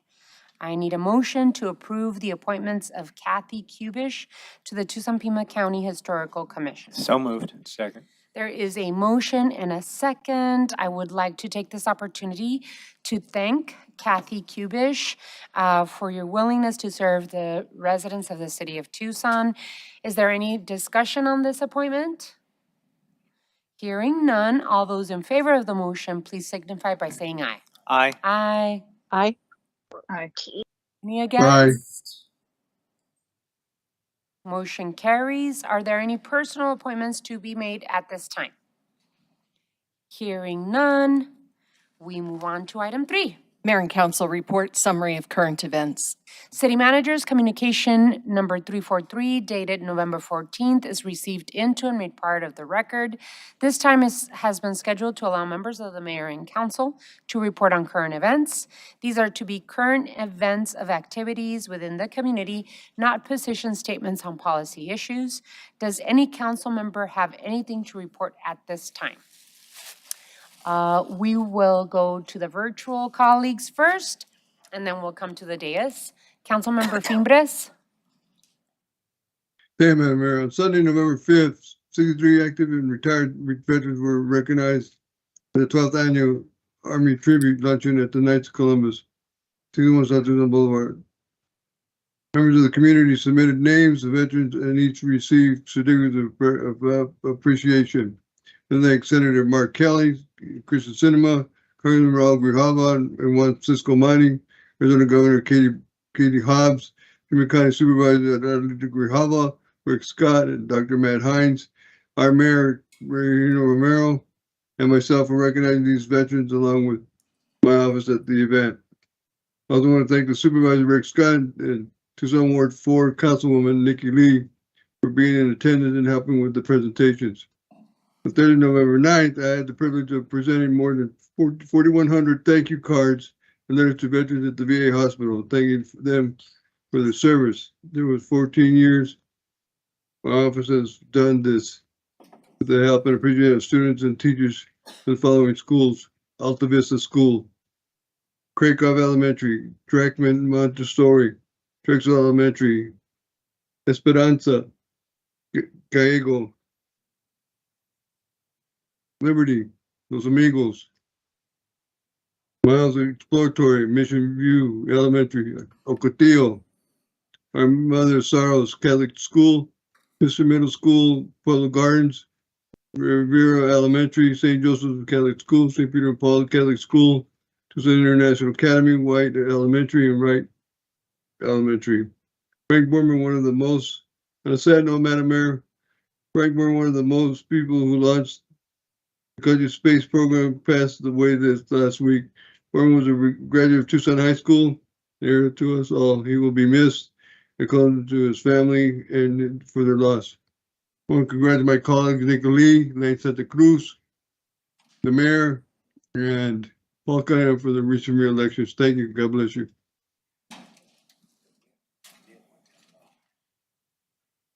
Madam Mayor, I also want to begin with the city manager and his team, as well as my colleagues on the council for the recent recognition of being one of the top 30 best run cities.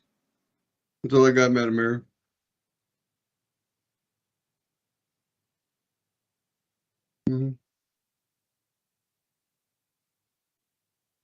Thank you, Councilmember Fimbres.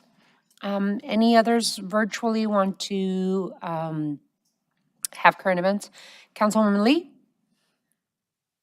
Thank you, Mayor. Just briefly, first of all, Mayor, thank you for the recognition tonight on the veterans front. And I also just want to congratulate Councilmember Fimbres and his office for another amazing veterans event, as he was just referencing. And just personally, I want to thank him on behalf of me and my husband for recognizing us this year in the event. So great job to the Ward 5 team for everything that you all do for the veterans in our community. So, thank you, Mayor. Thank you, Councilwoman Lee. Councilmember Santa Cruz? Hi, yes, Mayor. Apologies, I was having trouble connecting on Teams. So I just wanted to remind folks that Fuga is having their Bicicletea del Sur ride on Friday, November 24th. We meet at 6 p.m. at El Pueblo Center at 101 West Irvington Road and take off by 6:30 p.m. And then we're kicking off our community informational meetings about the Drexel Road Bridge, a 2-lane bridge planned to connect the communities across the Santa Cruz River. There will be an in-person meeting on December 5th at 5:30 at the El Pueblo Activity Center. Thank you.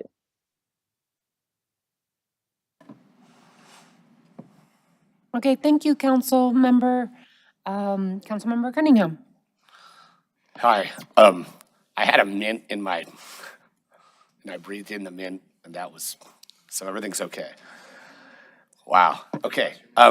So bear with me on this because this is an interesting thing in that in about a month, Roland Gridley would have turned 111 years old. And why am I bringing up Roland Gridley? Well, Roland Gridley was a legendary football coach here in Tucson. And actually right now I teach at Gridley Middle School. But what's really cool is that Roland Gridley in 1945 had a starting quarterback that won the state championship. And they went undefeated in both 1944 and 45. And his name was Frank Borman. Frank Borman was a Tucson high school graduate who orbited the moon, and he passed away last week. He was actually cut by Coach Gridley the first year and then started at quarterback and took the quarterback spot from Lee Carey, who eventually played for the Cleveland Browns. He graduated from West Point, was a test pilot and instructor, and was second in command in the outfit commanded by a guy named Chuck Yeager. He came to attention of NASA and commanded the Gemini 7 mission, and then he also commanded the Apollo 8 mission, which was the first or second Apollo mission, I believe, first Apollo mission that orbited the moon. He and his crew were the first to orbit the moon. They made 10 trips over the course of 20 hours. It paved the way for the moon landing the following year. I'd like to take this opportunity for Tucson to extend their condolences on this Veterans Day week to Frank Borman's sons, Fred and Edwin, on his passing. The second thing I wanted to talk about was the Jesse Owens Park wash cleanup.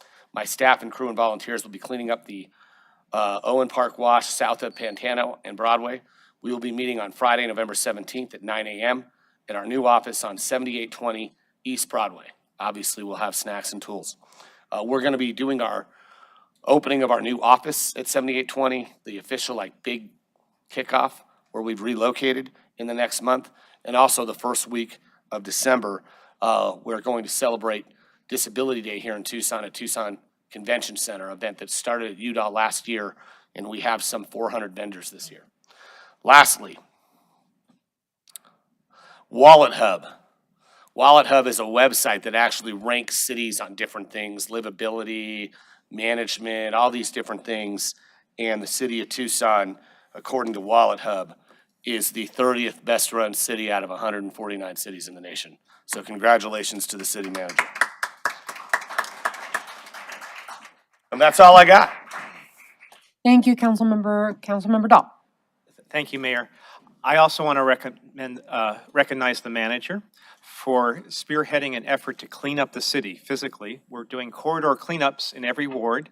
In my ward, there's been 2 already with city staff, nonprofit partners like Tucson Clean and Beautiful, and this fabulous Facebook group called the Trashy Divas.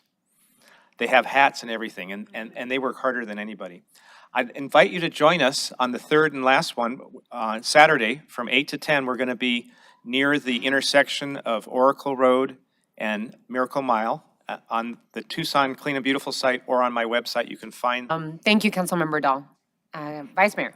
2 quick things. First of all, one other thing Roland Gridley was famous for, at least in my world, was he used to be the principal at Doolin Junior High. They used to be called junior highs, and Roland Gridley was the last principal to give me swats for getting into a fight in wood shop with another kid. So anyway, that's Roland Gridley. So that also had to do with the moon somehow. It had something to do with the moon, yeah. A little more contemporary is on Monday, a week from yesterday, at St. Philip's in the Hills Episcopal Church. We're going to be holding an event that is really timely. If you turn on the news right now, doesn't matter what channel of the news you turn on, you're going to see people bombing each other. We will have next Monday evening, starting at 7 o'clock, a Roman Catholic, an Episcopal, Southern Baptist, an imam, and a rabbi, all in the same dais, speaking about the importance of democracy and how we can all find a way to come together. It's a fundamentally important conversation and event for a time such as this. And so I hope you can carve out a little bit of time next Monday, a week from yesterday at St. Philip's. It's River and Campbell. And it's a non-sectarian, multi-faith, non-faith, just come together and so that we can do this as Tucsonans. Thank you. Absolutely. And for me, I just wanted to report earlier this month, I met with fellow mayors across the country in my role as the chair of the Latino Alliance of Mayors with the U.S. Conference of Mayors to help discuss information as to how to help our residents throughout the country to re-register for Medicaid and Children's Health Insurance Program, better known as CHIP. We had incredible speakers, including Tom Perez with the White House Office of Intergovernmental Relations.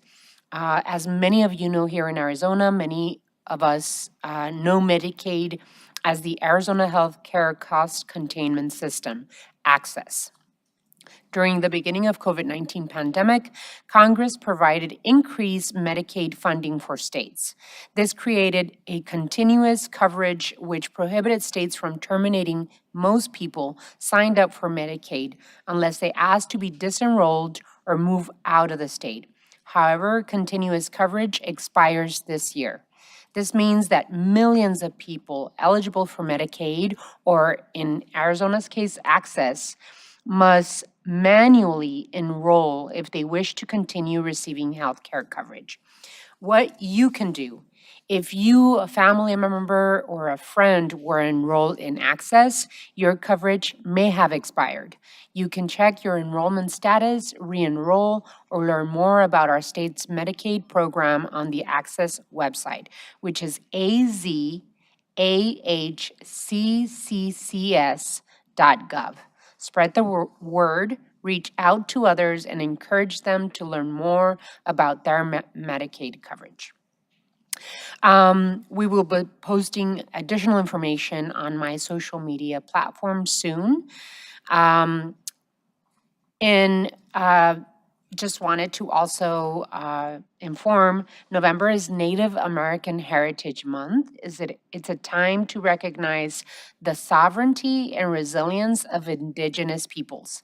The city of Tucson is located on the traditional lands that have been stewarded by the Tohono O'odham since time immemorial, and the Pascuayaqui people who have lived in the Sonoran Desert for thousands of years. This month, we continue to reflect on the important contributions of Native Americans everywhere and celebrate the ways that indigenous peoples are building thriving futures and vibrant communities. I think that is all for me on this item. We're going to move on to item 4. City Manager's Report, Summary of Current Events. City Manager's Communication Number 344, dated November 14th, is received into and made part of the record.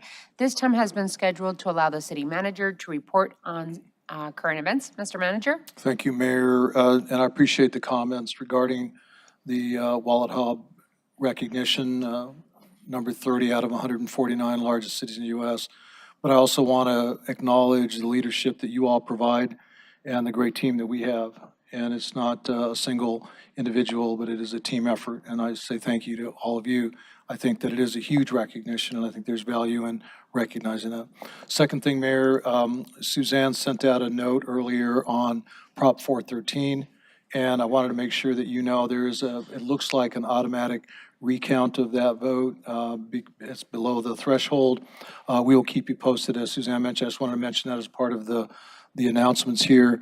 We will continue to keep you posted on that over the course of probably the next couple of weeks, I suspect, is what it'll take the county to do the recount. That's all, Mayor. Thank you. Thank you, Mr. Manager. Item 5. Liquor License Applications Report from City Manager.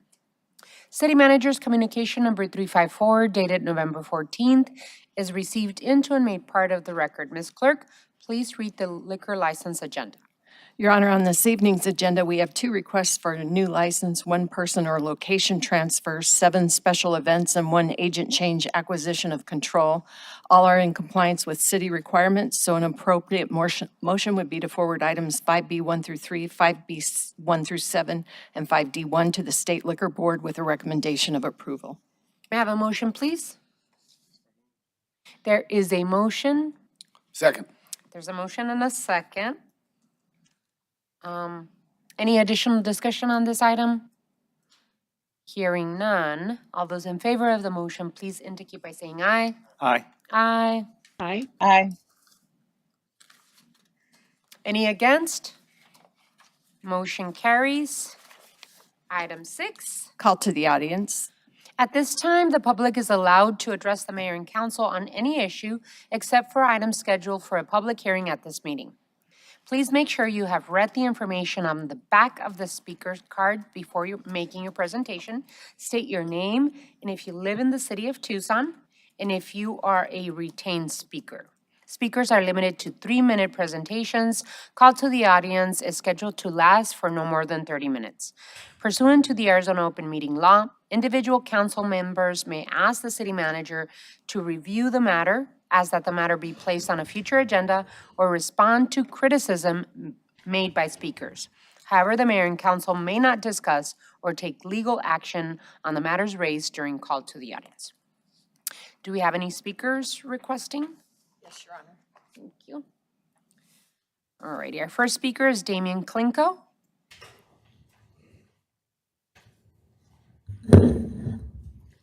Before I begin, congratulations to the members of the Mayor and Council who were reelected. So congratulations. Honorable Mayor and Council, Damian Klinko, CEO of the Tucson Historic Preservation Foundation. Thank you for the opportunity to address you on behalf of the foundation and our thousands of members and supporters within the city.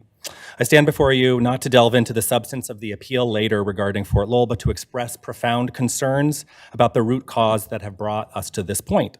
Over the past year, our organization has observed and experienced what we believe to be symptoms of a significant issue within the leadership of the Preservation Office and PDSD.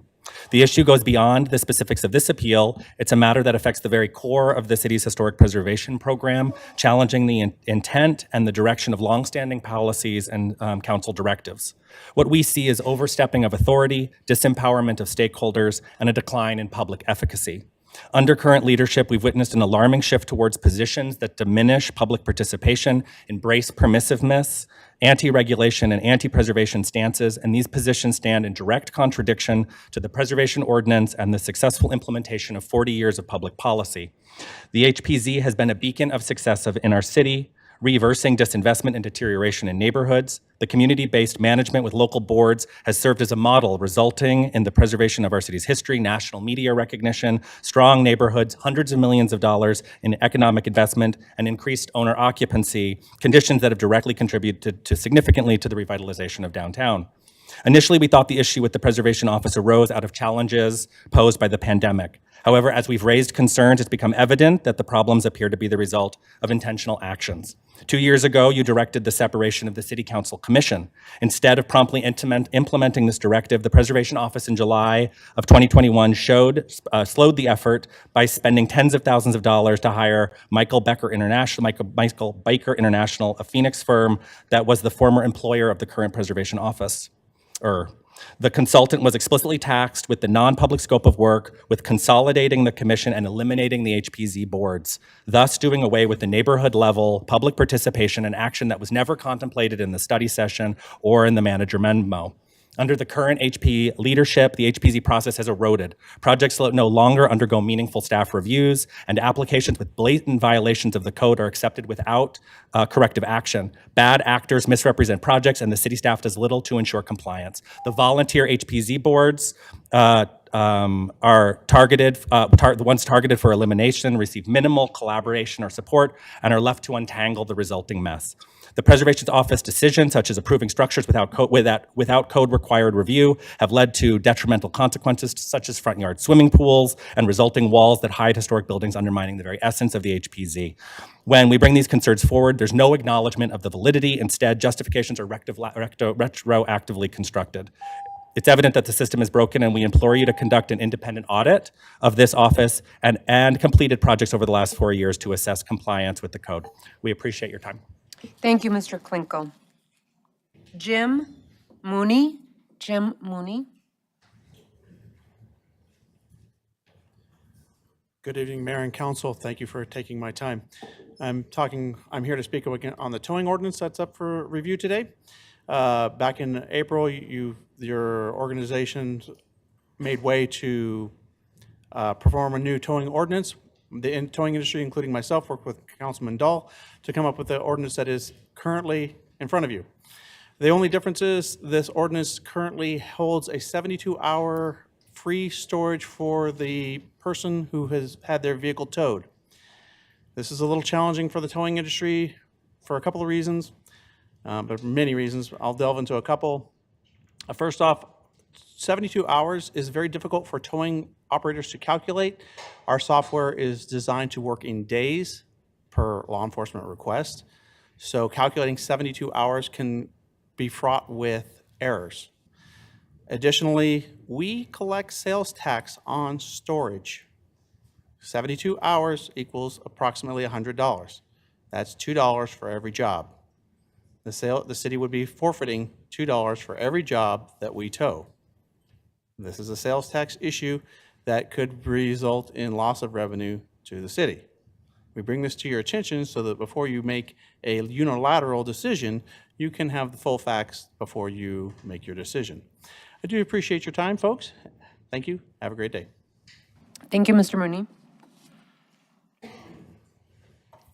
Connor Gleason.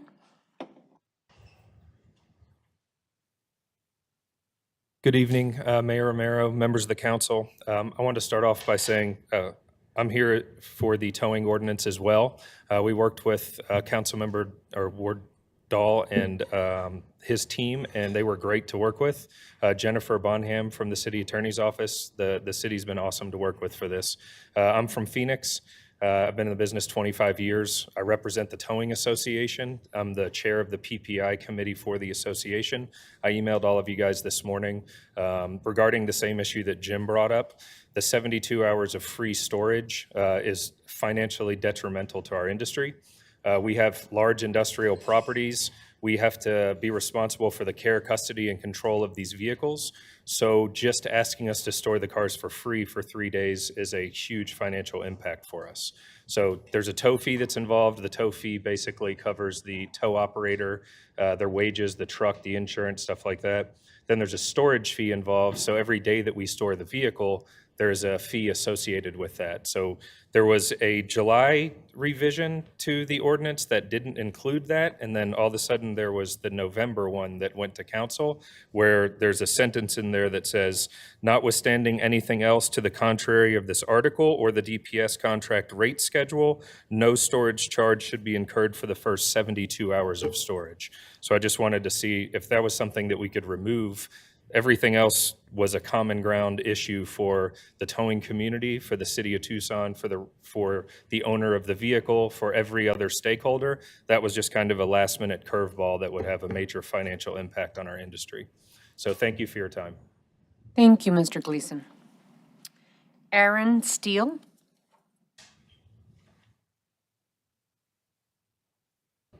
Hello. I'm here representing the River Haven HOA Association. We're part of Ward 3. Since last January, we've been combating a homeless issue in and around our property, both on public and private property in there. I've been in touch with multiple people, including Amaris Vasquez and Lieutenant James Brady. I talked with them in April. They made certain commitments back then that they did not hold up on.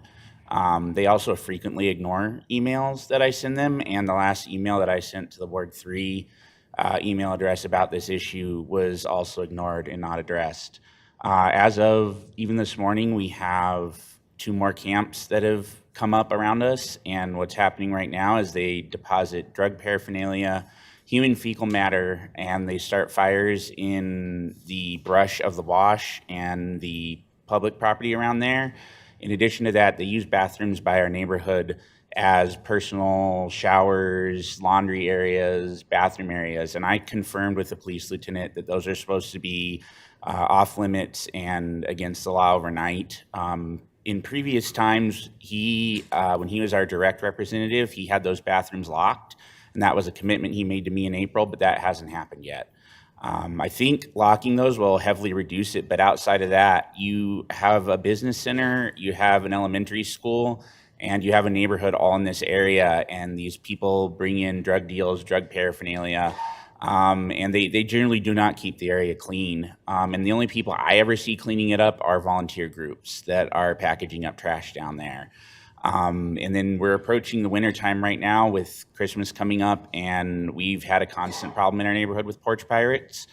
And so we're kind of at our wits' end here, and having emails ignored and commitments ignored is not a progressive way to do anything, especially since it's been going on since January. I realize some of the public encampment laws for homeless camps and in the public property, and I know some of the property down there is Pima County, but I would hope that somebody can work with them to get something resolved and have people stop using the public bathrooms as their own personal area to camp and shower and clean. And then when they exit, or even sometimes when they're there, there's trash and graffiti left all over the place.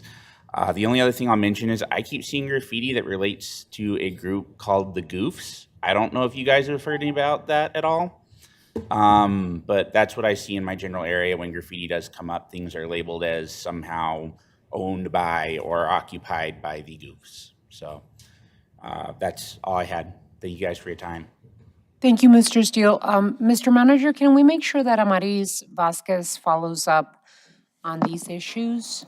Yes, ma'am. I believe you have the speaker's card. We'll get it from Suzanne. Thank you. Yeah, we have your contact information, Mr. Steele, so we're going to make sure that Ms. Vasquez follows up with you. The last time I talked with Ms. Vasquez, all she said was she assured me that things were being done, but it's only gotten worse. Okay. So I have a hard time believing anything that she says or she's doing to, quote, make it better. We're gonna make sure that the city manager follows up with your concerns Okay. and see what has been done and what needs to be done. Yeah, and it would help a lot if you just communicate that to us, because the emails that come off the homeless app is just like, it's been added to a thing, you know, and that doesn't tell me anything about what's actually Thank you, going Mr. on. Steele. We'll follow up. Yep. Thank you for coming. Do we have any more call to the audience? No, Your Honor. Okay, so we are going to move on to item 7. Consent agenda, items A through L. Reports from the city manager on the consent agenda are received into and made part of the record. Ms. Clerk, you are requested to read the consent agenda. Item A is approval of minutes. Item B is a memorandum of understanding with New Buildings Institute for administration of the Resilient and Efficient Codes Implementation Grant. Item C is an ordinance regarding private property towing. Item D is boards, committees, and commissions establishment of the First Avenue Citizens Corridor Planning Task Force in Ward 3.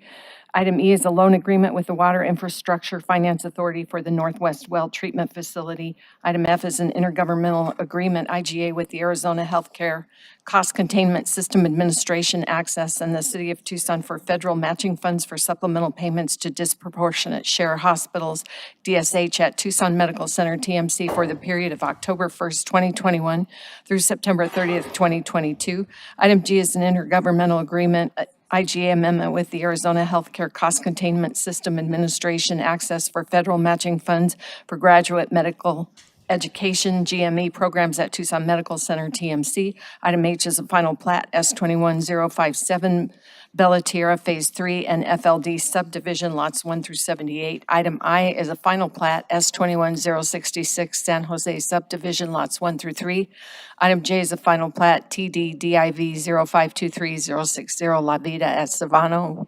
Item K is a final plat, TD DIV 0423059, North Stone Avenue, lots 1 through 4. Item L is the mayor and council codifying the duties and election of the vice mayor. So do we have a motion to pass the consent agenda? So moved? There is a motion. Second. And a second. Any further discussion? Yeah, I just want to let you know that I've heard your concerns about the 72 hours, and my understanding was that was a compromise between something else that we took out. If we didn't get it right, I'm committed to revisiting that in the next couple of months, and we can fix it. But I think we need to move ahead with the important things of getting signs up and stopping the predation. So thanks for understanding. And thank you for coming to call to the audience. Thank you, Councilmember Dahl. Alrighty, so there is a motion, there's a second. If there's no further discussion on the motion, we need to go to roll call. Mrs. Lee? Aye. Mr. Kozaczek? Aye. Mr. Dahl? Aye. Mr. Cunningham? Aye. Mix Santa Cruz? Aye. Mr. Fimbres? Aye. Mayor Romero? Aye. The items on the consent agenda are approved by a vote of 7-0. We're considering we're considering, no, we are considering item L separately, correct? That's the vice mayor. That's okay. So we're considering item L. I just wanted to open up the item to see if Councilwoman Lee or Councilmember Santa Cruz wanted to open up the item and then possibly add the motion, and then we can go to discussion. Hi, Mayor. I'll jump in. We were discussed this item during study session.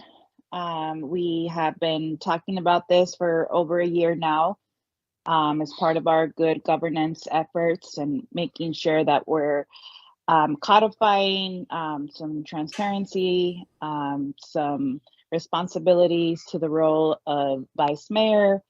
And so after that discussion, and I know that some of the colleagues wanted to vote on this item separately from the consent agenda, I move that the mayor and council adopt ordinance number 12058.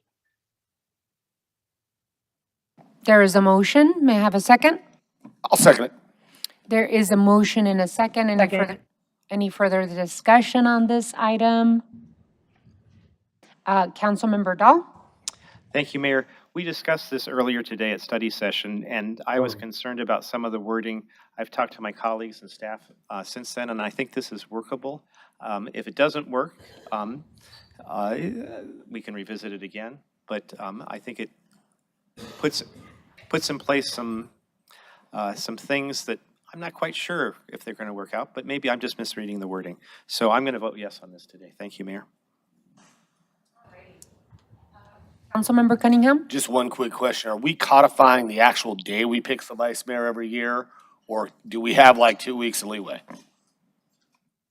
Honorable Mayor, members of the council, Councilmember Cunningham, that's actually a function of the charter, which provides that the vice mayor will be selected during that first meeting when the newly elected or re-elected council members and or mayor are sworn in. So that will occur in the first meeting in December.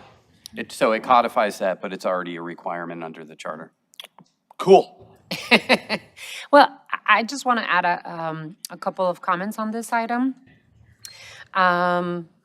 We have a very good opportunity to codify and elevate the responsibilities of the vice mayor to reflect the current needs of our city. The city of Tucson is the 33rd largest city in the United States, and it's time that we modernize, professionalize, clarify, and update the role of the vice mayor of the city of Tucson. This will create the possibility for the mayor to designate the vice mayor to serve as an intergovernmental liaison, have much more involvement, and be able to serve the residents in the city of Tucson as an elected vice mayor for our community by their colleagues on the council. So anytime that we have the ability to clarify a position and define it and make sure that the community has very clear expectations of our vice mayor, I believe is a sign of good governance. And as Councilmember Dahl suggested, it's also an opportunity for the mayor and council to be able to discuss how we serve our residents in our community. So thank you, Councilmember Santa Cruz and Councilwoman Lee, for bringing this issue to the table and for shepherding it through for today. Any other discussion points from any of the colleagues? Hearing none, let's go to roll call. Ms. Santa Cruz? Aye. Mr. Cunningham? Mr. Dahl? Aye. Mrs. Lee? Aye. Mr. Fimbres? Aye. Mr. Kozaczek? Mayor Romero? Aye. The item on the consent agenda, item L, is approved by a vote of 7-0. We're done with consent. We move on to our item. Actually, I received a special request from Councilmember Fimbres that we move to Smoke shop. item, I believe 9. Yes. Hold on. Let me make sure I have it. To item 9, which is the smoke shops public hearing and item. So I will grant the request from Councilmember Fimbres and then go back to item 8. Item 9. Public hearing C8-2302 Unified Development Code UDC and Tucson Code TC text amendments relating to the regulation of smoke shops continued from the meeting of October 17, 2023, ordinance number 12057. City Manager's communication number 361 dated November 14th is received into and made part of the record. Ladies and gentlemen, this is the time and place legally advertised for a public hearing on proposed Unified Development Code and Tucson Code text amendments relating to the regulation of smoke shops. This is a public hearing and it's scheduled to last for no more than an hour. Speakers are limited to 5-minute presentations. Please come forward when I call your name and make your presentation. State your name, whether you live in the city of Tucson or not, whom you are represented, and whether or not you are a paid speaker. I believe we have a couple of speakers. Alrighty. I believe it's Heidi Schaefer. Heidi Schwell.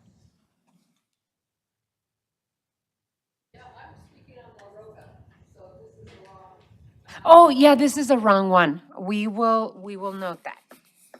La Roca. You could also speak on La this Roca one. Vista. All right, I'm sorry about that confusion. Jamal Givens.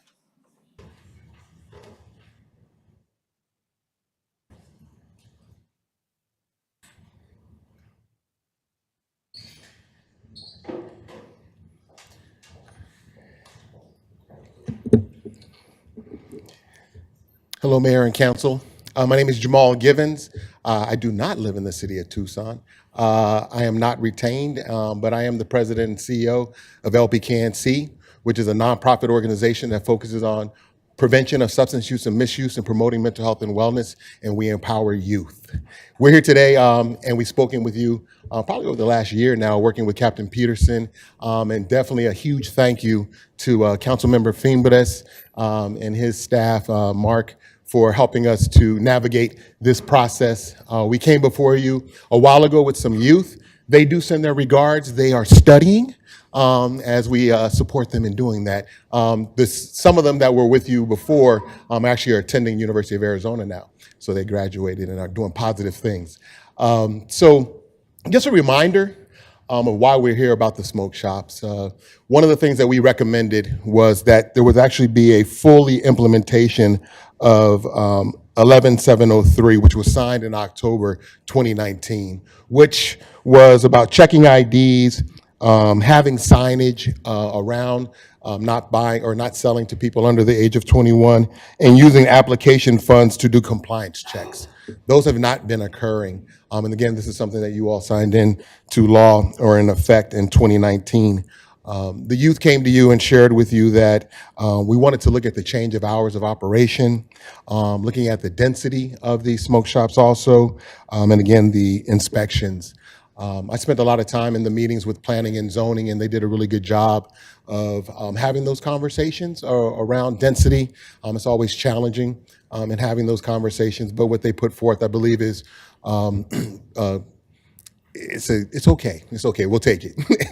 I wish we could have the 1,000 feet or 1,500 or 2,000, but that's not what's on the table now. So, but would like, and I know the other council members, I think it was you, Mr. Kosachik, who said, wanted to think about the hours of operations also. And then also something came up in the meetings about the lighting of the smoke shops. And I believe the last meeting, while I was sitting on the beach listening to you all, you all were concerned about some of these things also. And I know that planning and zoning were unable to necessarily answer all of those things, but I believe you asked staff to look at some of those things to see what we could do. And we want to support you and thank you for asking those questions and putting those forward. Because in conclusion, I'd like to share that every day that I'm in schools and my staff and team are in schools, we're hearing numbers and numbers of stories that impact every ward that is represented here with youth vaping. And they're vaping THC. I happen to be a part of TUSD, Substance Abuse Task Force, and there's issues, TUSD, SUSD, Marana, Foothill, all of the districts are impacted. And so this conversation that you all are allowing to have is really important. So I want to thank you all for that. Again, I want to thank Councilmember Fimbres for bringing this forward and making sure that it's something that we work on together to solve. And so anything we can do to move things in the right direction is appreciated. So thank you all so much. Thank you, Mr. Givens. We really appreciate your presence and your work on this. Ann Torres. Ann Torres.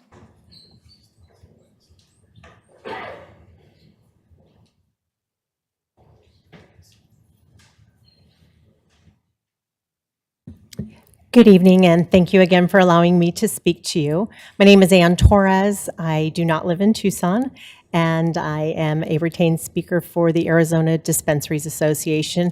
And I wanted to thank all of the stakeholders who've reached out to me in the last 30 days to better understand how these intoxicants are hitting the market. And I wanted to just share on record, we had spoken a little bit about federal activity, and I want to make sure you understand that the implications at the federal level look like they will not be impacted for the next 12 months at a bare minimum. So it really puts the pressure back on the local leadership to do something to contain the intoxicants that are hitting the marketplace and being targeted to children. This weekend, I did go visit a few more smoke shops. Seems to be a hobby for me these days, a disgusting hobby. And I wanted to share with you again the dangers that are out there. This is one product I picked up on Sunday. The seller of the product at a smoke shop told me it was CBD. It is not CBD. There's no age gate on this. It has over 3,500 milligrams of THC, 175 per item in there. Somebody would be very ill if they got their hands on this. And the vape cartridges that are proliferating through the middle and high schools, the access is just unreasonably easy for them. So if anyone has questions or wants to reach out for more information, I'm happy to be a resource for you. So thank you. Thank you, Ms. Torres. Do we have any other cards for this item? No, you're on. Any other speakers willing or wishing to speak on this item? Already hearing none. May I have a motion to close the public hearing? So moved. So Second, moved. Your Honor. There is a motion and a second to close the public hearing. Any further discussion on closing the public hearing on this item? Hearing none. All those in favor of the closing the public hearing signify by saying aye. Aye. Aye. Any against? This public hearing is closed. Ms. Clerk, you are requested to read ordinance 12057 by number and title only. Ordinance number 12057, option A and B, relating to planning and zoning and business services, amending the Tucson Code, Chapter 23B, Unified Development Code, Sections 4.8.6, 4.8.9, 4.9.9, and 11.3.4, Chapter 7, Businesses Regulated, Section 7-427, 7-435, and 7-436, and setting an effective date. What is the council's pleasure? Councilmember Dahl. Thank you, Mayor. I would like to move proposed ordinance B with one amendment or modification. H1 change the distance to 2,560 feet. This is to address the concern about density. 2,560 feet sounds like a lot. It's a quarter mile. So if you imagine our streets that are a mile apart, say Broadway and Speedway, that's just 1/4 of that distance. Maybe 5 blocks. It's not very far, but it's much farther than the 500 or 1,000. I appreciate the testimony of Ann Torres. I'm very concerned about the dangers of these places, and I wish we had more power to regulate what they're selling. And we certainly have some power in the next year to voice our concern to our congressional delegation. But as far as the zoning, I think this is a good ordinance, and that's why I moved this. All right, so I do see some hands up. I want to, Richard seconded. I just want to give the opportunity for Councilmember Fimbres to jump in here. Councilmember Fimbres, as Mr. Givens mentioned, has been pivotal in bringing the concerns on smoke shops and for 4 years, more than 5 years, I think, Councilmember Fimbres. So I'd like to give you the floor next, and then we'll go down the line. Thank you, Madam Mayor. Tucson has more smoke shops within the city limits than marijuana dispensaries in the entire state of Arizona. Tucson had a double murder at a smoke shop. Law enforcement had to deal with the sale of spice, drugs, single cigarettes, and smoke shops in Tucson. Several years ago, we had a multidisciplinary investigation resulting in arrests over smoke shops activity, but the smoke shops remained. Arguments have been raised about the sale of marijuana, alcohol, and other questionable product productions. Another opportunity to take positive action on this for our kids, our families, and for our community. I thank my colleagues on the council for their consideration of this, as well as everyone else who has been involved, groups working on this, and people speaking out. I know, Madam Mayor, we worked on this when you were a council person too. It's been 4-year effort, and now is the time to do something for Tucson on this. Thank you. Thank you, Councilmember Fimbres. Any other? Mr. Ortega, and then Mr. Rankin.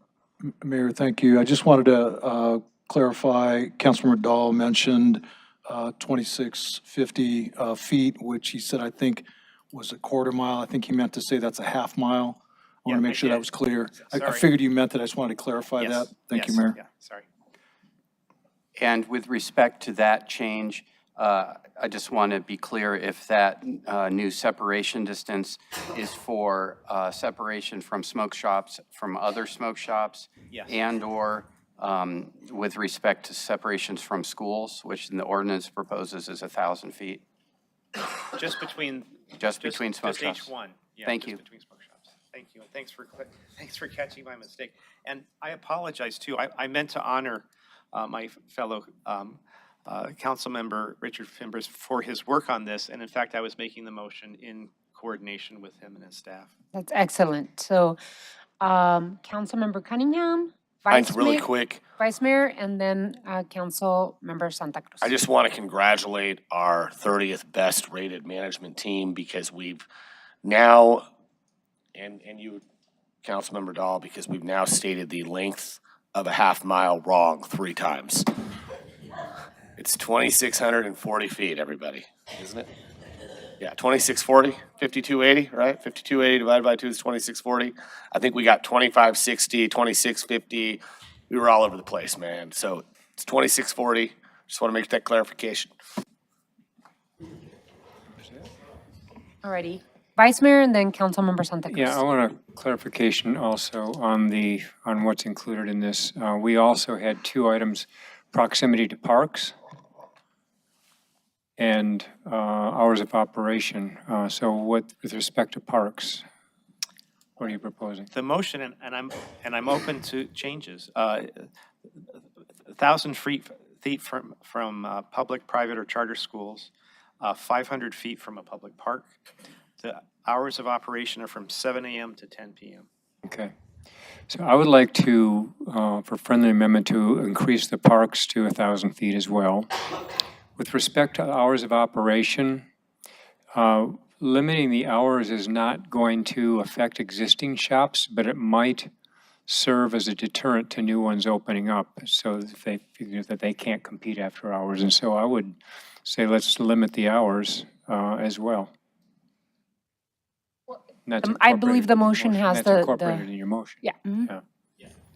The motion has the limited hours in it. Yeah, 10 to 7 or whatever it is. Yeah, and that's what you're supporting? Yep. Yeah, I accept, if Richard will accept the I will.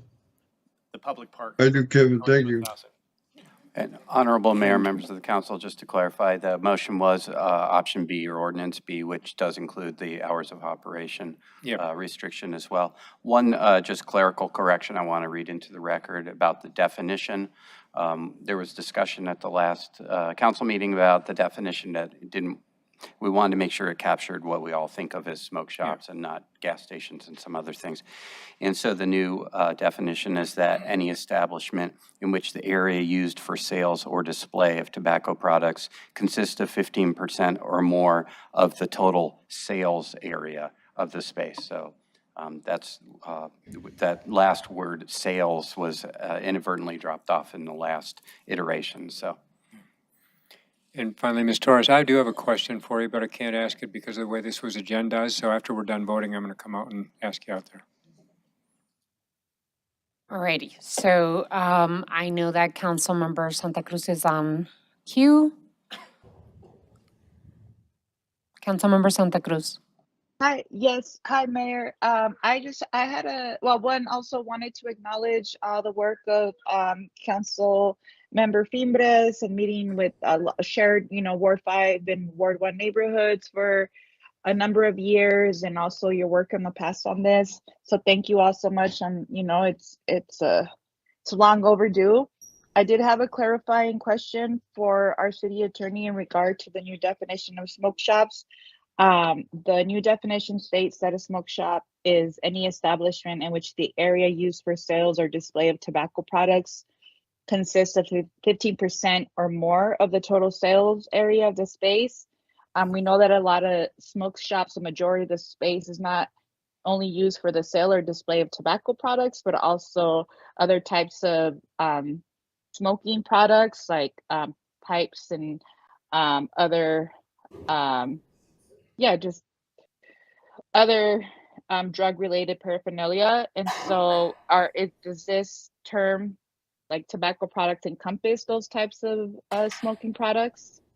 Honorable Mayor, members of council, Councilmember Santa Cruz, yes, it does, because those products, even though some folks might use them to smoke products other than tobacco products, essentially if they're capable of being used to smoke tobacco products, then they fall under the definition. So yes, it does include those products. Okay, thank you. Any other comments or discussion points? Okay, I don't see any hands up, so just to clarify and know exactly what we're voting for, Mr. Rankin, can you describe the motion that we've put together? Certainly, Mayor. So the motion would adopt Ordinance B of the two alternatives, Ordinance B. So that includes the requirement that the smoke shop separations now will be half mile from one another, 2640.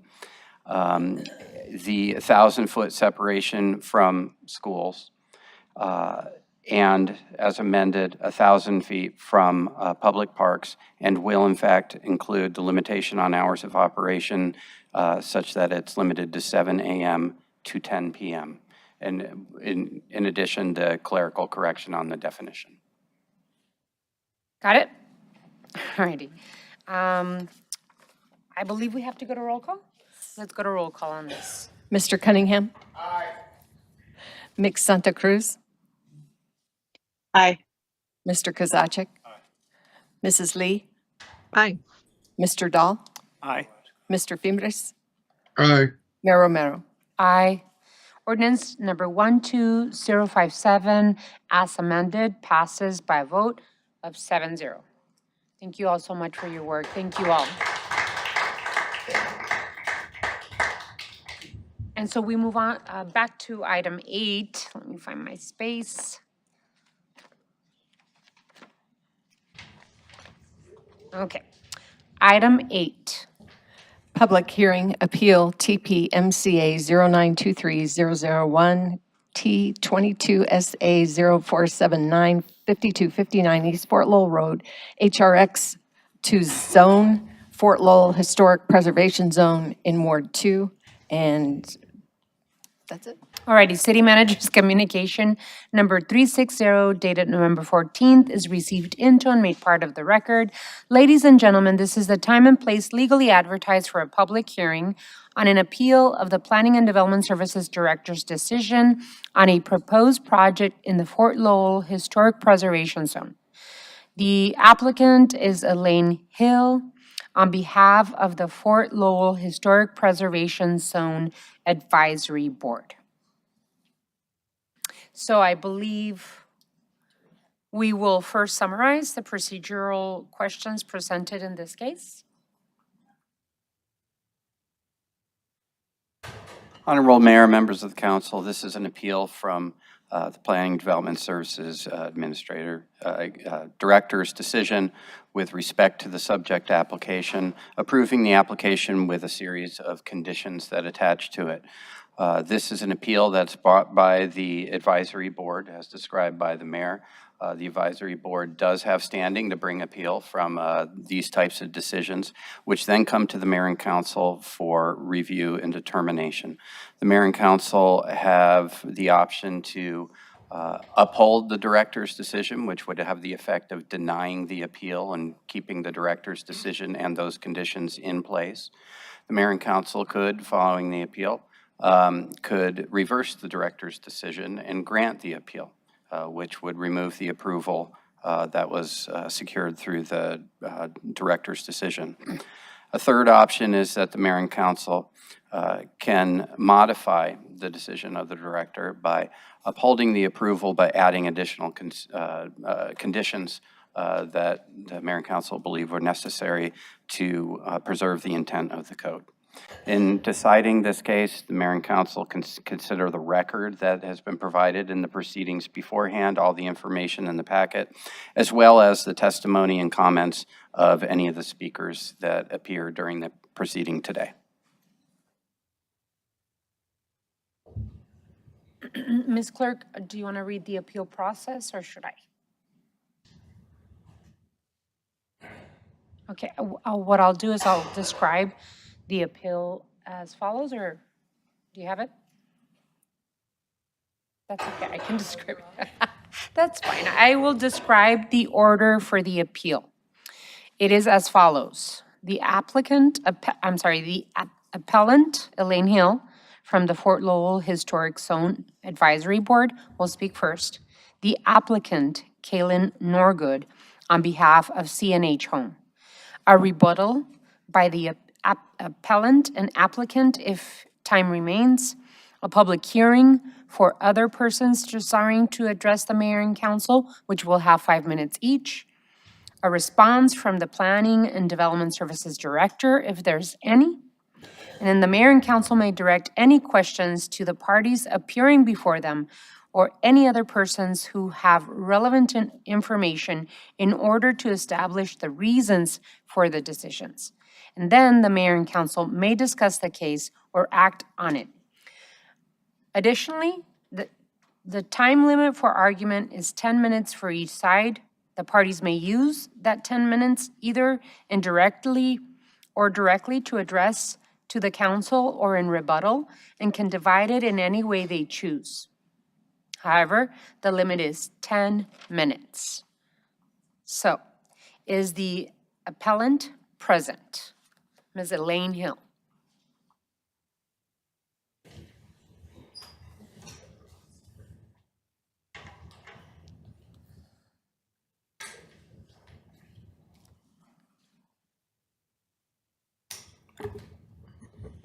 I also have members of my board here that were prepared to speak on behalf of the appeal. Should they speak as members of the audience or? We have a list of submissions of people that want to speak, but that's going to come after. So you as the appellant will be able to speak to us first, and then the applicant will have time to Okay, speak. that's fine.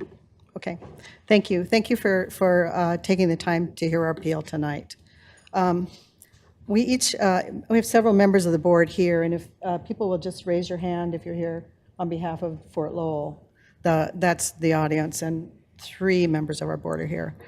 I want to begin by talking about how important this is to us. Fort Lowell Historic District is one of the most unique preservation zones in the country. It's important an environmental and cultural resource that reflects the history of many eras of human occupation. Important to this appeal are 2 of those eras. One is the military fort in the late 1800s, and El Fuerte, a robust community of Mexican Americans between 1880 and 1890. It's also important because in 2000, Pima County and the city of Tucson have invested some $10 million in Fort Lowell and Fort Lowell Park, the San Pedro Chapel, which is right across the street from this property. We're working to re-energize Fort Lowell through collaboration with the Presidio Museum and potential zoning overlay that'll open old buildings for public use. For 40 years, Fort Lowell has successfully collaborated with the City Historic Preservation Office until recently. The Fort Lowell Historic District is organic and semi-rural in the city of Tucson. It's different from the barrios. It's important to understand that we review applicants in their development zones. Fort Lowell has 2 major historical contexts of development zones, the military fort and the Forteño residential zone of low adobe houses. We comply with the city technical standards of development zones. This property, which has the ruins of the old Fort Lowell School, is in the Forteño zone. When we first heard about a new house in the Fort Lowell School property, we were excited because it could be rehabilitated with a house similar to ones drawn in our design guidelines. The property has been abandoned for 20 years and is a victim of severe neglect by its owner. It's visible from the San Pedro Chapel and is an eyesore surrounded by construction fencing and with a boarded-up house dating from Arizona statehood. We were very clear what was important to us when we first met with the applicant. We were specific about what we needed to review, but after a year, it was clear that CNH Rental Homes was not serious about complying with the design guidelines. He did not intend to deliver things we asked for. He argued about everything and didn't seem familiar with common building terminology. There were misrepresentation about the application and the plans. We asked for help from city staff to resolve these with the applicant, but instead we were stonewalled by the applicant and by the staff. We attempted to review incomplete and inaccurate plans over Zoom with such difficulty that the board insisted at the last meeting that it had to be in person. Technical difficulties spoiled that meeting, and there were further arguments. So you're asking, why did we approve this? Well, we were worn down. We were pressured to act, and we should have denied the case. But if we had, we would still be here for appeal, because the preservation officer would have recommended approval. In the final meeting, she changed the playbook and told us that we could not have the details we'd been requesting for a year. The staff report makes it sound like we chose to continue the case repeatedly. In fact, we could have simply denied it due to incorrect information, but we kept working, and the applicant requested to continue the case twice rather than be denied. We offered special meetings to expedite review, but according to staff, he didn't deliver the materials in a timely manner. We have no visibility to the city's review timelines. We only know that we're given plans with only a few days or a few hours to review. In the last meeting, we did not see the plans until the day of the meeting. And in the final meeting, the applicant told us that his building plans had already been approved by the city. He was ready to break ground, and he was not going to change the plans. Afterward, we looked into the discrepancy in the application. We found that the plan was drawn for a previous owner who ignored the property for 20 years. The applicant said he was the owner of the property, but the county recorder shows the owner to be KMS Enterprises. He doesn't appear to be a licensed contractor, according to Registrar of Contractors. His architect wasn't licensed. CNH Rental Homes doesn't appear to have a business license. He has dozens of permits issued as an owner-builder.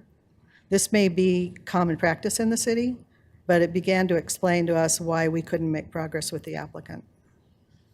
We would ask the city to audit those discrepancies. We found the staff assessment to the appeal to be astonishing. Why did we not deny the case? If we denied the application, all of our work, our recommendations, would not have been sent to the PRS, the Plans Review Subcommittee of the county and city, or the director to be included in the permit. We can't deny with conditions. We can approve as presented, or we can approve with conditions. We have no confidence that the builder will live up to the agreements he verbally reached about doors, windows, removing a driveway, drainage, circulation, the things that we asked for. They're not in the plans. The building height was controversial. The board addressed the building height at the appropriate time, which was in the last meeting, when the development zone, the correct development zone, was delivered to us. The historic post-trader store height was used as comparison, which has a 15-foot height in one section. Post-trader store is not in the development zone the staff approved and sent to us. It's the single outlier of a historic residential property in Fort Lowell with that height, and it's part of the military development zone of the district. The code calls for compatibility with prevailing height, not the highest height. The proposed house should be compared with the low adobe homes in its Forteño development zone. The builder's narrative stated this, but then misrepresented 17-foot heights as the highest building. This wasn't checked by staff until after reviews. We did not approve the heights. And anyway, the applicant simply refused to address the heights. The site plan was misrepresented 3 times. It was factually inaccurate, including misrepresenting the property boundaries and the setbacks.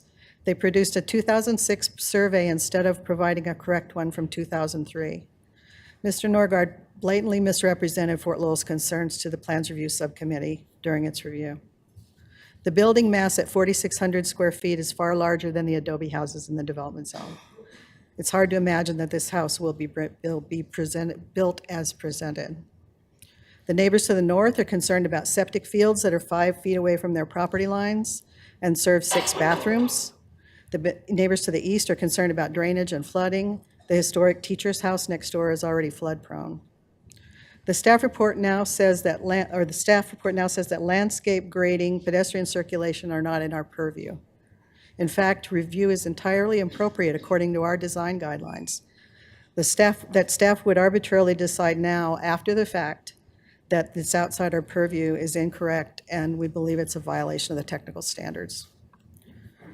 Violations of UDC code related to city staff review are because we were sent incorrect site plans 3 times, incorrect development zone 2 times, incorrect narratives each time.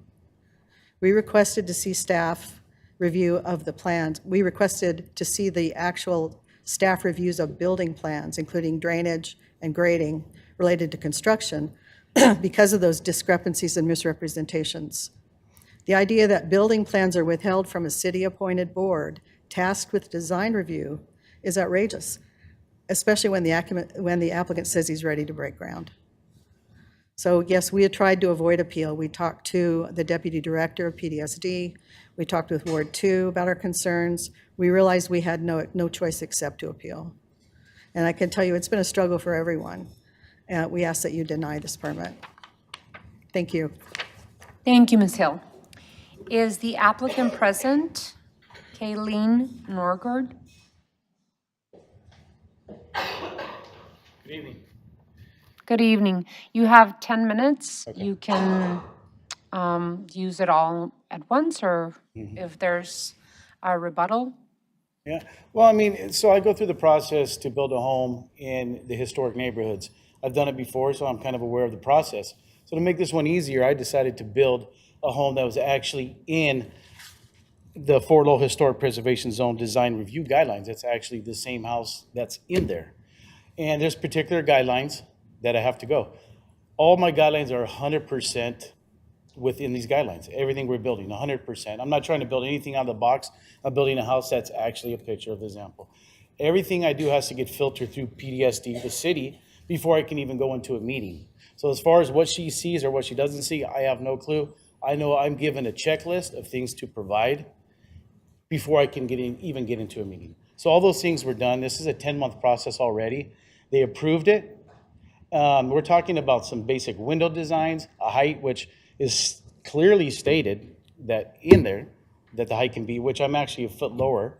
And my property sits 76 feet from the street, not like other properties that are 10 feet from the street. So bottom line is, I don't have much to say. I would love for the city to respond to this because I kind of feel like I'm in the middle between the two parties. 100% guidelines have been met. Other than that, I'm not sure what else I can say. I just follow the directions of what I'm supposed to do. I listen to the city, what they tell me I can do before I get submitted so I can get in a meeting. So that's kind of where I stand. I would love for the city to be able to respond to the appeal because I feel like the appeal is more between them two. Because I'm just here I have only submitted what I'm told to submit, what's within the guidelines, and that's where I'm at. So I hope the city can, and the committee can kind of come to an agreement. I've made changes throughout this 10-month process with them. They asked me to change window sizes. They asked me to add a wall. They asked me to remove windows. I've done all that. That's all time consuming and costly. And then they finally approve it. Then they appeal their own decisions. So I'm kind of boggled by it. So I'd like to see, if the city and them can come to some kind of agreement. I'm not trying to build anything out of the box by any means. I love the neighborhood. I love the historic. I love the ruins there. And I'm building a house that fits in it. It's the design. It's the example. It's an example on the guidelines. So hopefully the city can come to some kind of agreement with the historic committee. Thank you, Mr. Norgard. I believe the appellant has 1 minute 35 seconds remaining. If you'd like to use that 1 minute 35 for rebuttal, or you can forsake it. Okay. Alrighty, now we're moving into the portion of the public hearing. This public hearing is scheduled to last for no more than 1 hour. Speakers are limited to 5-minute presentations. Please come forward when I call your name and make your presentation. State your name, whether or not you live in the city of Tucson, whom you are representing, and whether or not you are a paid speaker. Alrighty. Our first public speaker is Pat Treeful.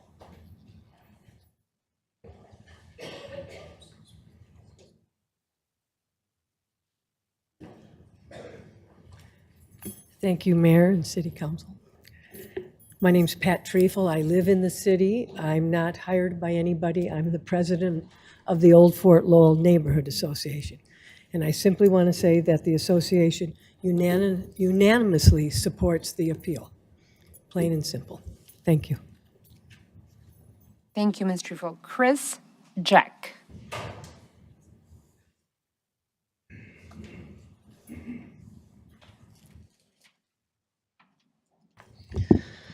Hello, Mayor and City Council. My name is Chris Yeck. I'm a member or the co-chair of the Fort Lowell Historic Zone Advisory Board.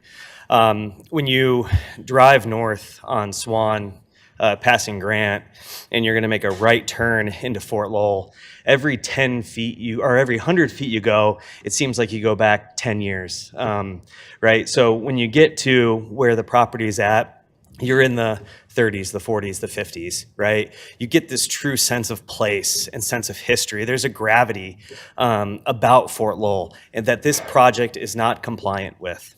You have this city, right, the city of Tucson, that is changing all around Fort Lowell, and you have a pocket that is still, it's got a history to it, right? Fort Lowell, the Zoning Advisory Board is a board of volunteers. We are experts you can call it experts, right? In our guidelines, in what fits in the neighborhood. We are not necessarily experts in the Unified Development Code and the very technical components of building, right? When we looked at this project, we were presented, as Lana noted, with incomplete plans, with plans that did not comply with the development code. I'm an engineer, and when I design a product, right, and I'm going through our design cycle, we have design reviews incrementally. To get through or to get into a design review, we need entrance criteria. There is a low bar to get past, right? That was not satisfied in this case. Our appeal outlines 13 13 violations. About 50% of them are technical, specifically focused on the Unified Development Code. The other 50% are primarily procedural, regarding the lack of rigor in the review from the city's process. So we would like you to proceed with the appeal and send it back to review. We would like to continue to work with the applicant to fit and to build something that does fit and comply with our neighborhood standards. Thank you. Thank you. Briggs Klinko. Thank you, Mayor and council members. My name is Briggs Klinko. I'm from Tucson and I was raised on Old Fort Lowell Road. I started attending the Fort Lowell Advisory Board meetings in the summer before joining the board recently. I attended the June 27th meeting reviewing this case. The meeting started with wild technical issues, and it was almost impossible to have a undisrupted process and for the board to have an effective review in this blended meeting setting. The people who were online couldn't see the plans that were being projected, and the plans that were being projected weren't accurate. The board brought up lots of concerns. One of the biggest concerns was about the protection of the existing historic ruins that are on the property. These concerns were dismissed and diminished by the applicant, and subsequently, the applicant broke ground and those ruins have been damaged by heavy equipment and bulldozing. The board concerns were substantial, and I noted a climate of what felt like the city pressuring the board to move the process along. Ultimately, misinformation and what essentially felt like bullying from both the applicant and the city's historic preservation officer caused the board to move this plans along and put the approval through. This was done with a huge number of conditions and concerns on all features and aspects of this property. Before looking at any details of the board concerns, just the scale and architectural style of the 4,000 plus square foot generic southwestern residence are enough to communicate how out of touch the proposed building is with the surrounding neighborhood. A proposal this inappropriate should never have been brought to the board to begin with. It's completely out of scale with the Old Fort Lowell Historic Preservation Zone. From my perspective as a professional realtor, there are only 5 small neighborhoods in the city of Tucson that fall under the protection of historic preservation zoning. And there's hardly any neighborhoods in this whole country. It's a really special and rare thing for a neighborhood to have achieved some kind of protection to steward a sense of place. The result, these preservation zones were put in place through lots of forethought, intention, tremendous hard work, and of course, they're maintained through careful, continued watchfulness. In our community, there are tens of thousands of properties that are not in historic preservation zones. When purchasing in a preservation zone, you are choosing to both benefit from and participate in the zoning rules. Better said, if you do not want to participate in historic preservation, then don't speculate in a preservation zone. Preservation is about looking forward. As Tucson continues to infill, the Fort Lowell neighborhood can persist in offering a semi-rural feeling of historic Tucson, open desert spaces, vibrant trails, and serve as both a cultural and ecological resource in the middle of an urban city. If we allow McMansions to cram into the Fort Lowell Historic Preservation Zone, not only is the past lost, a community resource is irrevocably damaged for all those in the future. I urge you to listen to the Fort Lowell Historic Advisory Board and do not move forward with allowing this construction to occur, and accept this appeal. Thank you. Thank you, Ms. Klinko. Alan Scott.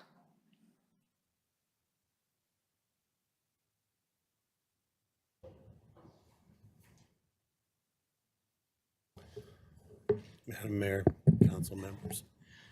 Excuse me, can you hear me?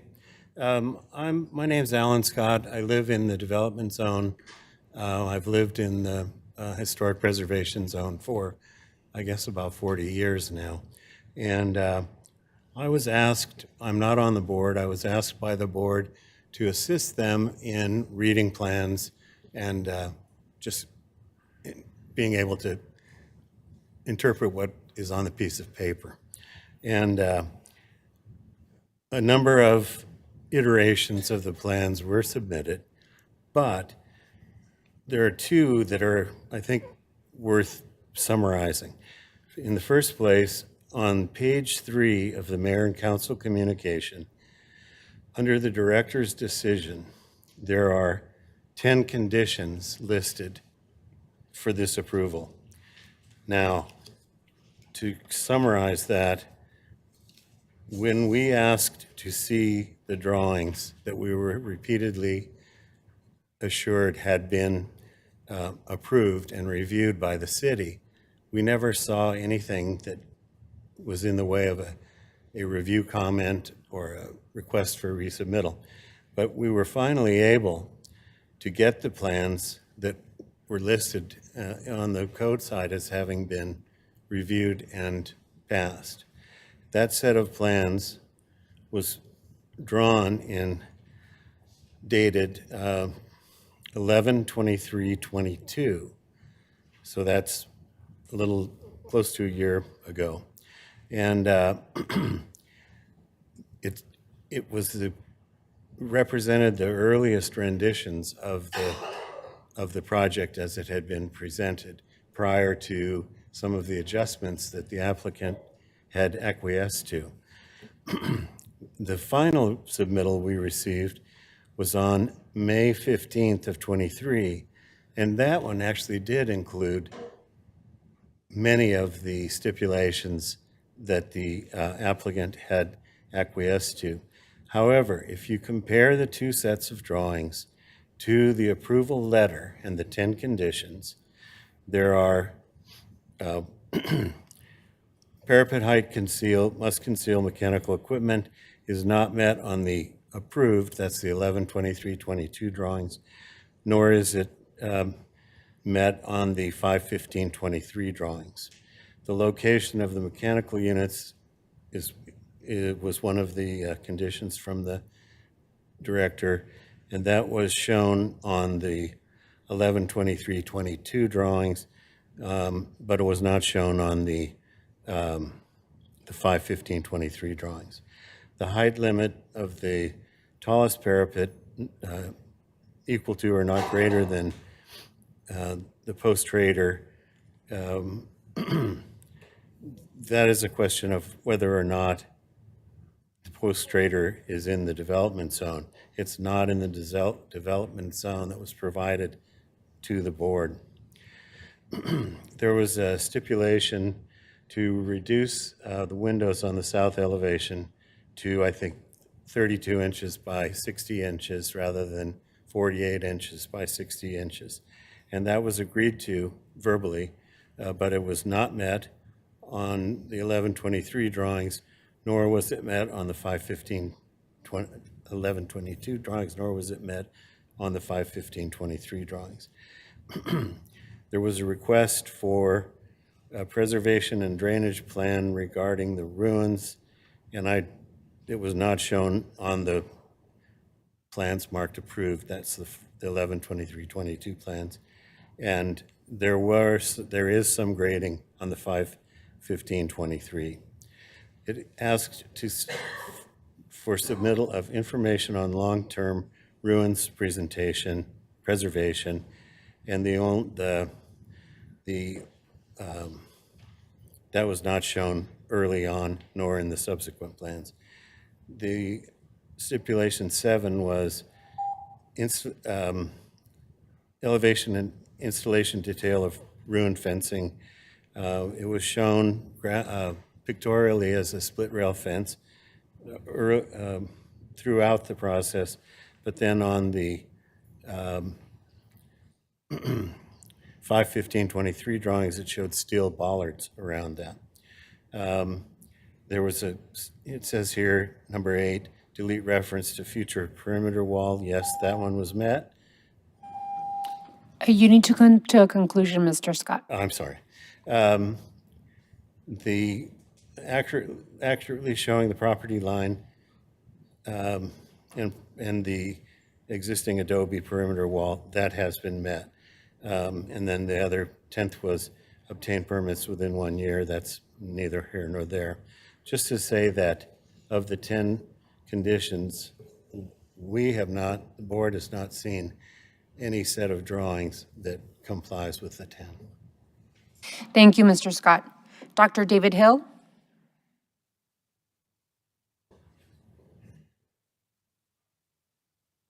Sorry, my name is Dr. Daniel Hill. Might have written it a little sloppily. I'm a Tucson citizen. I'm not a retained speaker. I grew up in Fort Lowell, and I live there now with my wife. My family has lived in Fort Lowell neighborhood for 3 generations. I believe it is imperative for my generation to continue to preserve the unique and vibrant heritage of the city of Tucson, especially within the Fort Lowell neighborhood. The proposed construction would irreparably damage this preservation effort.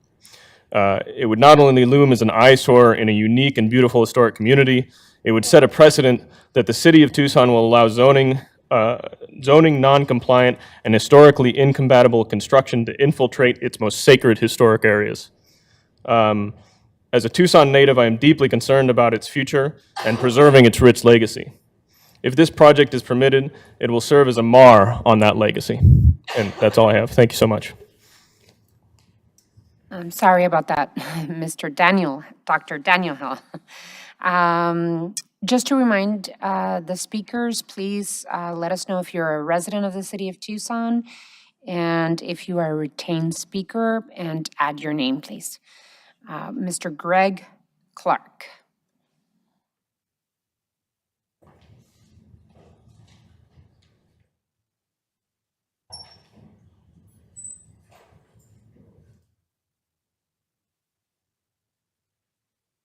Greetings, thanks for your time and the ability to address. Good evening, my name is Greg Clark. I'm a Tucson resident, Ward 5. I'm not a paid speaker. I represent only myself. I have no relationship or tie to any party in this matter. I am an avid follower of historic review meetings. I tune in when I can, I wait for new episodes to drop on YouTube, and I binge the back catalog. I have viewed the full collection of meetings related to 5259 East Fort Lowell proposal, and I've read the materials for this public hearing. I'd like to say that this appeal is improper and it should be denied. The appellant, the Fort Lowell Historic Advisory Board, has had plenty of opportunity to, well, I'll go on that, had ample opportunity to recommend disapproval of this project. It did not do that. It took a full calendar year and 4 meetings to consider this proposal. And on June 27th, the board voted unanimously to recommend approval with certain conditions. Subsequent review by the Historical Commission's Plans Review Subcommittee and Development Services Director's decision, they all knew that Fort Lowell's decision, they agreed with it, and they also came to the conclusion to recommend approval of the project. The Fort Lowell Advisory Board got what it wanted. I absolutely sympathize with a lot of the statements made by members of the board here tonight, but they had ample opportunity during multiple reviews. They did not deny it. They even expressed different opinions than the ones they're saying tonight. Somehow, by September 7th, the board had completely changed its mind, reversed its decision, and it voted then to appeal the director's decision. I feel it should be too late for this. I can imagine a few legitimate reasons to use this appeals process or to appeal a director's decision. If 2 boards give opposing recommendations and then the director has to struggle with a difficult decision, wrestle with complicated issues, then it makes sense. But this isn't that. The review board just wants a do-over, and it's taken multiple times. You have applicants and citizens waiting on this decision, and to months later just say, hey, wait a minute, let's start over again. It's not fair. It's not a reasonable process. Yeah, all the board had to do was recommend disapproval, but it didn't do that. With this appeal, the board is making absolutely new arguments that were never advanced during any of the review meetings. The advisory board now states that the project is too large. During the meeting that authorized this appeal, there were comments that they don't want McMansions. It's a beautiful home for the foothills, but it's out of place in Fort Lowell. This position was never stated in 4 previous review meetings. In fact, the reviewers took the opposite position. June 28th, 2022, Fort Lowell resident and architectural advisor, Mr. Scott. He compliments the applicant on having a tiered or terraced approach that starts 70 feet behind the front property line, and the parapets in the front are short, and then set back behind there is a higher parapet. Mr. Scott says from the street, it's not terribly imposing. It's not a terribly imposing super wide house that would rival the Post Trader store. So for you to be able to get all your square footage out there by going back and keeping your street frontage modest is something I appreciate. Applicant Norgard points out that he is using the maximum width and he is going right up to the setbacks. Mr. Scott says it didn't impose itself on the street as being out of scale. Co-Director Hill adds, I was going to mention that too. When you're talking about massing, that massing goes back to the north. It's better from the street's perspective. It more matches these smaller adobes that you see down the rest of the road. With the issue of height, there is a section in the design guidelines. The design guidelines are discussed multiple times throughout the multiple meetings of this issue. Fort Lowell Historic Preservation Design Guidelines have a section headlined Height and Proportion. North Fort Lowell Road, 1 story is permitted not to exceed 16 feet. South Fort Lowell Road, 1 story is permitted not to exceed 14 feet. Co-Director Hill, the other thing I would like to point out, just to go back to the guidelines, height. There's a height restriction. We want you to be aware of that. Applicant Norgard, yeah, 16 feet. Co-Director Hill, yeah. The full reviews were held in October 2022 on up to June 2023. Multiple times, the facade, the massing was seen, recognized, and 16 feet was pointed out multiple times as height. But now all of a sudden, an opposite determination is made. So, thank you very much. Thank you, Mr. Clark. Yeah. Do the reviews during the review process, not as an appeal. Thank you. Mr. Damien Klinko. Thank you, Honorable Mayor and Council.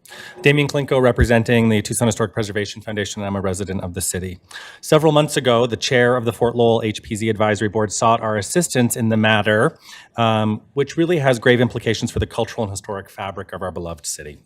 Having served on the Historical Commission Plans Review Subcommittee and contributed to the last revision of the HPZ code, I offered to personally review the case. First were major issues with public access to the development documents. Map Tucson didn't show any active applications. In fact, until 2 weeks ago, it linked to an undivided property parcel and didn't show that there was any developments planned for the site. Then I tried the city preservation or clerk site, which had broken hyperlinks and was impossible to access the case. Because the map had the wrong property parcel number, you couldn't access it on Pro or the new system. I spent over an hour trying to find it. It just wasn't there. Because of all of this, public, neighborhood, neighbors, in fact, any stakeholder interested in the impact of this project were excluded from looking at the plans, let alone providing comment. How can you know that a project is happening if you can't even access anywhere on a city system that says it is? I got a copy of the plans from the board chair and reviewed it. I immediately flagged numerous blatant and glaring violations of the code. What I discovered was a project that not only fails to harmonize with the existing structures, but poses a serious threat to the essence of Fort Lowell's historical significance. The HPZ code, crafted with great care, aims to ensure that new construction aligns with historic heritage and the surroundings. This proposed project falls far short of the intention. The looming structure with its gargantuan and out-of-place design not only disrespects the historic significance of Fort Lowell, but also threatens the visual integrity of the iconic San Pedro Chapel, a historic landmark across the street. False representations representing the development zone comparisons, properties, heights, setbacks, and other details were accepted by the city and relied on by the board, undermining the purpose of the review process. It's disheartening to witness a project of such magnitude being pushed forward based on manipulated facts and a disregard for the code's fundamental principles. The former speaker noted that the committee had a bite at the apple. Well, the truth is, this process exists, so when a mistake is possibly made or something is approved, there is an opportunity to reflect and stop something from being constructed that's just simply inappropriate. Board Chair Elaine Hill and I met with City of Staff, Ward 2, Chief of Staff from Ward 2, and Corin Manning, prior to the director's letter to request a thorough review for code compliance specifically. But our comments were simply dismissed in the end. Instead, PDSD produced a report that not only justified the lack of code compliance, but also introduced new development zones with arbitrary parameters, allowing for the justification of the project's enormous heights. That's frankly disgraceful. This, at the core, shows how staff continually exceed their historical authority.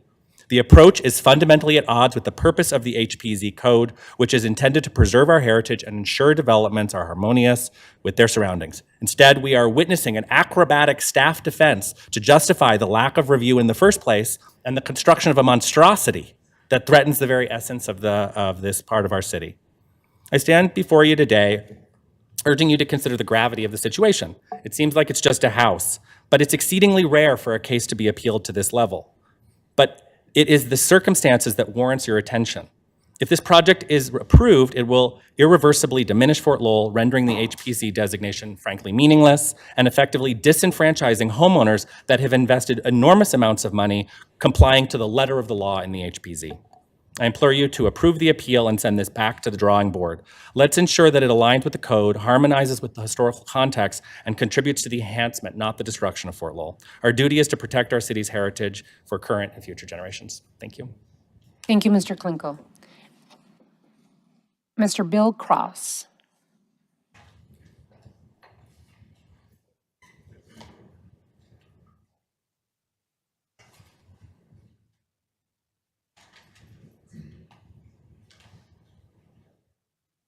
Your Honors, council members, staff, I'm glad to be here. I do not envy your decision in arguing this thing. I don't understand any of it. I am a Tucson resident. I proudly say I live in the epicenter of Tucson because I live at 1 East Broadway, which is across the street from 1 West Broadway. So I'm a longtime Tucsonan. Well, not a long time. I moved a small business here 23 years ago. I could have moved any place in the country. I've been coming out here since the 70s. I love Tucson, which is why I relocated here. It's tough running a business and dealing with bureaucracy, and I understand that. But I also understand history. I'm an early member of the Presidio. I supported Mission Gardens before the walls went up. I've been out to Fort Lowell and all the new stuff that's going on out there. And I'm very conscious because I walked through the Tucson Convention Center and the gardens down there, and the feeling in the neighborhood that they've lost part of the soul of the city. And I hate to see this divisiveness. I'm sorry for all the people that are involved with it. But we have one history, and if you lose it, it's gone. So I don't understand all the code and that kind of stuff, but I do understand that you can lose history. Thank you.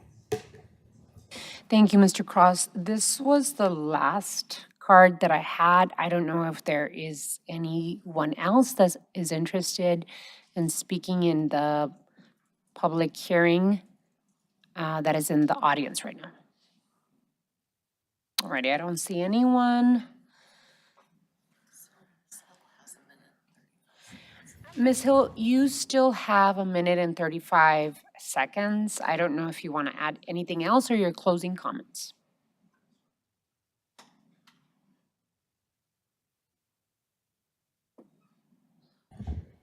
I think we reflected pretty well what the consensus is of our board. Our board did vote unanimously after consideration to appeal this decision. We were really struck by the COVID epidemic and having to review plans on iPads or on computers. We're volunteers. For the most part, we're not professionals. We have one professional who helps us. We have another a retired landscape architect who helps us. But we basically do our best, and we also try to work with each applicant. That's why we extended. That's why it was extended. You try to maintain a good relationship, and you try to make recommendations on design as best you can. When you find at the end that you have really accepted a project and the investigation we did after we accepted this was we went back and looked at some of the buildings that Mr. Norgard has built. And none of them, he claimed that he had built plenty of buildings in the barrio. That none of them look like the barrio. They are, and the things, the elements of the design that we really need to get to at this point, if we're going to continue with him, is to make him understand the differences between what he builds now and what he's planning to build in Fort Lowell if he continues. And I guess that's all I want to say. I really appreciate your time. This has been an arduous exercise for all of us and for you too. Thank you. Thank you, Ms. Hill. The applicant, Mr. Norgard, has 7 minutes, 28 seconds if you want to use your remaining time.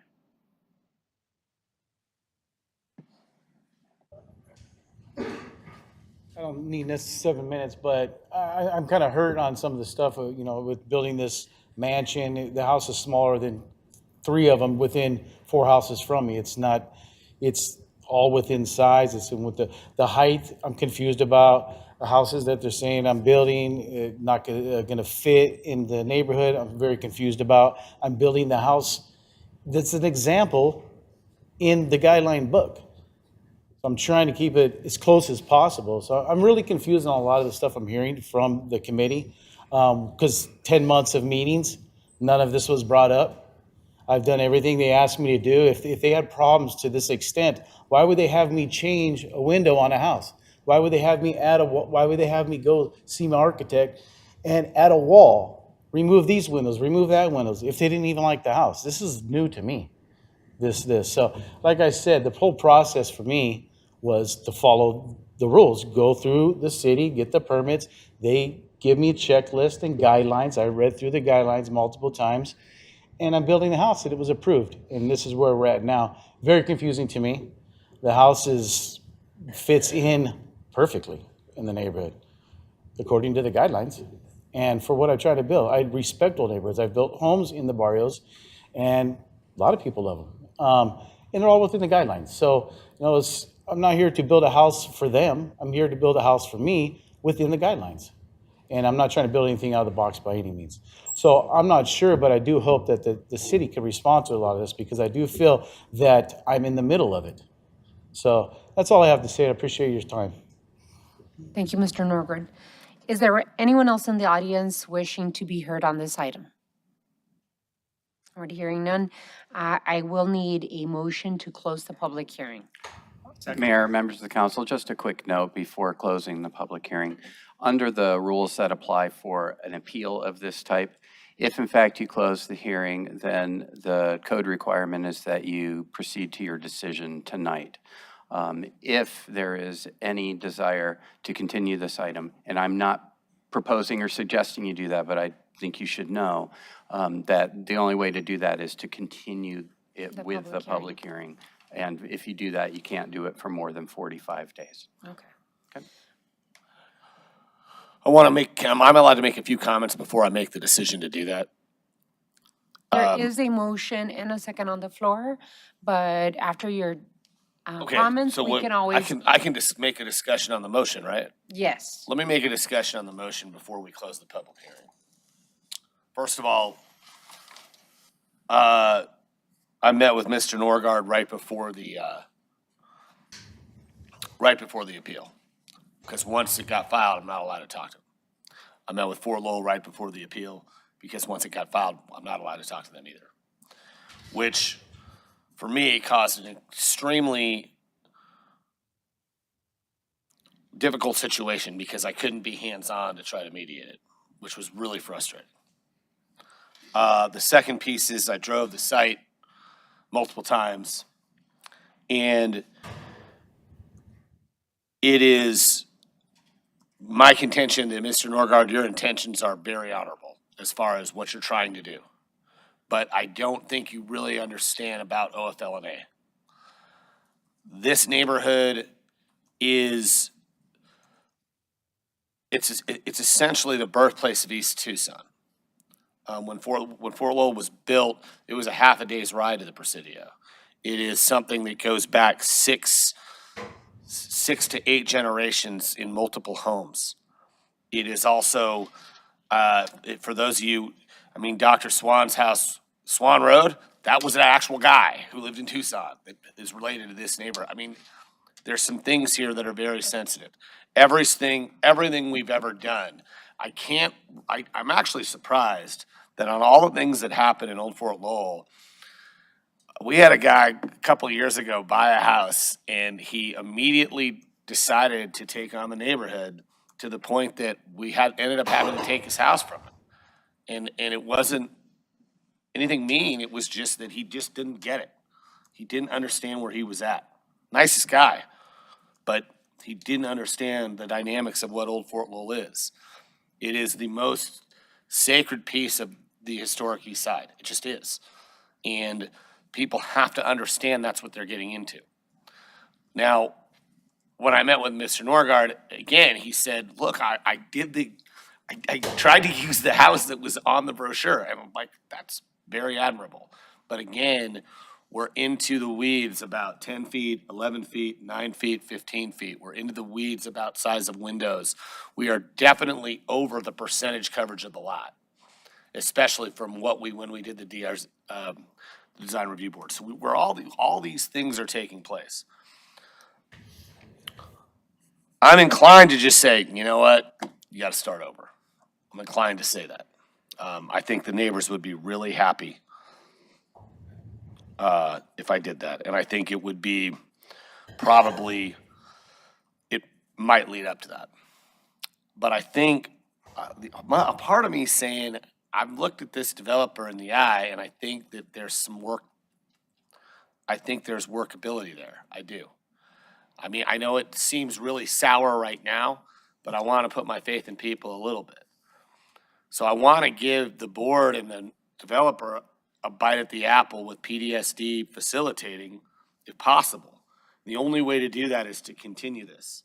But look, what I don't want to do is be told, oh yeah, you were afraid to make a decision, because I'll make it right now. But I'd rather, instead of starting over and we get nothing and we still have an empty lot and we still have situations where we have the dilapidating school site and we still have all these other issues, I'd like to see what the good parts of this project, because there were enough good parts to approve it in the first place. If there's some parts of this project that are salvageable so we can move it forward. So I want to push this off. That's what I want to do. We have 45 days to come back, which puts us, first week of January? Ish. We'd have to do it by December 29th, which kind of presents another problem because, I don't know if parties are allowed to waive time in that. I mean, this isn't a court hearing, so I don't know. But I'd like to give the two sides that one last bite at the apple to see. The other thing I really want to hear, and what sucks is that I have to close the public hearing, and then the manager, the director has to explain their decision process anyway. And that's the third part of this hearing. So I think we should give them a chance. I want to hear from my colleagues within this discussion before we go any farther, though. Alrighty, Vice Mayor, and I see your mic on, Councilmember Dahl, so I don't know if you want to go next. Vice Mayor? So I appreciate what you're saying, Paul. And I also am sensitive to a lot of what we're hearing. I mean, I feel as though we need to hear from city staff on some of this too, and I'll tell you why.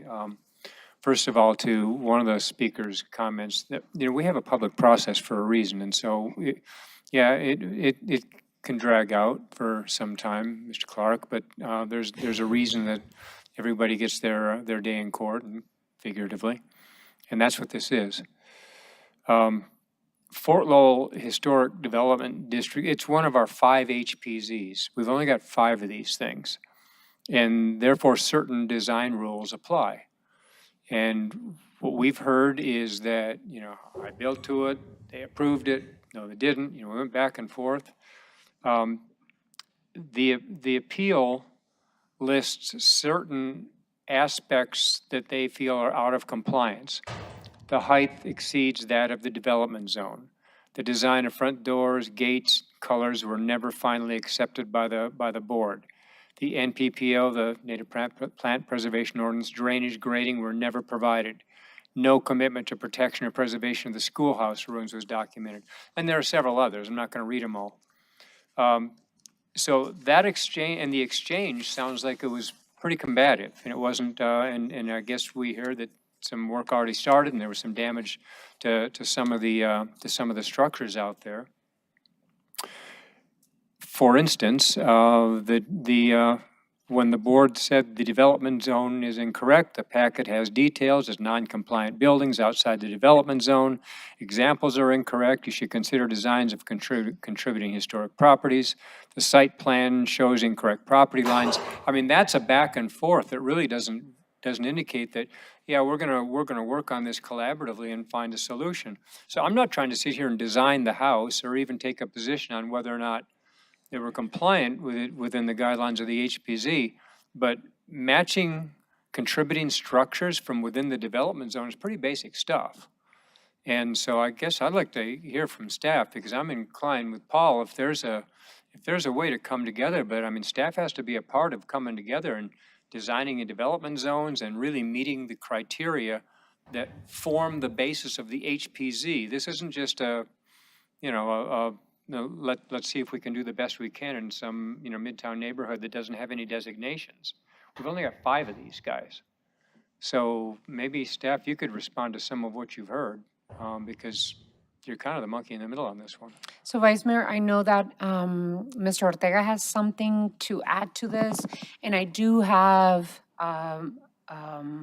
staff presentation, but it would be after the public hearing is closed. So I don't know, Mr. Rankin, if they can add their comment at this point? Sure, you can have the staff presentation before the closing of the public hearing. Okay, perfect. So Mr. Ortega, and then I would love to invite Director Swallow, just in case she wanted to do her presentation and add to the conversation before we close the public hearing. Mayor, I just wanted to point out, as Councilmember Cunningham outlined, 45 days, and then the city clerk suggested that's December 29th.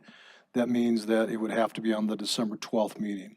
So if you decided to continue in the 45 days, the next, the latest council meeting where it could be addressed would be the December 12th meeting. Thank you, Mayor. And I'll just add one more complexity. That 45-day limitation is in the code. There is an allowance that the public hearing can be continued for a longer period of time, but that's subject to the consent of the property owner of the subject site. So we would, if there was going to be a continuance of longer than 45 days, we'd have to have the vocalized consent of the property owner. Director Swallow, if you wanted to comment? Honorable Mayor, members of the council, thank you for allowing us to respond. I have 2 pages of notes, and I was sitting over there and I was thinking, I'm going to make this fast and I'm going to make this quick. And then I heard from a couple of the council members that maybe they wanted a little bit more depth. So I'm going to go through this and hopefully I'll touch on some of those questions. So the project site is slightly over 25,000 square feet. It does include, it's vacant currently, but for the ruins of a historic schoolhouse. The applicant has proposed to build a 4,000 square foot, 1-story single-family home with a 630 square foot attached garage to be located behind the ruins. The site is within the Fort Lowell Historic Preservation Zone, and it's an HRX2. Therefore, full HPZ design review is required per UDC 5.8.8. The project went through this review process over the past year and was ultimately approved by myself. My notes say there were a few issues along the way. There were many, and we will acknowledge that there were issues, and there were pieces of the application that were missing from the initial package that we forwarded to the advisory board. We did have challenges posting the information when we updated the new website. We did have technological problems during their meetings. We own that, and we're actively working on a number of process improvements for our special district applications to address these and other challenges. I'll even note here that one of our challenges I feel we have in these areas is the development zone. That is something that the applicant identifies. We did not catch that it was an incorrect development zone. That is on us, and we own that. And that's an area where we have an opportunity to improve moving forward. Ultimately, however, the application met all requirements and the project was recommended for approval, as we've heard, by the Fort Lowell Historic Zone Advisory Board, as well as the Tucson Pima County Historical Commission Plans Review Subcommittee.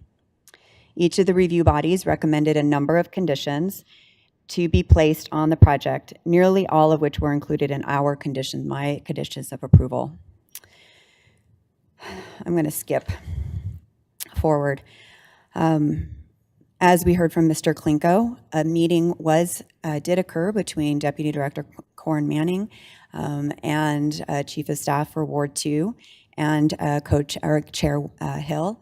We heard the concerns, and we actually used those in developing our recommendation and further refined our conditions to include in 2 of those examples. We added a maximum height of the tallest point of the parapet and limited that height. That was not one of the initial conditions in any of the previous approvals. And we also refined to ensure that the plans would provide information on the long-term preservation and protection of the ruins. We heard the concerns of the community and wanted to make sure that that would be in place. Those items that were identified as being outside the purview of the historic design review and were not included in our conditions approval were namely the requirement for a native plant preservation plan. Our landscape architect identified that there were no protected species on site, so NPPO is not required for this project. And the other was a pedestrian circulation plan. It is a single family residence, so there isn't typically a pedestrian circulation plan. We did not specifically include a grading plan requirement, but did require a drainage plan specifically to ensure that the ruins would be protected in the future. So overall, we do acknowledge that there were challenges with the process, areas where we can improve, and we are working on doing those improvements. But the project was recommended for approval by the Historic Preservation, Historic Zone Advisory Board and the PRS. We further refined those comments and advanced that.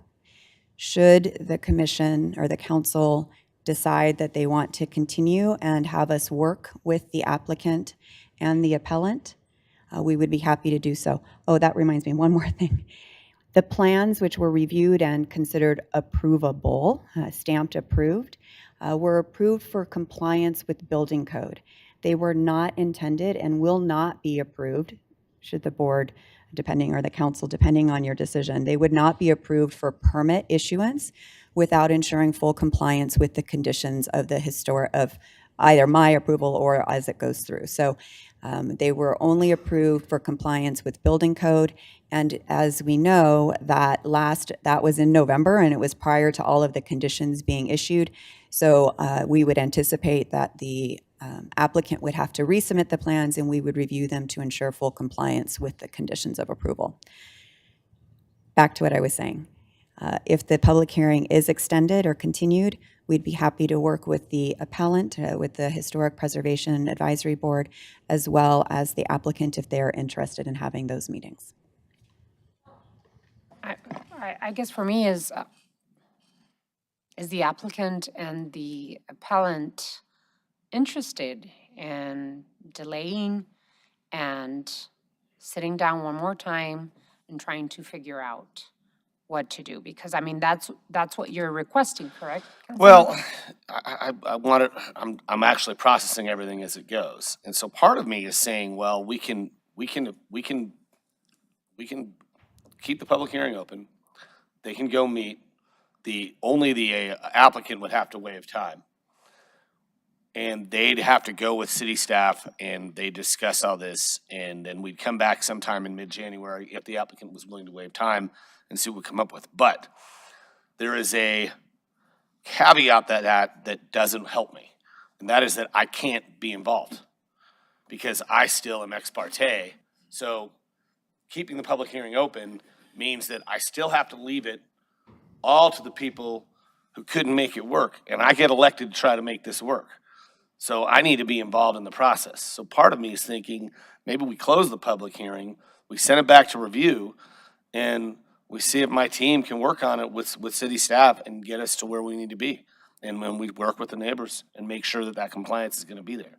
I mean, I hate to do it that way, because I know that the applicant's trying, but this is, again, Old Fort Lowell is its own thing, and we need to acknowledge that. So that's kind of where I'm at. I want to hear from Mr. Kozaczek, because he's been following this pretty close, and then I'll I guess call for the me, question. I want to ask the appellant if they are interested in what they've set out to do with appealing, or if there's any appetite from the appellant to continue this either until the 12th of December or I don't think the 12th of December is enough time. We January. got the holidays in between. There's no way. There's no No. way. So that's why I'm saying, I mean, do you have any appetite to go back and meet, or do you guys want me to try to facilitate something next year? Can you come to the microphone, Ms. Hill? We have a history of collaborating with applicants, with builders, and it's worked fine. And I think a lot of the problems that we had in this case are because there isn't that kind of engagement, that friendly engagement. We don't need to design a building, but we just need it to, and Mr. Norgard said, it looks like the design guidelines. It does, except that it's a lot bigger and a lot higher. So yes, we're willing to go back and engage with him. I think I'm speaking for my board here. I mean, there are three of them here anyway. And if they'll nod their heads that they're willing to go back and talk again, I think we're willing to do that. But it has to be an open platform. It can't be something where where staff is engaging and then sort of throwing stuff over to us and we're processing that in a very short period of time. And then the applicant also has to be willing to accept changes. You know, you have to be able to say, I'm willing to change that building plan. Yeah, the heights are too low. I'll bring them down to 13 feet at the most, whatever makes sense for the architecture. There's no architect on this project. There's a draftsman on this project. That was one of the biggest problems. So, But yes, we're willing to re-engage. all right, thank you, Elaine. I think we're gonna talk to Kaylin. Do you wanna, your options are, A, door number one is we leave the public hearing open. I'd recommend, I mean, it's totally up to you, that you'd waive time. He's the one who has to waive time. You'd have to waive time. We'd come back the first meeting in January. You'd have about 6 weeks. The holiday is to talk to your folks and see if we can come to a meeting of the minds and then make a decision at that time. And it's a risk. You're rolling the dice because we could be right back here in the same situation. The other option is that I grant the appeal tonight and we just start over through the whole process. Mm-hmm. So those are the two options that I'm with right now. So I'm asking you if you're willing, I mean, do you have a preference? Well, they seem to be the same. Either we continue to try to come up with an agreement or we start over, which would be the same scenario. For me, the shortest distance to get to where we all need to be is the best way to go. I'm confused why there's guidelines put into place if they're not being used. The guidelines, everything I did is 100% within the guidelines that were given to me by the city. But I understand there's more involved with the way they look at it. Yeah, I mean, again, it's truncated by the idea that some people are, in other words, everybody's going to interpret those guidelines differently. So that's the situation. Well, I mean, a guideline's a guideline. You can go this high. Can I go this high or not? It's there. Right. So this is what I based everything on, are the guidelines. This is the only way I know how to get it done. And these are the nuances that are in contention that I need city staff and you guys to meet with and try to Meanwhile, find it costs me money every day. To I own this understand property. that.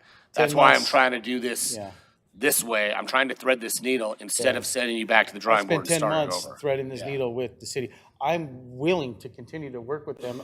I'm the type of person that works with people. So I'm willing to work. I just hope understand that time is money for me. I pay an interest on a property that's sitting there. I would just hope if this process continues that it maybe can be expedited, because the original process was months of submitting something for the city that they give me a checklist, I submit it, that takes months, then it has to wait for the meeting, then we go to the meeting, then there's another meeting months later. I don't want to go through that process again. I think we should be close enough to where we can resolve this with them. I'm willing to do anything, but I'm just confused on how to get there, because I'm within the guidelines. I take the advice of PDSD. No, I understand. So I'm confused on how to get to where I'm trying to get. And it's costing me money and nobody else. Madam Clerk, what's the second meeting in January? That will be January 23rd. If I may, Mr. Rankin, what would be the next steps if the mayor and council would accept the appeal? Like, what would be the timeline for that? And then would that give Mr. Norgood much more clarity in what they have to do? I don't understand what would be next if we accept the appeal. Right. Honorable Mayor, members of the council, if the appeal is granted, that overturns the director's approval of the application. And so that would put the owner in the position, if they still want to move forward with the development, starting over and resubmitting, which would go back to square one. What does that mean? May ask for some help in terms of the review period for plans. Well, it's going to depend if it's a different plan that's submitted as well. So, but I'll let Corin give an estimate about what a new process would take.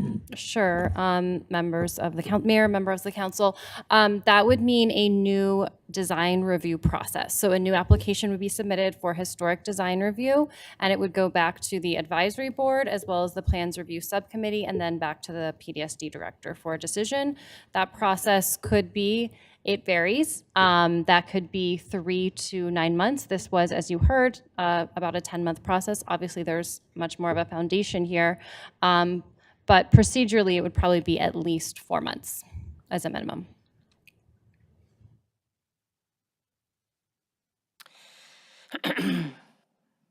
I'm very upset right now. I'm upset because I believe that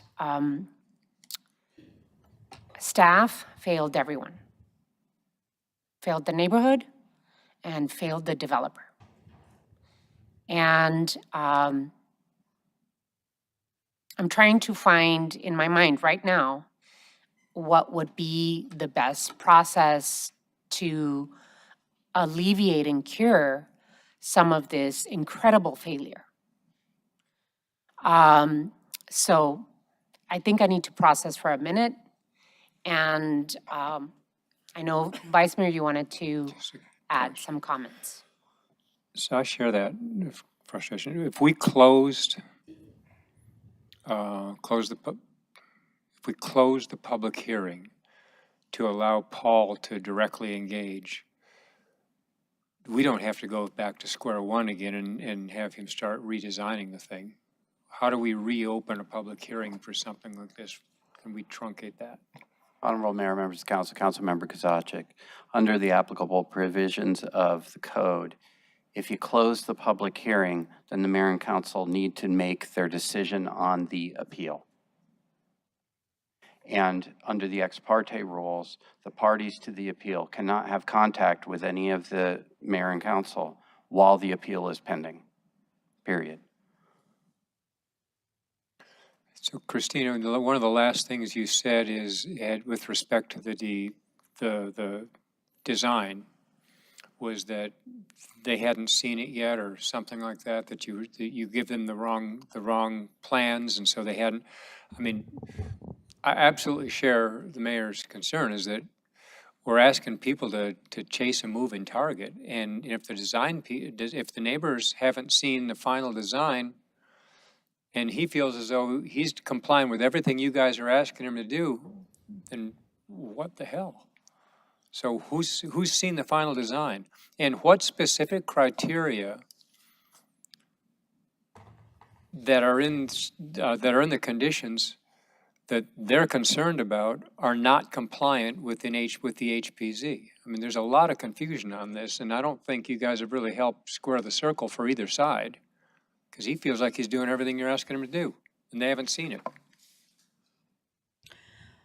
Honorable Mayor, members of the council, the specific items, there are 10 conditions in the director's decision. Those actually, one of the members who commented, and I had names down, but I didn't have good notes as to who was walking through and saying comparing the November documents to the May documents and noting that some had been addressed by the May documents and some hadn't been. What's at issue here is that the final set of plans, subject to the approval on August 31st, we at PDSD have not received a final set of plans subsequent to this decision that reflect all of these conditions. So we've not received, for example, the plans that provide information on the long-term preservation and protection of the roads. So don't go through all 10. No, I wasn't going to. But let me ask you this. If you haven't seen the plans, then how can you make a recommendation on whether or not he's compliant? So we haven't made a recommendation on whether or not he's compliant. We've said that we've upheld the conditions of the Historic Zone Advisory Board, the PRS, and we've said in order to receive approval for your project, you must comply with these 10 conditions. And the applicant has not had the opportunity to submit the plans to show that they're compliant since then. So if he complied with those 10 conditions, are you all good?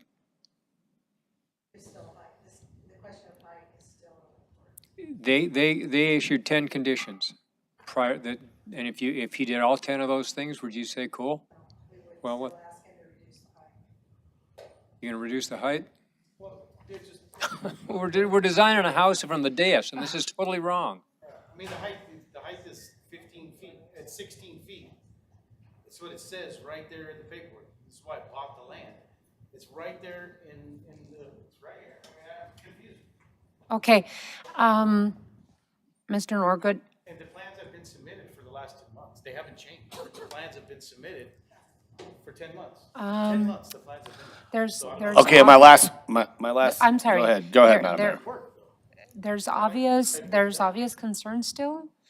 But what we're trying to find is a way where we can get you all to a space without wasting another 10 months on this project for you.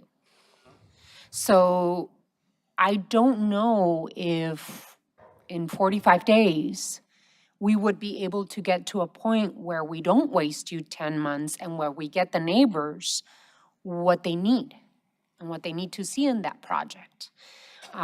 So I do see Councilwoman Lee's hand up, and then I'll go to you, Councilmember. Thank you, Mayor. Just a thought to share with the team. I don't know if there's any opportunity that we as the city could hire a facilitator to help negotiate this while we keep the public hearing open. I don't know if that's a potential opportunity that we have just to help us, as we're all alluding to, get to consensus and get to a good place. So I just wanted to throw that out there. Mr. Ortega? Mayor, just a thought here for your consideration. And I know that I'm considered staff, but it could simply be a matter of let me have an opportunity to maybe work through this over the next few weeks. I'm not going to guarantee you that we can come up with something, but I will work with both parties because none of you can because of the way that this works. And I can come back to you and report on December 12th with a recommendation at that point. And so if you leave the hearing open, I can do that. I will take that on.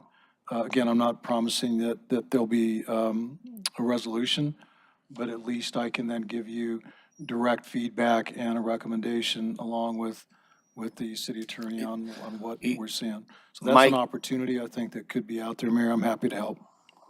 Your Honor. Councilmember? Mike, in part of that work, if you're going to go that route, and if we do decide to go that route, I'd really highly recommend we try to have an architect who's familiar with Fort Lowell and the OFLNA involved, either one of the Bobs or Corky or somebody. I don't care who it is. I don't want to make a recommendation for someone to get paid, but I think that's part of the biggest hiccup we have here is that we don't have an architect on this project. And I'd highly recommend, no matter however the legal way to do it is, to have an architect at least involved in the facilitation. But I would feel comfortable that, and then in December 12th, which is in 3 weeks, we can either start over or we can say we have an understanding. Does that work for everybody? Sounds good. I want to go back to the appellant. Ms. Hill, we could do another round and try working again with other parties, like the city manager, to try and get to a solution. And are you willing to do that? And to the applicant, Mr. Norgård, would you be willing to give it another try? I mean, it could possibly save you time. Doesn't necessarily mean it could save you money, but there could be another party, a third party, that will help kind of clarify and clean this up and could potentially save you time. I'm open to that 100%. You are open to it? Yeah, we're talking within a soon time frame that we could, in a sense, he could help mediate, help us come up with an agreement, figure out where we went wrong, and get this resolved in a short matter of time. I'm open to that. So it seems like the parties are open to continued conversations and negotiation. So, Vice Mayor? Yeah, so then I will withdraw my motion to close the public hearing, to give the parties 45 days to try and come to a decision, agreement. I actually want to make a motion to. So there was a motion to close the public hearing, so you. And he withdrew it. We need to withdraw, and the seconder. So I'd make a motion to direct the. Councilmember Dahl, you were a second on that motion to close? Withdraw, agreed to withdraw. So we've all withdrawn the motion to close the public hearing. And then just for clarity, Mr. Rankin, how do we proceed from here? Because it sounds like the appellant and the applicant are willing to work together. Right, so at this point, the public hearing can be continued to a date within the next 45 days. And you can give the direction that I think is about to happen. I move that we. To move the manager's recommendation. One more. We might have to extend the 45 days because there might be concerns in terms of quorum issues late in December. So I just want to bring consciousness of that. That's it might in my be motion. Have to be more than 45 days, that you would have to agree to the applicant. December 12th. December 12th. If that's where you want to go, then go ahead. Mayor. Your Honor, I move. Before you make that motion, I just want to point out that the materials for the December 12th meeting are due on November 30th. So that. I got that too. That's just right I'll put around. that in the So motion. If that, but that means that we have basically 2 weeks. So if you want additional time for this dialogue to happen and the parties are agreeable, you really need to think about the first meeting in January. That's my suggestion at this point. So there's a couple things. One is I'm willing to accept late materials for this item for December 12th. All right, so part of the motion is I move we continue the public hearing till December 12th. I further direct the city manager to facilitate a meeting with the applicant and the appellant. Further, the council agrees to accept late materials for this item and this item only for the December 12th meeting. Finally, it is recommended that a third-party architect be consulted. That's it. That's my motion. So there's a motion. Is there a second for this motion? Yes. Did you hear the second? Yes. So there's a motion and a second. Any further discussion? All right, hearing none. Do we have to go to roll call?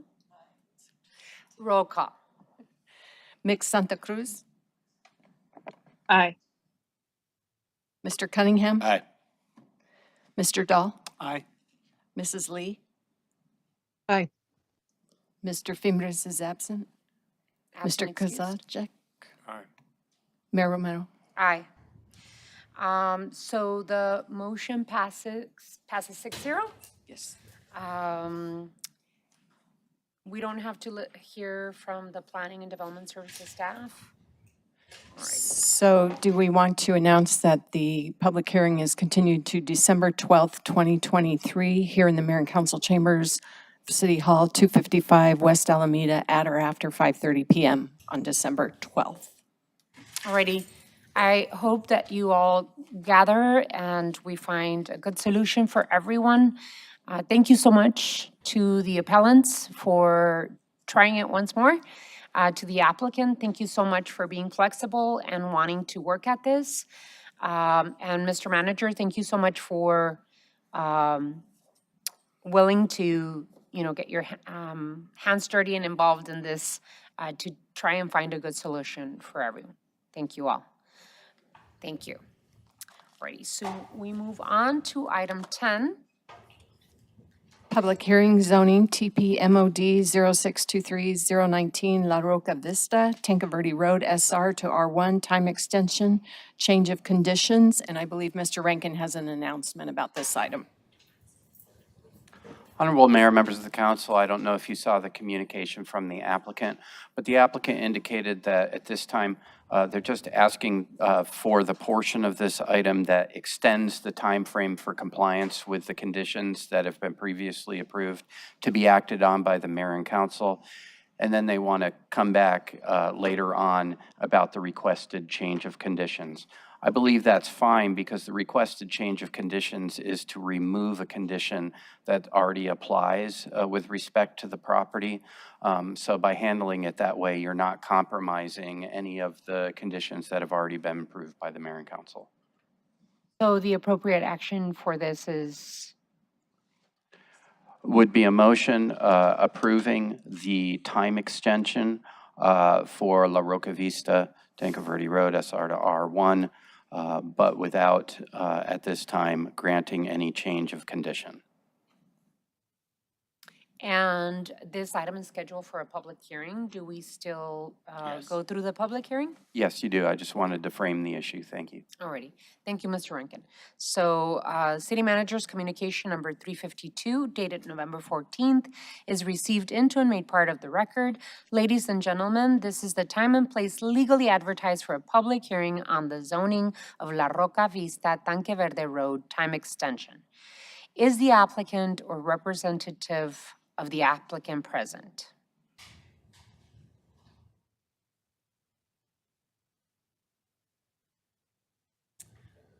Good evening, Madam Mayor, Vice Mayor, members of the council. My name is Brian Underwood, and I'm with the Planning Center 2 East Congress here in downtown Tucson. Mr. Underwood, are you agreeable to the proposed requirements? Yes, Madam Mayor, I am. Thank you. Thank you. This public hearing is scheduled to last for no more than 1 hour. Speakers are limited to 5-minute presentations. Please come forward when I call your name and make your presentation.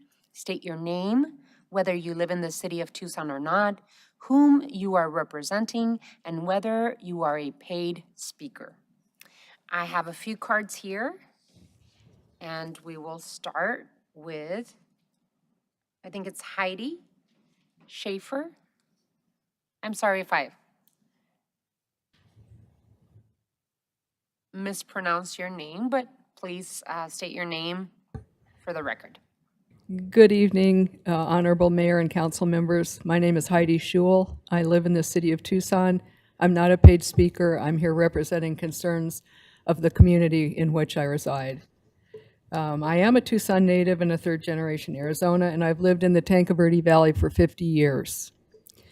I serve as interagency liaison for the lakes at Castle Rock, which borders the La Roca proposed community on the east, south, and west sides. I believe that this rezoning is not in the best interest of our community or for Valley residents in general. Major concerns include flooding and runoff, which will be discussed in detail by another speaker. Relative to adding more residents to the valley, developments are being built, congestion is increasing, and a concern in this area is something that we refer to as emergency exit capacity, and some of you have heard this already. The Tanque Verde Valley is landlocked by the Santa Catalina and Rincon Mountains with only two directions for ingress and egress, south and west, using two primary roads, Houghton and Tanque Verde. Wildfire and flooding are two potential causes for evacuations. In 1983, the property I lived on was partially submerged by floodwaters. In 1993, I worked on an interagency effort to evacuate people from the eastern Tanque Verde Valley due to severe flooding, so this is already happening. And then in 2020, the Bighorn Fire showed us again that fires don't stay in the mountains. It moved down into the foothills, and a number of communities were evacuated for the fire and then for subsequent flooding. So a concern that we have is there's only two ways out of that valley, and the more people that are in there, the harder it's going to be to get out if we really need to. So in the landlocked area here, which is Tanque Verde Valley, adding more residents and vehicles adds to a problem that may already be unmanageable. So we ask you to please consider this. There are a lot of people coming into the area now with developments already approved. There's going to be many more proposed. Please consider this when evaluating rezoning proposals. Thank you. Thank you, Tom. Adang?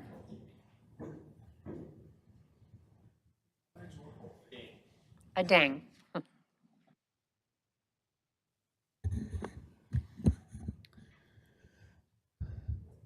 Good evening, Madam Mayor, members of the council. My name is Tom Adding. I do live in Tucson. I'm the president of the Castle Rock Homeowners Association, serving the homeowners of the 431 home lakes at Castle Rock. Thank you for the time to address you regarding our board of directors' concerns about La Roca Vista, a proposed development of 15 houses immediately adjacent to 12 of our houses and several of our common areas. You've already heard from Heidi regarding a couple of her concerns. To me, that's really only the tip of the iceberg with this. We as a board are not in favor of this development, principally because due to the significantly increased flooding risk presented to our community by this proposal, even for a 5-acre parcel, and I'll explain why. The risk is real. Tomorrow night, our board will be voting to approve a special assessment to fund the stabilization of the southern and southwestern end of the common wall between the lakes of Castle Rock and this La Roca Vista area. That wall has been destabilized by substantial stormwater drainage over the past several years, is now at a high risk of collapsing without necessary stabilization. The cost of the stabilization is roughly $50,000 to $80,000. If that wall collapses, add a zero to that, it'll be much higher. The special assessment will be the second one for us in 3 years. Both focus on addressing consequences of heavy flooding from monsoon storms and winter rains caused in large measure by runoff from outside of our community. For the past 2 years, since the severe floods of August 2021, we have been working with the City of Tucson Department of Transportation, civil engineers, and stormwater managers, as well as the Pima County Flood Control District, to determine how we could best address our need for increased stormwater damage and flood control. This work resulted in hiring the Vice President of J.E. Fuller Hydrology and Geomorphology to perform an annual city-required inspection of our stormwater drainage system in October of 2022, and we received his report in December of 2022. The report confirmed what our board had believed: the largest sources of our stormwater runoff come from outside of our community, especially from the north, along and under Tanque Verde Boulevard. The report provided us over 20 recommendations, 6 of which were critical, 2 which require action by the county and city. And we are working with county and city offices on those 2, separately from our own internal ones.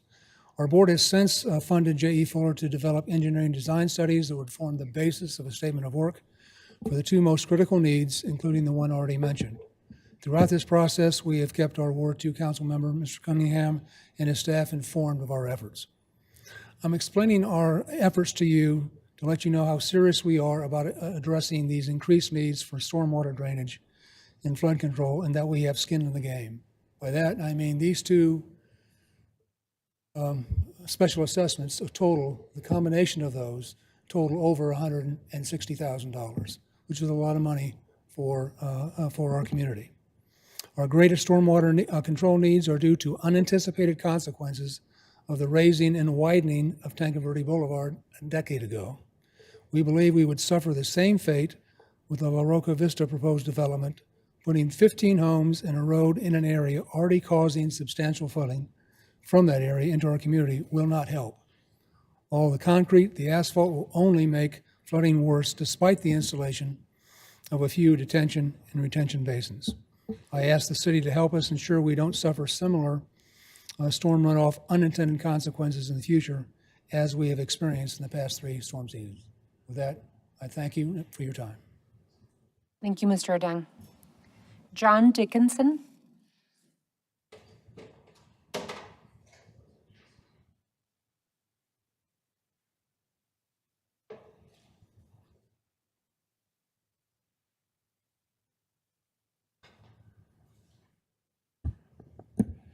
Yes, my name is John Dickinson. I live in the city of Tucson, and I'm speaking for myself. Mayor Romero and members of the council, I'm here today to seek your continued support for this parcel's current zoning condition number 20.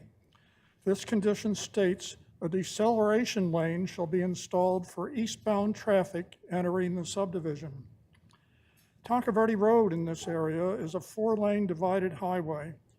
The subject parcel's driveway opens onto Tanque Verde Road on the parcel's northern boundary.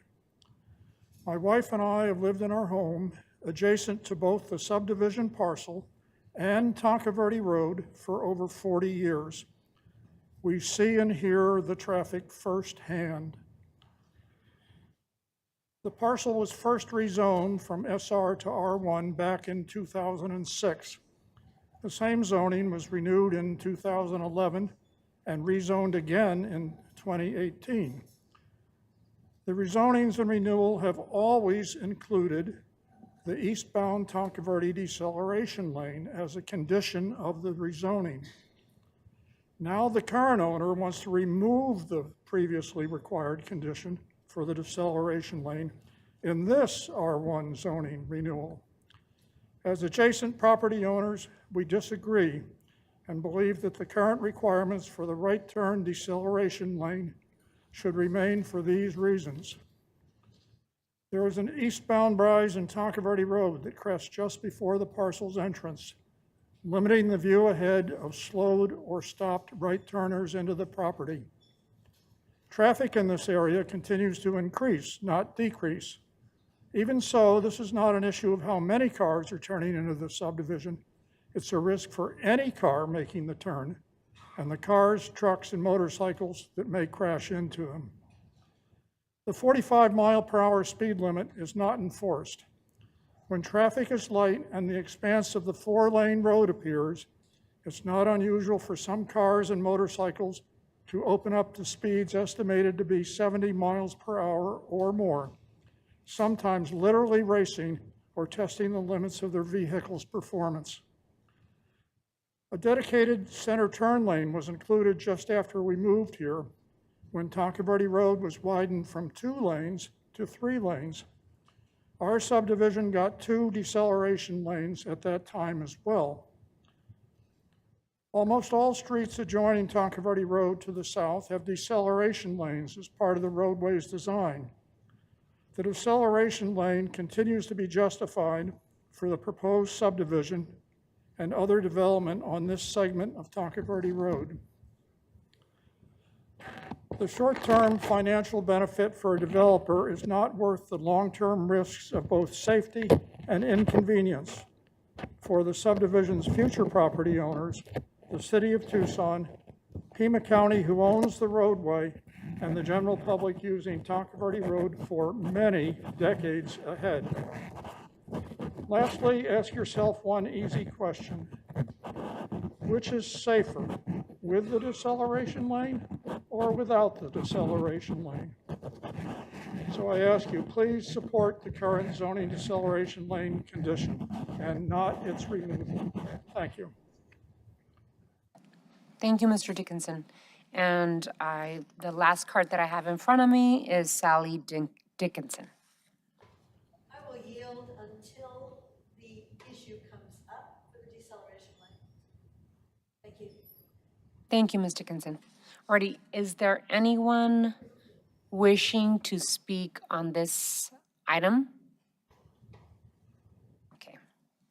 Hearing none. Mr. Cunningham. I move we close the public hearing. There's Second. a motion. There's a motion and a second. Any further discussion on closing the public hearing? Hearing none. All those in favor of closing the public hearing signify by saying aye. Aye. Aye. Aye. Aye. Any against? Motion passes. Couple things. First, thanks to Castle Rock. It's always good to see you, Tom. Mr. and Mrs. Dickinson, longtime constituents. It's nice to see you make the trip east side. Couple things about this property. We've extended this twice since I've been in office. Original zoning goes back 2002. They had an extension in 11, again in 18. So I want to make this clear. This is the last extension.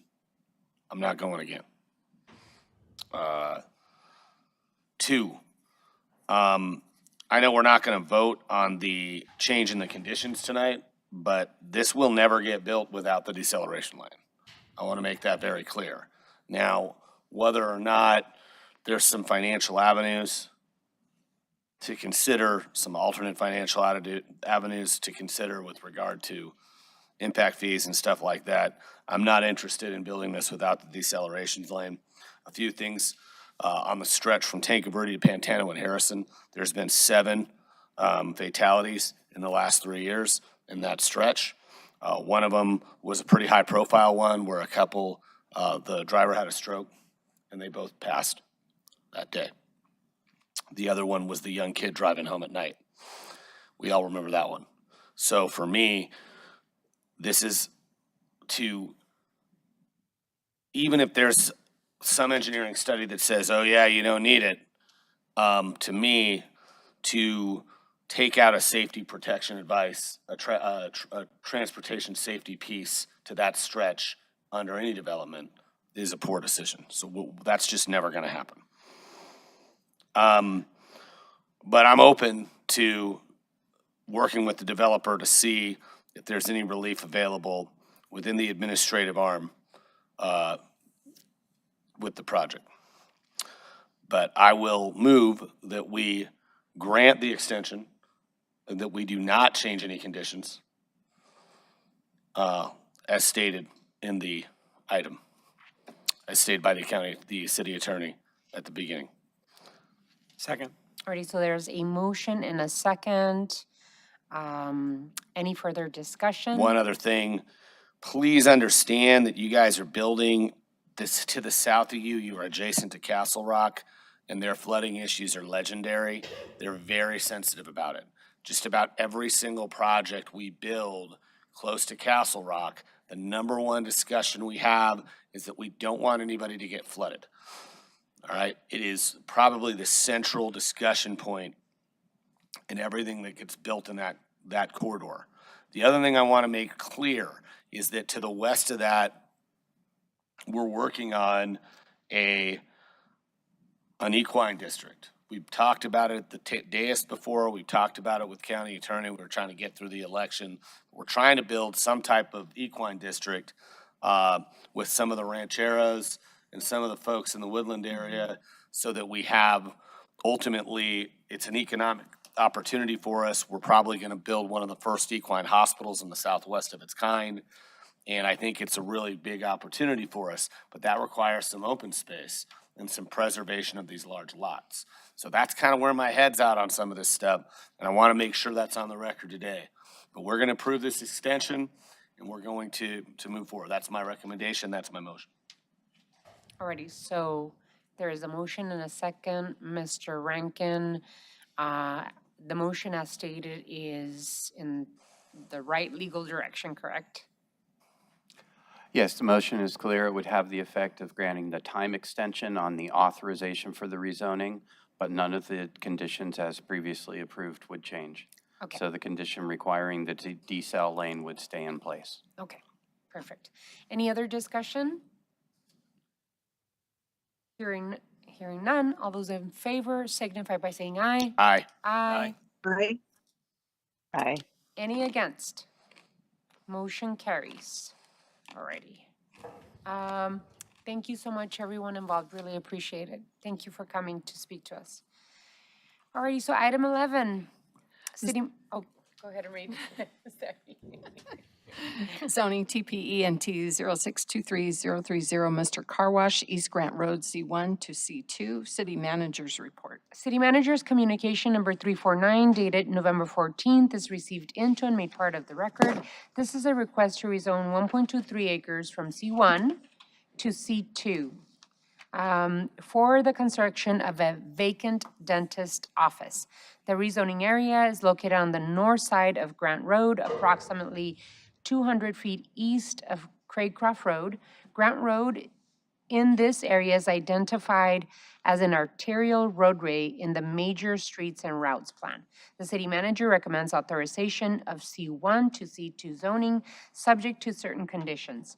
The zoning examiner recommends authorization of C1 to C2 zoning, subject to recommended conditions. Is the applicant or representative of the applicant present? Good evening, Madam Mayor and members of the council. Lexi Well with the Planning Center located at 2 East Congress. Are you agreeable to the proposed requirements? Yes, Madam Mayor, on behalf of Mr. Car Wash, we're really excited to be here developing on this site and do agree with those conditions. Thank you so much. Councilmember Cunningham. Is this I move we close the public hearing? No. No, there's no public There's no hearing. public hearing. I'm sorry, it's been a busy night. Just to recommend We got the one more and one. request for rezoning as recommended. Your Honor, this is Mr. Car Wash. They're a community partner. Their actual headquarters is based here. They've been working really hard with the city of Tucson, bringing primary jobs.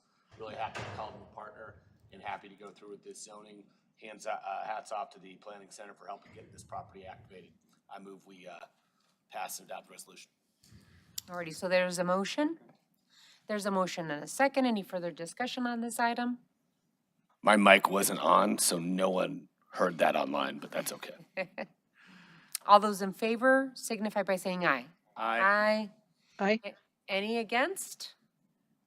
Motion carries. Your Honor, could I just clear up one thing? There is no resolution attached to this, so I I'm believe sorry, I your meant motion you is to approve the request for rezoning as The request recommended by the recorded zoning is recommended examiner. by staff. I don't have the note in front of me, so. Alrighty. I understood what he meant. Alrighty, thank you all so much. Really appreciate it. Thank you for your work. Item 12. Zoning TP ENT 0623-026, Center East, RX1 to C1, City Manager's Report. City Manager's communication number 350 dated November 14th is received into and made part of the record. This is a request to rezone 1.06 acres of a 12.82 acre parcel from RX1 residential to C1 commercial for office space. The city manager recommends authorization of RX1 residential to C1 commercial zoning subject to certain conditions. The zoning examiner recommends authorization of RX1 residential to C1 commercial zoning subject to the recommended conditions. Is the applicant or representative of the applicant present? Madam Mayor, members of the council, Rory Juneman, Lazarus and Sylvan, 5983 East Grant Road, representing Senator Dick Lubke for this matter. Mr. Junman, is your applicant agreeable to the proposed requirements? Madam Mayor, members of the council, yes, we are agreeable. Perfect. Councilmember Cunningham? It's been a busy night, but I got the mic working. Dick, how are you? I'd really like to take a picture with the mayor at the end with you. First of all, this is the end. This is the last chapter of this whole saga that's been about 3 years. But the bottom line is, as we've said before, we've moved offices. We've acquired 90,000 square feet of finished space through this process.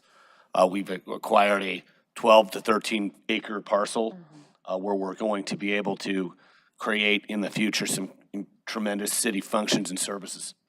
Moreover, Desert Christian High School, which is one of the best private high schools we have on the east side, is going to be able to build a track stadium. It's going to have a green space for neighbors. It's going to, they're also going to take over the former City Hall at 7570, well, the former East Side Service Center at 7570 East Speedway, and the former part of the police station that was there in the 80s and 90s. But what's really cool is even with all those negotiations and the stepping aside, is the fire station isn't moving. So a lot of neighbors who were worried about losing the fire station don't. This is such an amazing piece of when private and public partnerships work. I want to thank Rory and Mr. Lubke and Chuck who worked on this and made all this happen. And with that, I move that we pass and adopt the rezoning as presented. Second. There is a motion and a second. Any further discussion on this item? Hearing none. All those in favor of the motion, please indicate by saying aye. Aye. Aye. Aye. Aye. Any against? Motion carries 6-0. Congratulations. Thank you for working with us. Really appreciate it. Congratulations. Well done, Councilmember Cunningham. Thank you all. Really appreciate it. Item 13. Zoning TP ENT 0523023 Campbell and Allen 03 and R1 to R3. City Manager's Report. City Manager's communication number 351 dated November 14th is received into and made part of the record. This is a request to rezone 3.1 acres from O3 office and R1 residence to R3 urban residence zone for the construction of the Campbell Allen apartments. The city manager recommends authorization of O3 office and R1 residence to R3 zoning subject to certain conditions. The zoning examiner recommends authorization of O3 office and R1 residence to R3 zoning subject to the recommended conditions. Is the applicant or representative of the applicant present? Yes, Honorable Mayor and council members, Chuck Martin, Rick Engineering, 3945 East Fort Lowell Road. We are agreeable to the conditions. I want to say that I'm going to retire at the end of this year, so this may be the last time I'm here before this group. Congratulations. It's been a pleasure working with all of you. Thank you. The last 30 years, so thank you. Thank you, Mr. Martin. Really appreciate it. And that's why you had to sit here for 3 hours to get those words in. Exactly. Didn't you enjoy your last meeting with us? All righty, so your applicant is agreeable to the proposed requirements. Really appreciate it. Councilmember Dahl. Thank you, Mayor.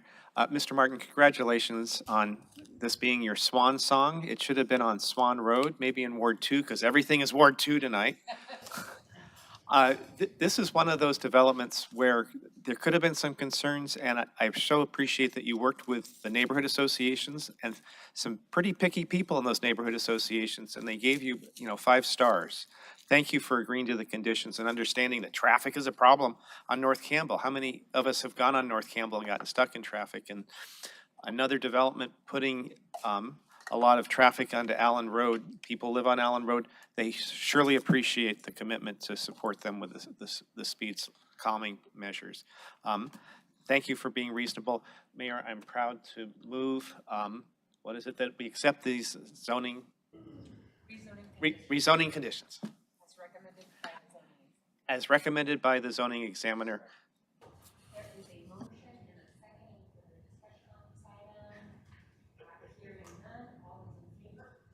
Hearing none, all those in favor of the motion, please signify by saying aye. Aye.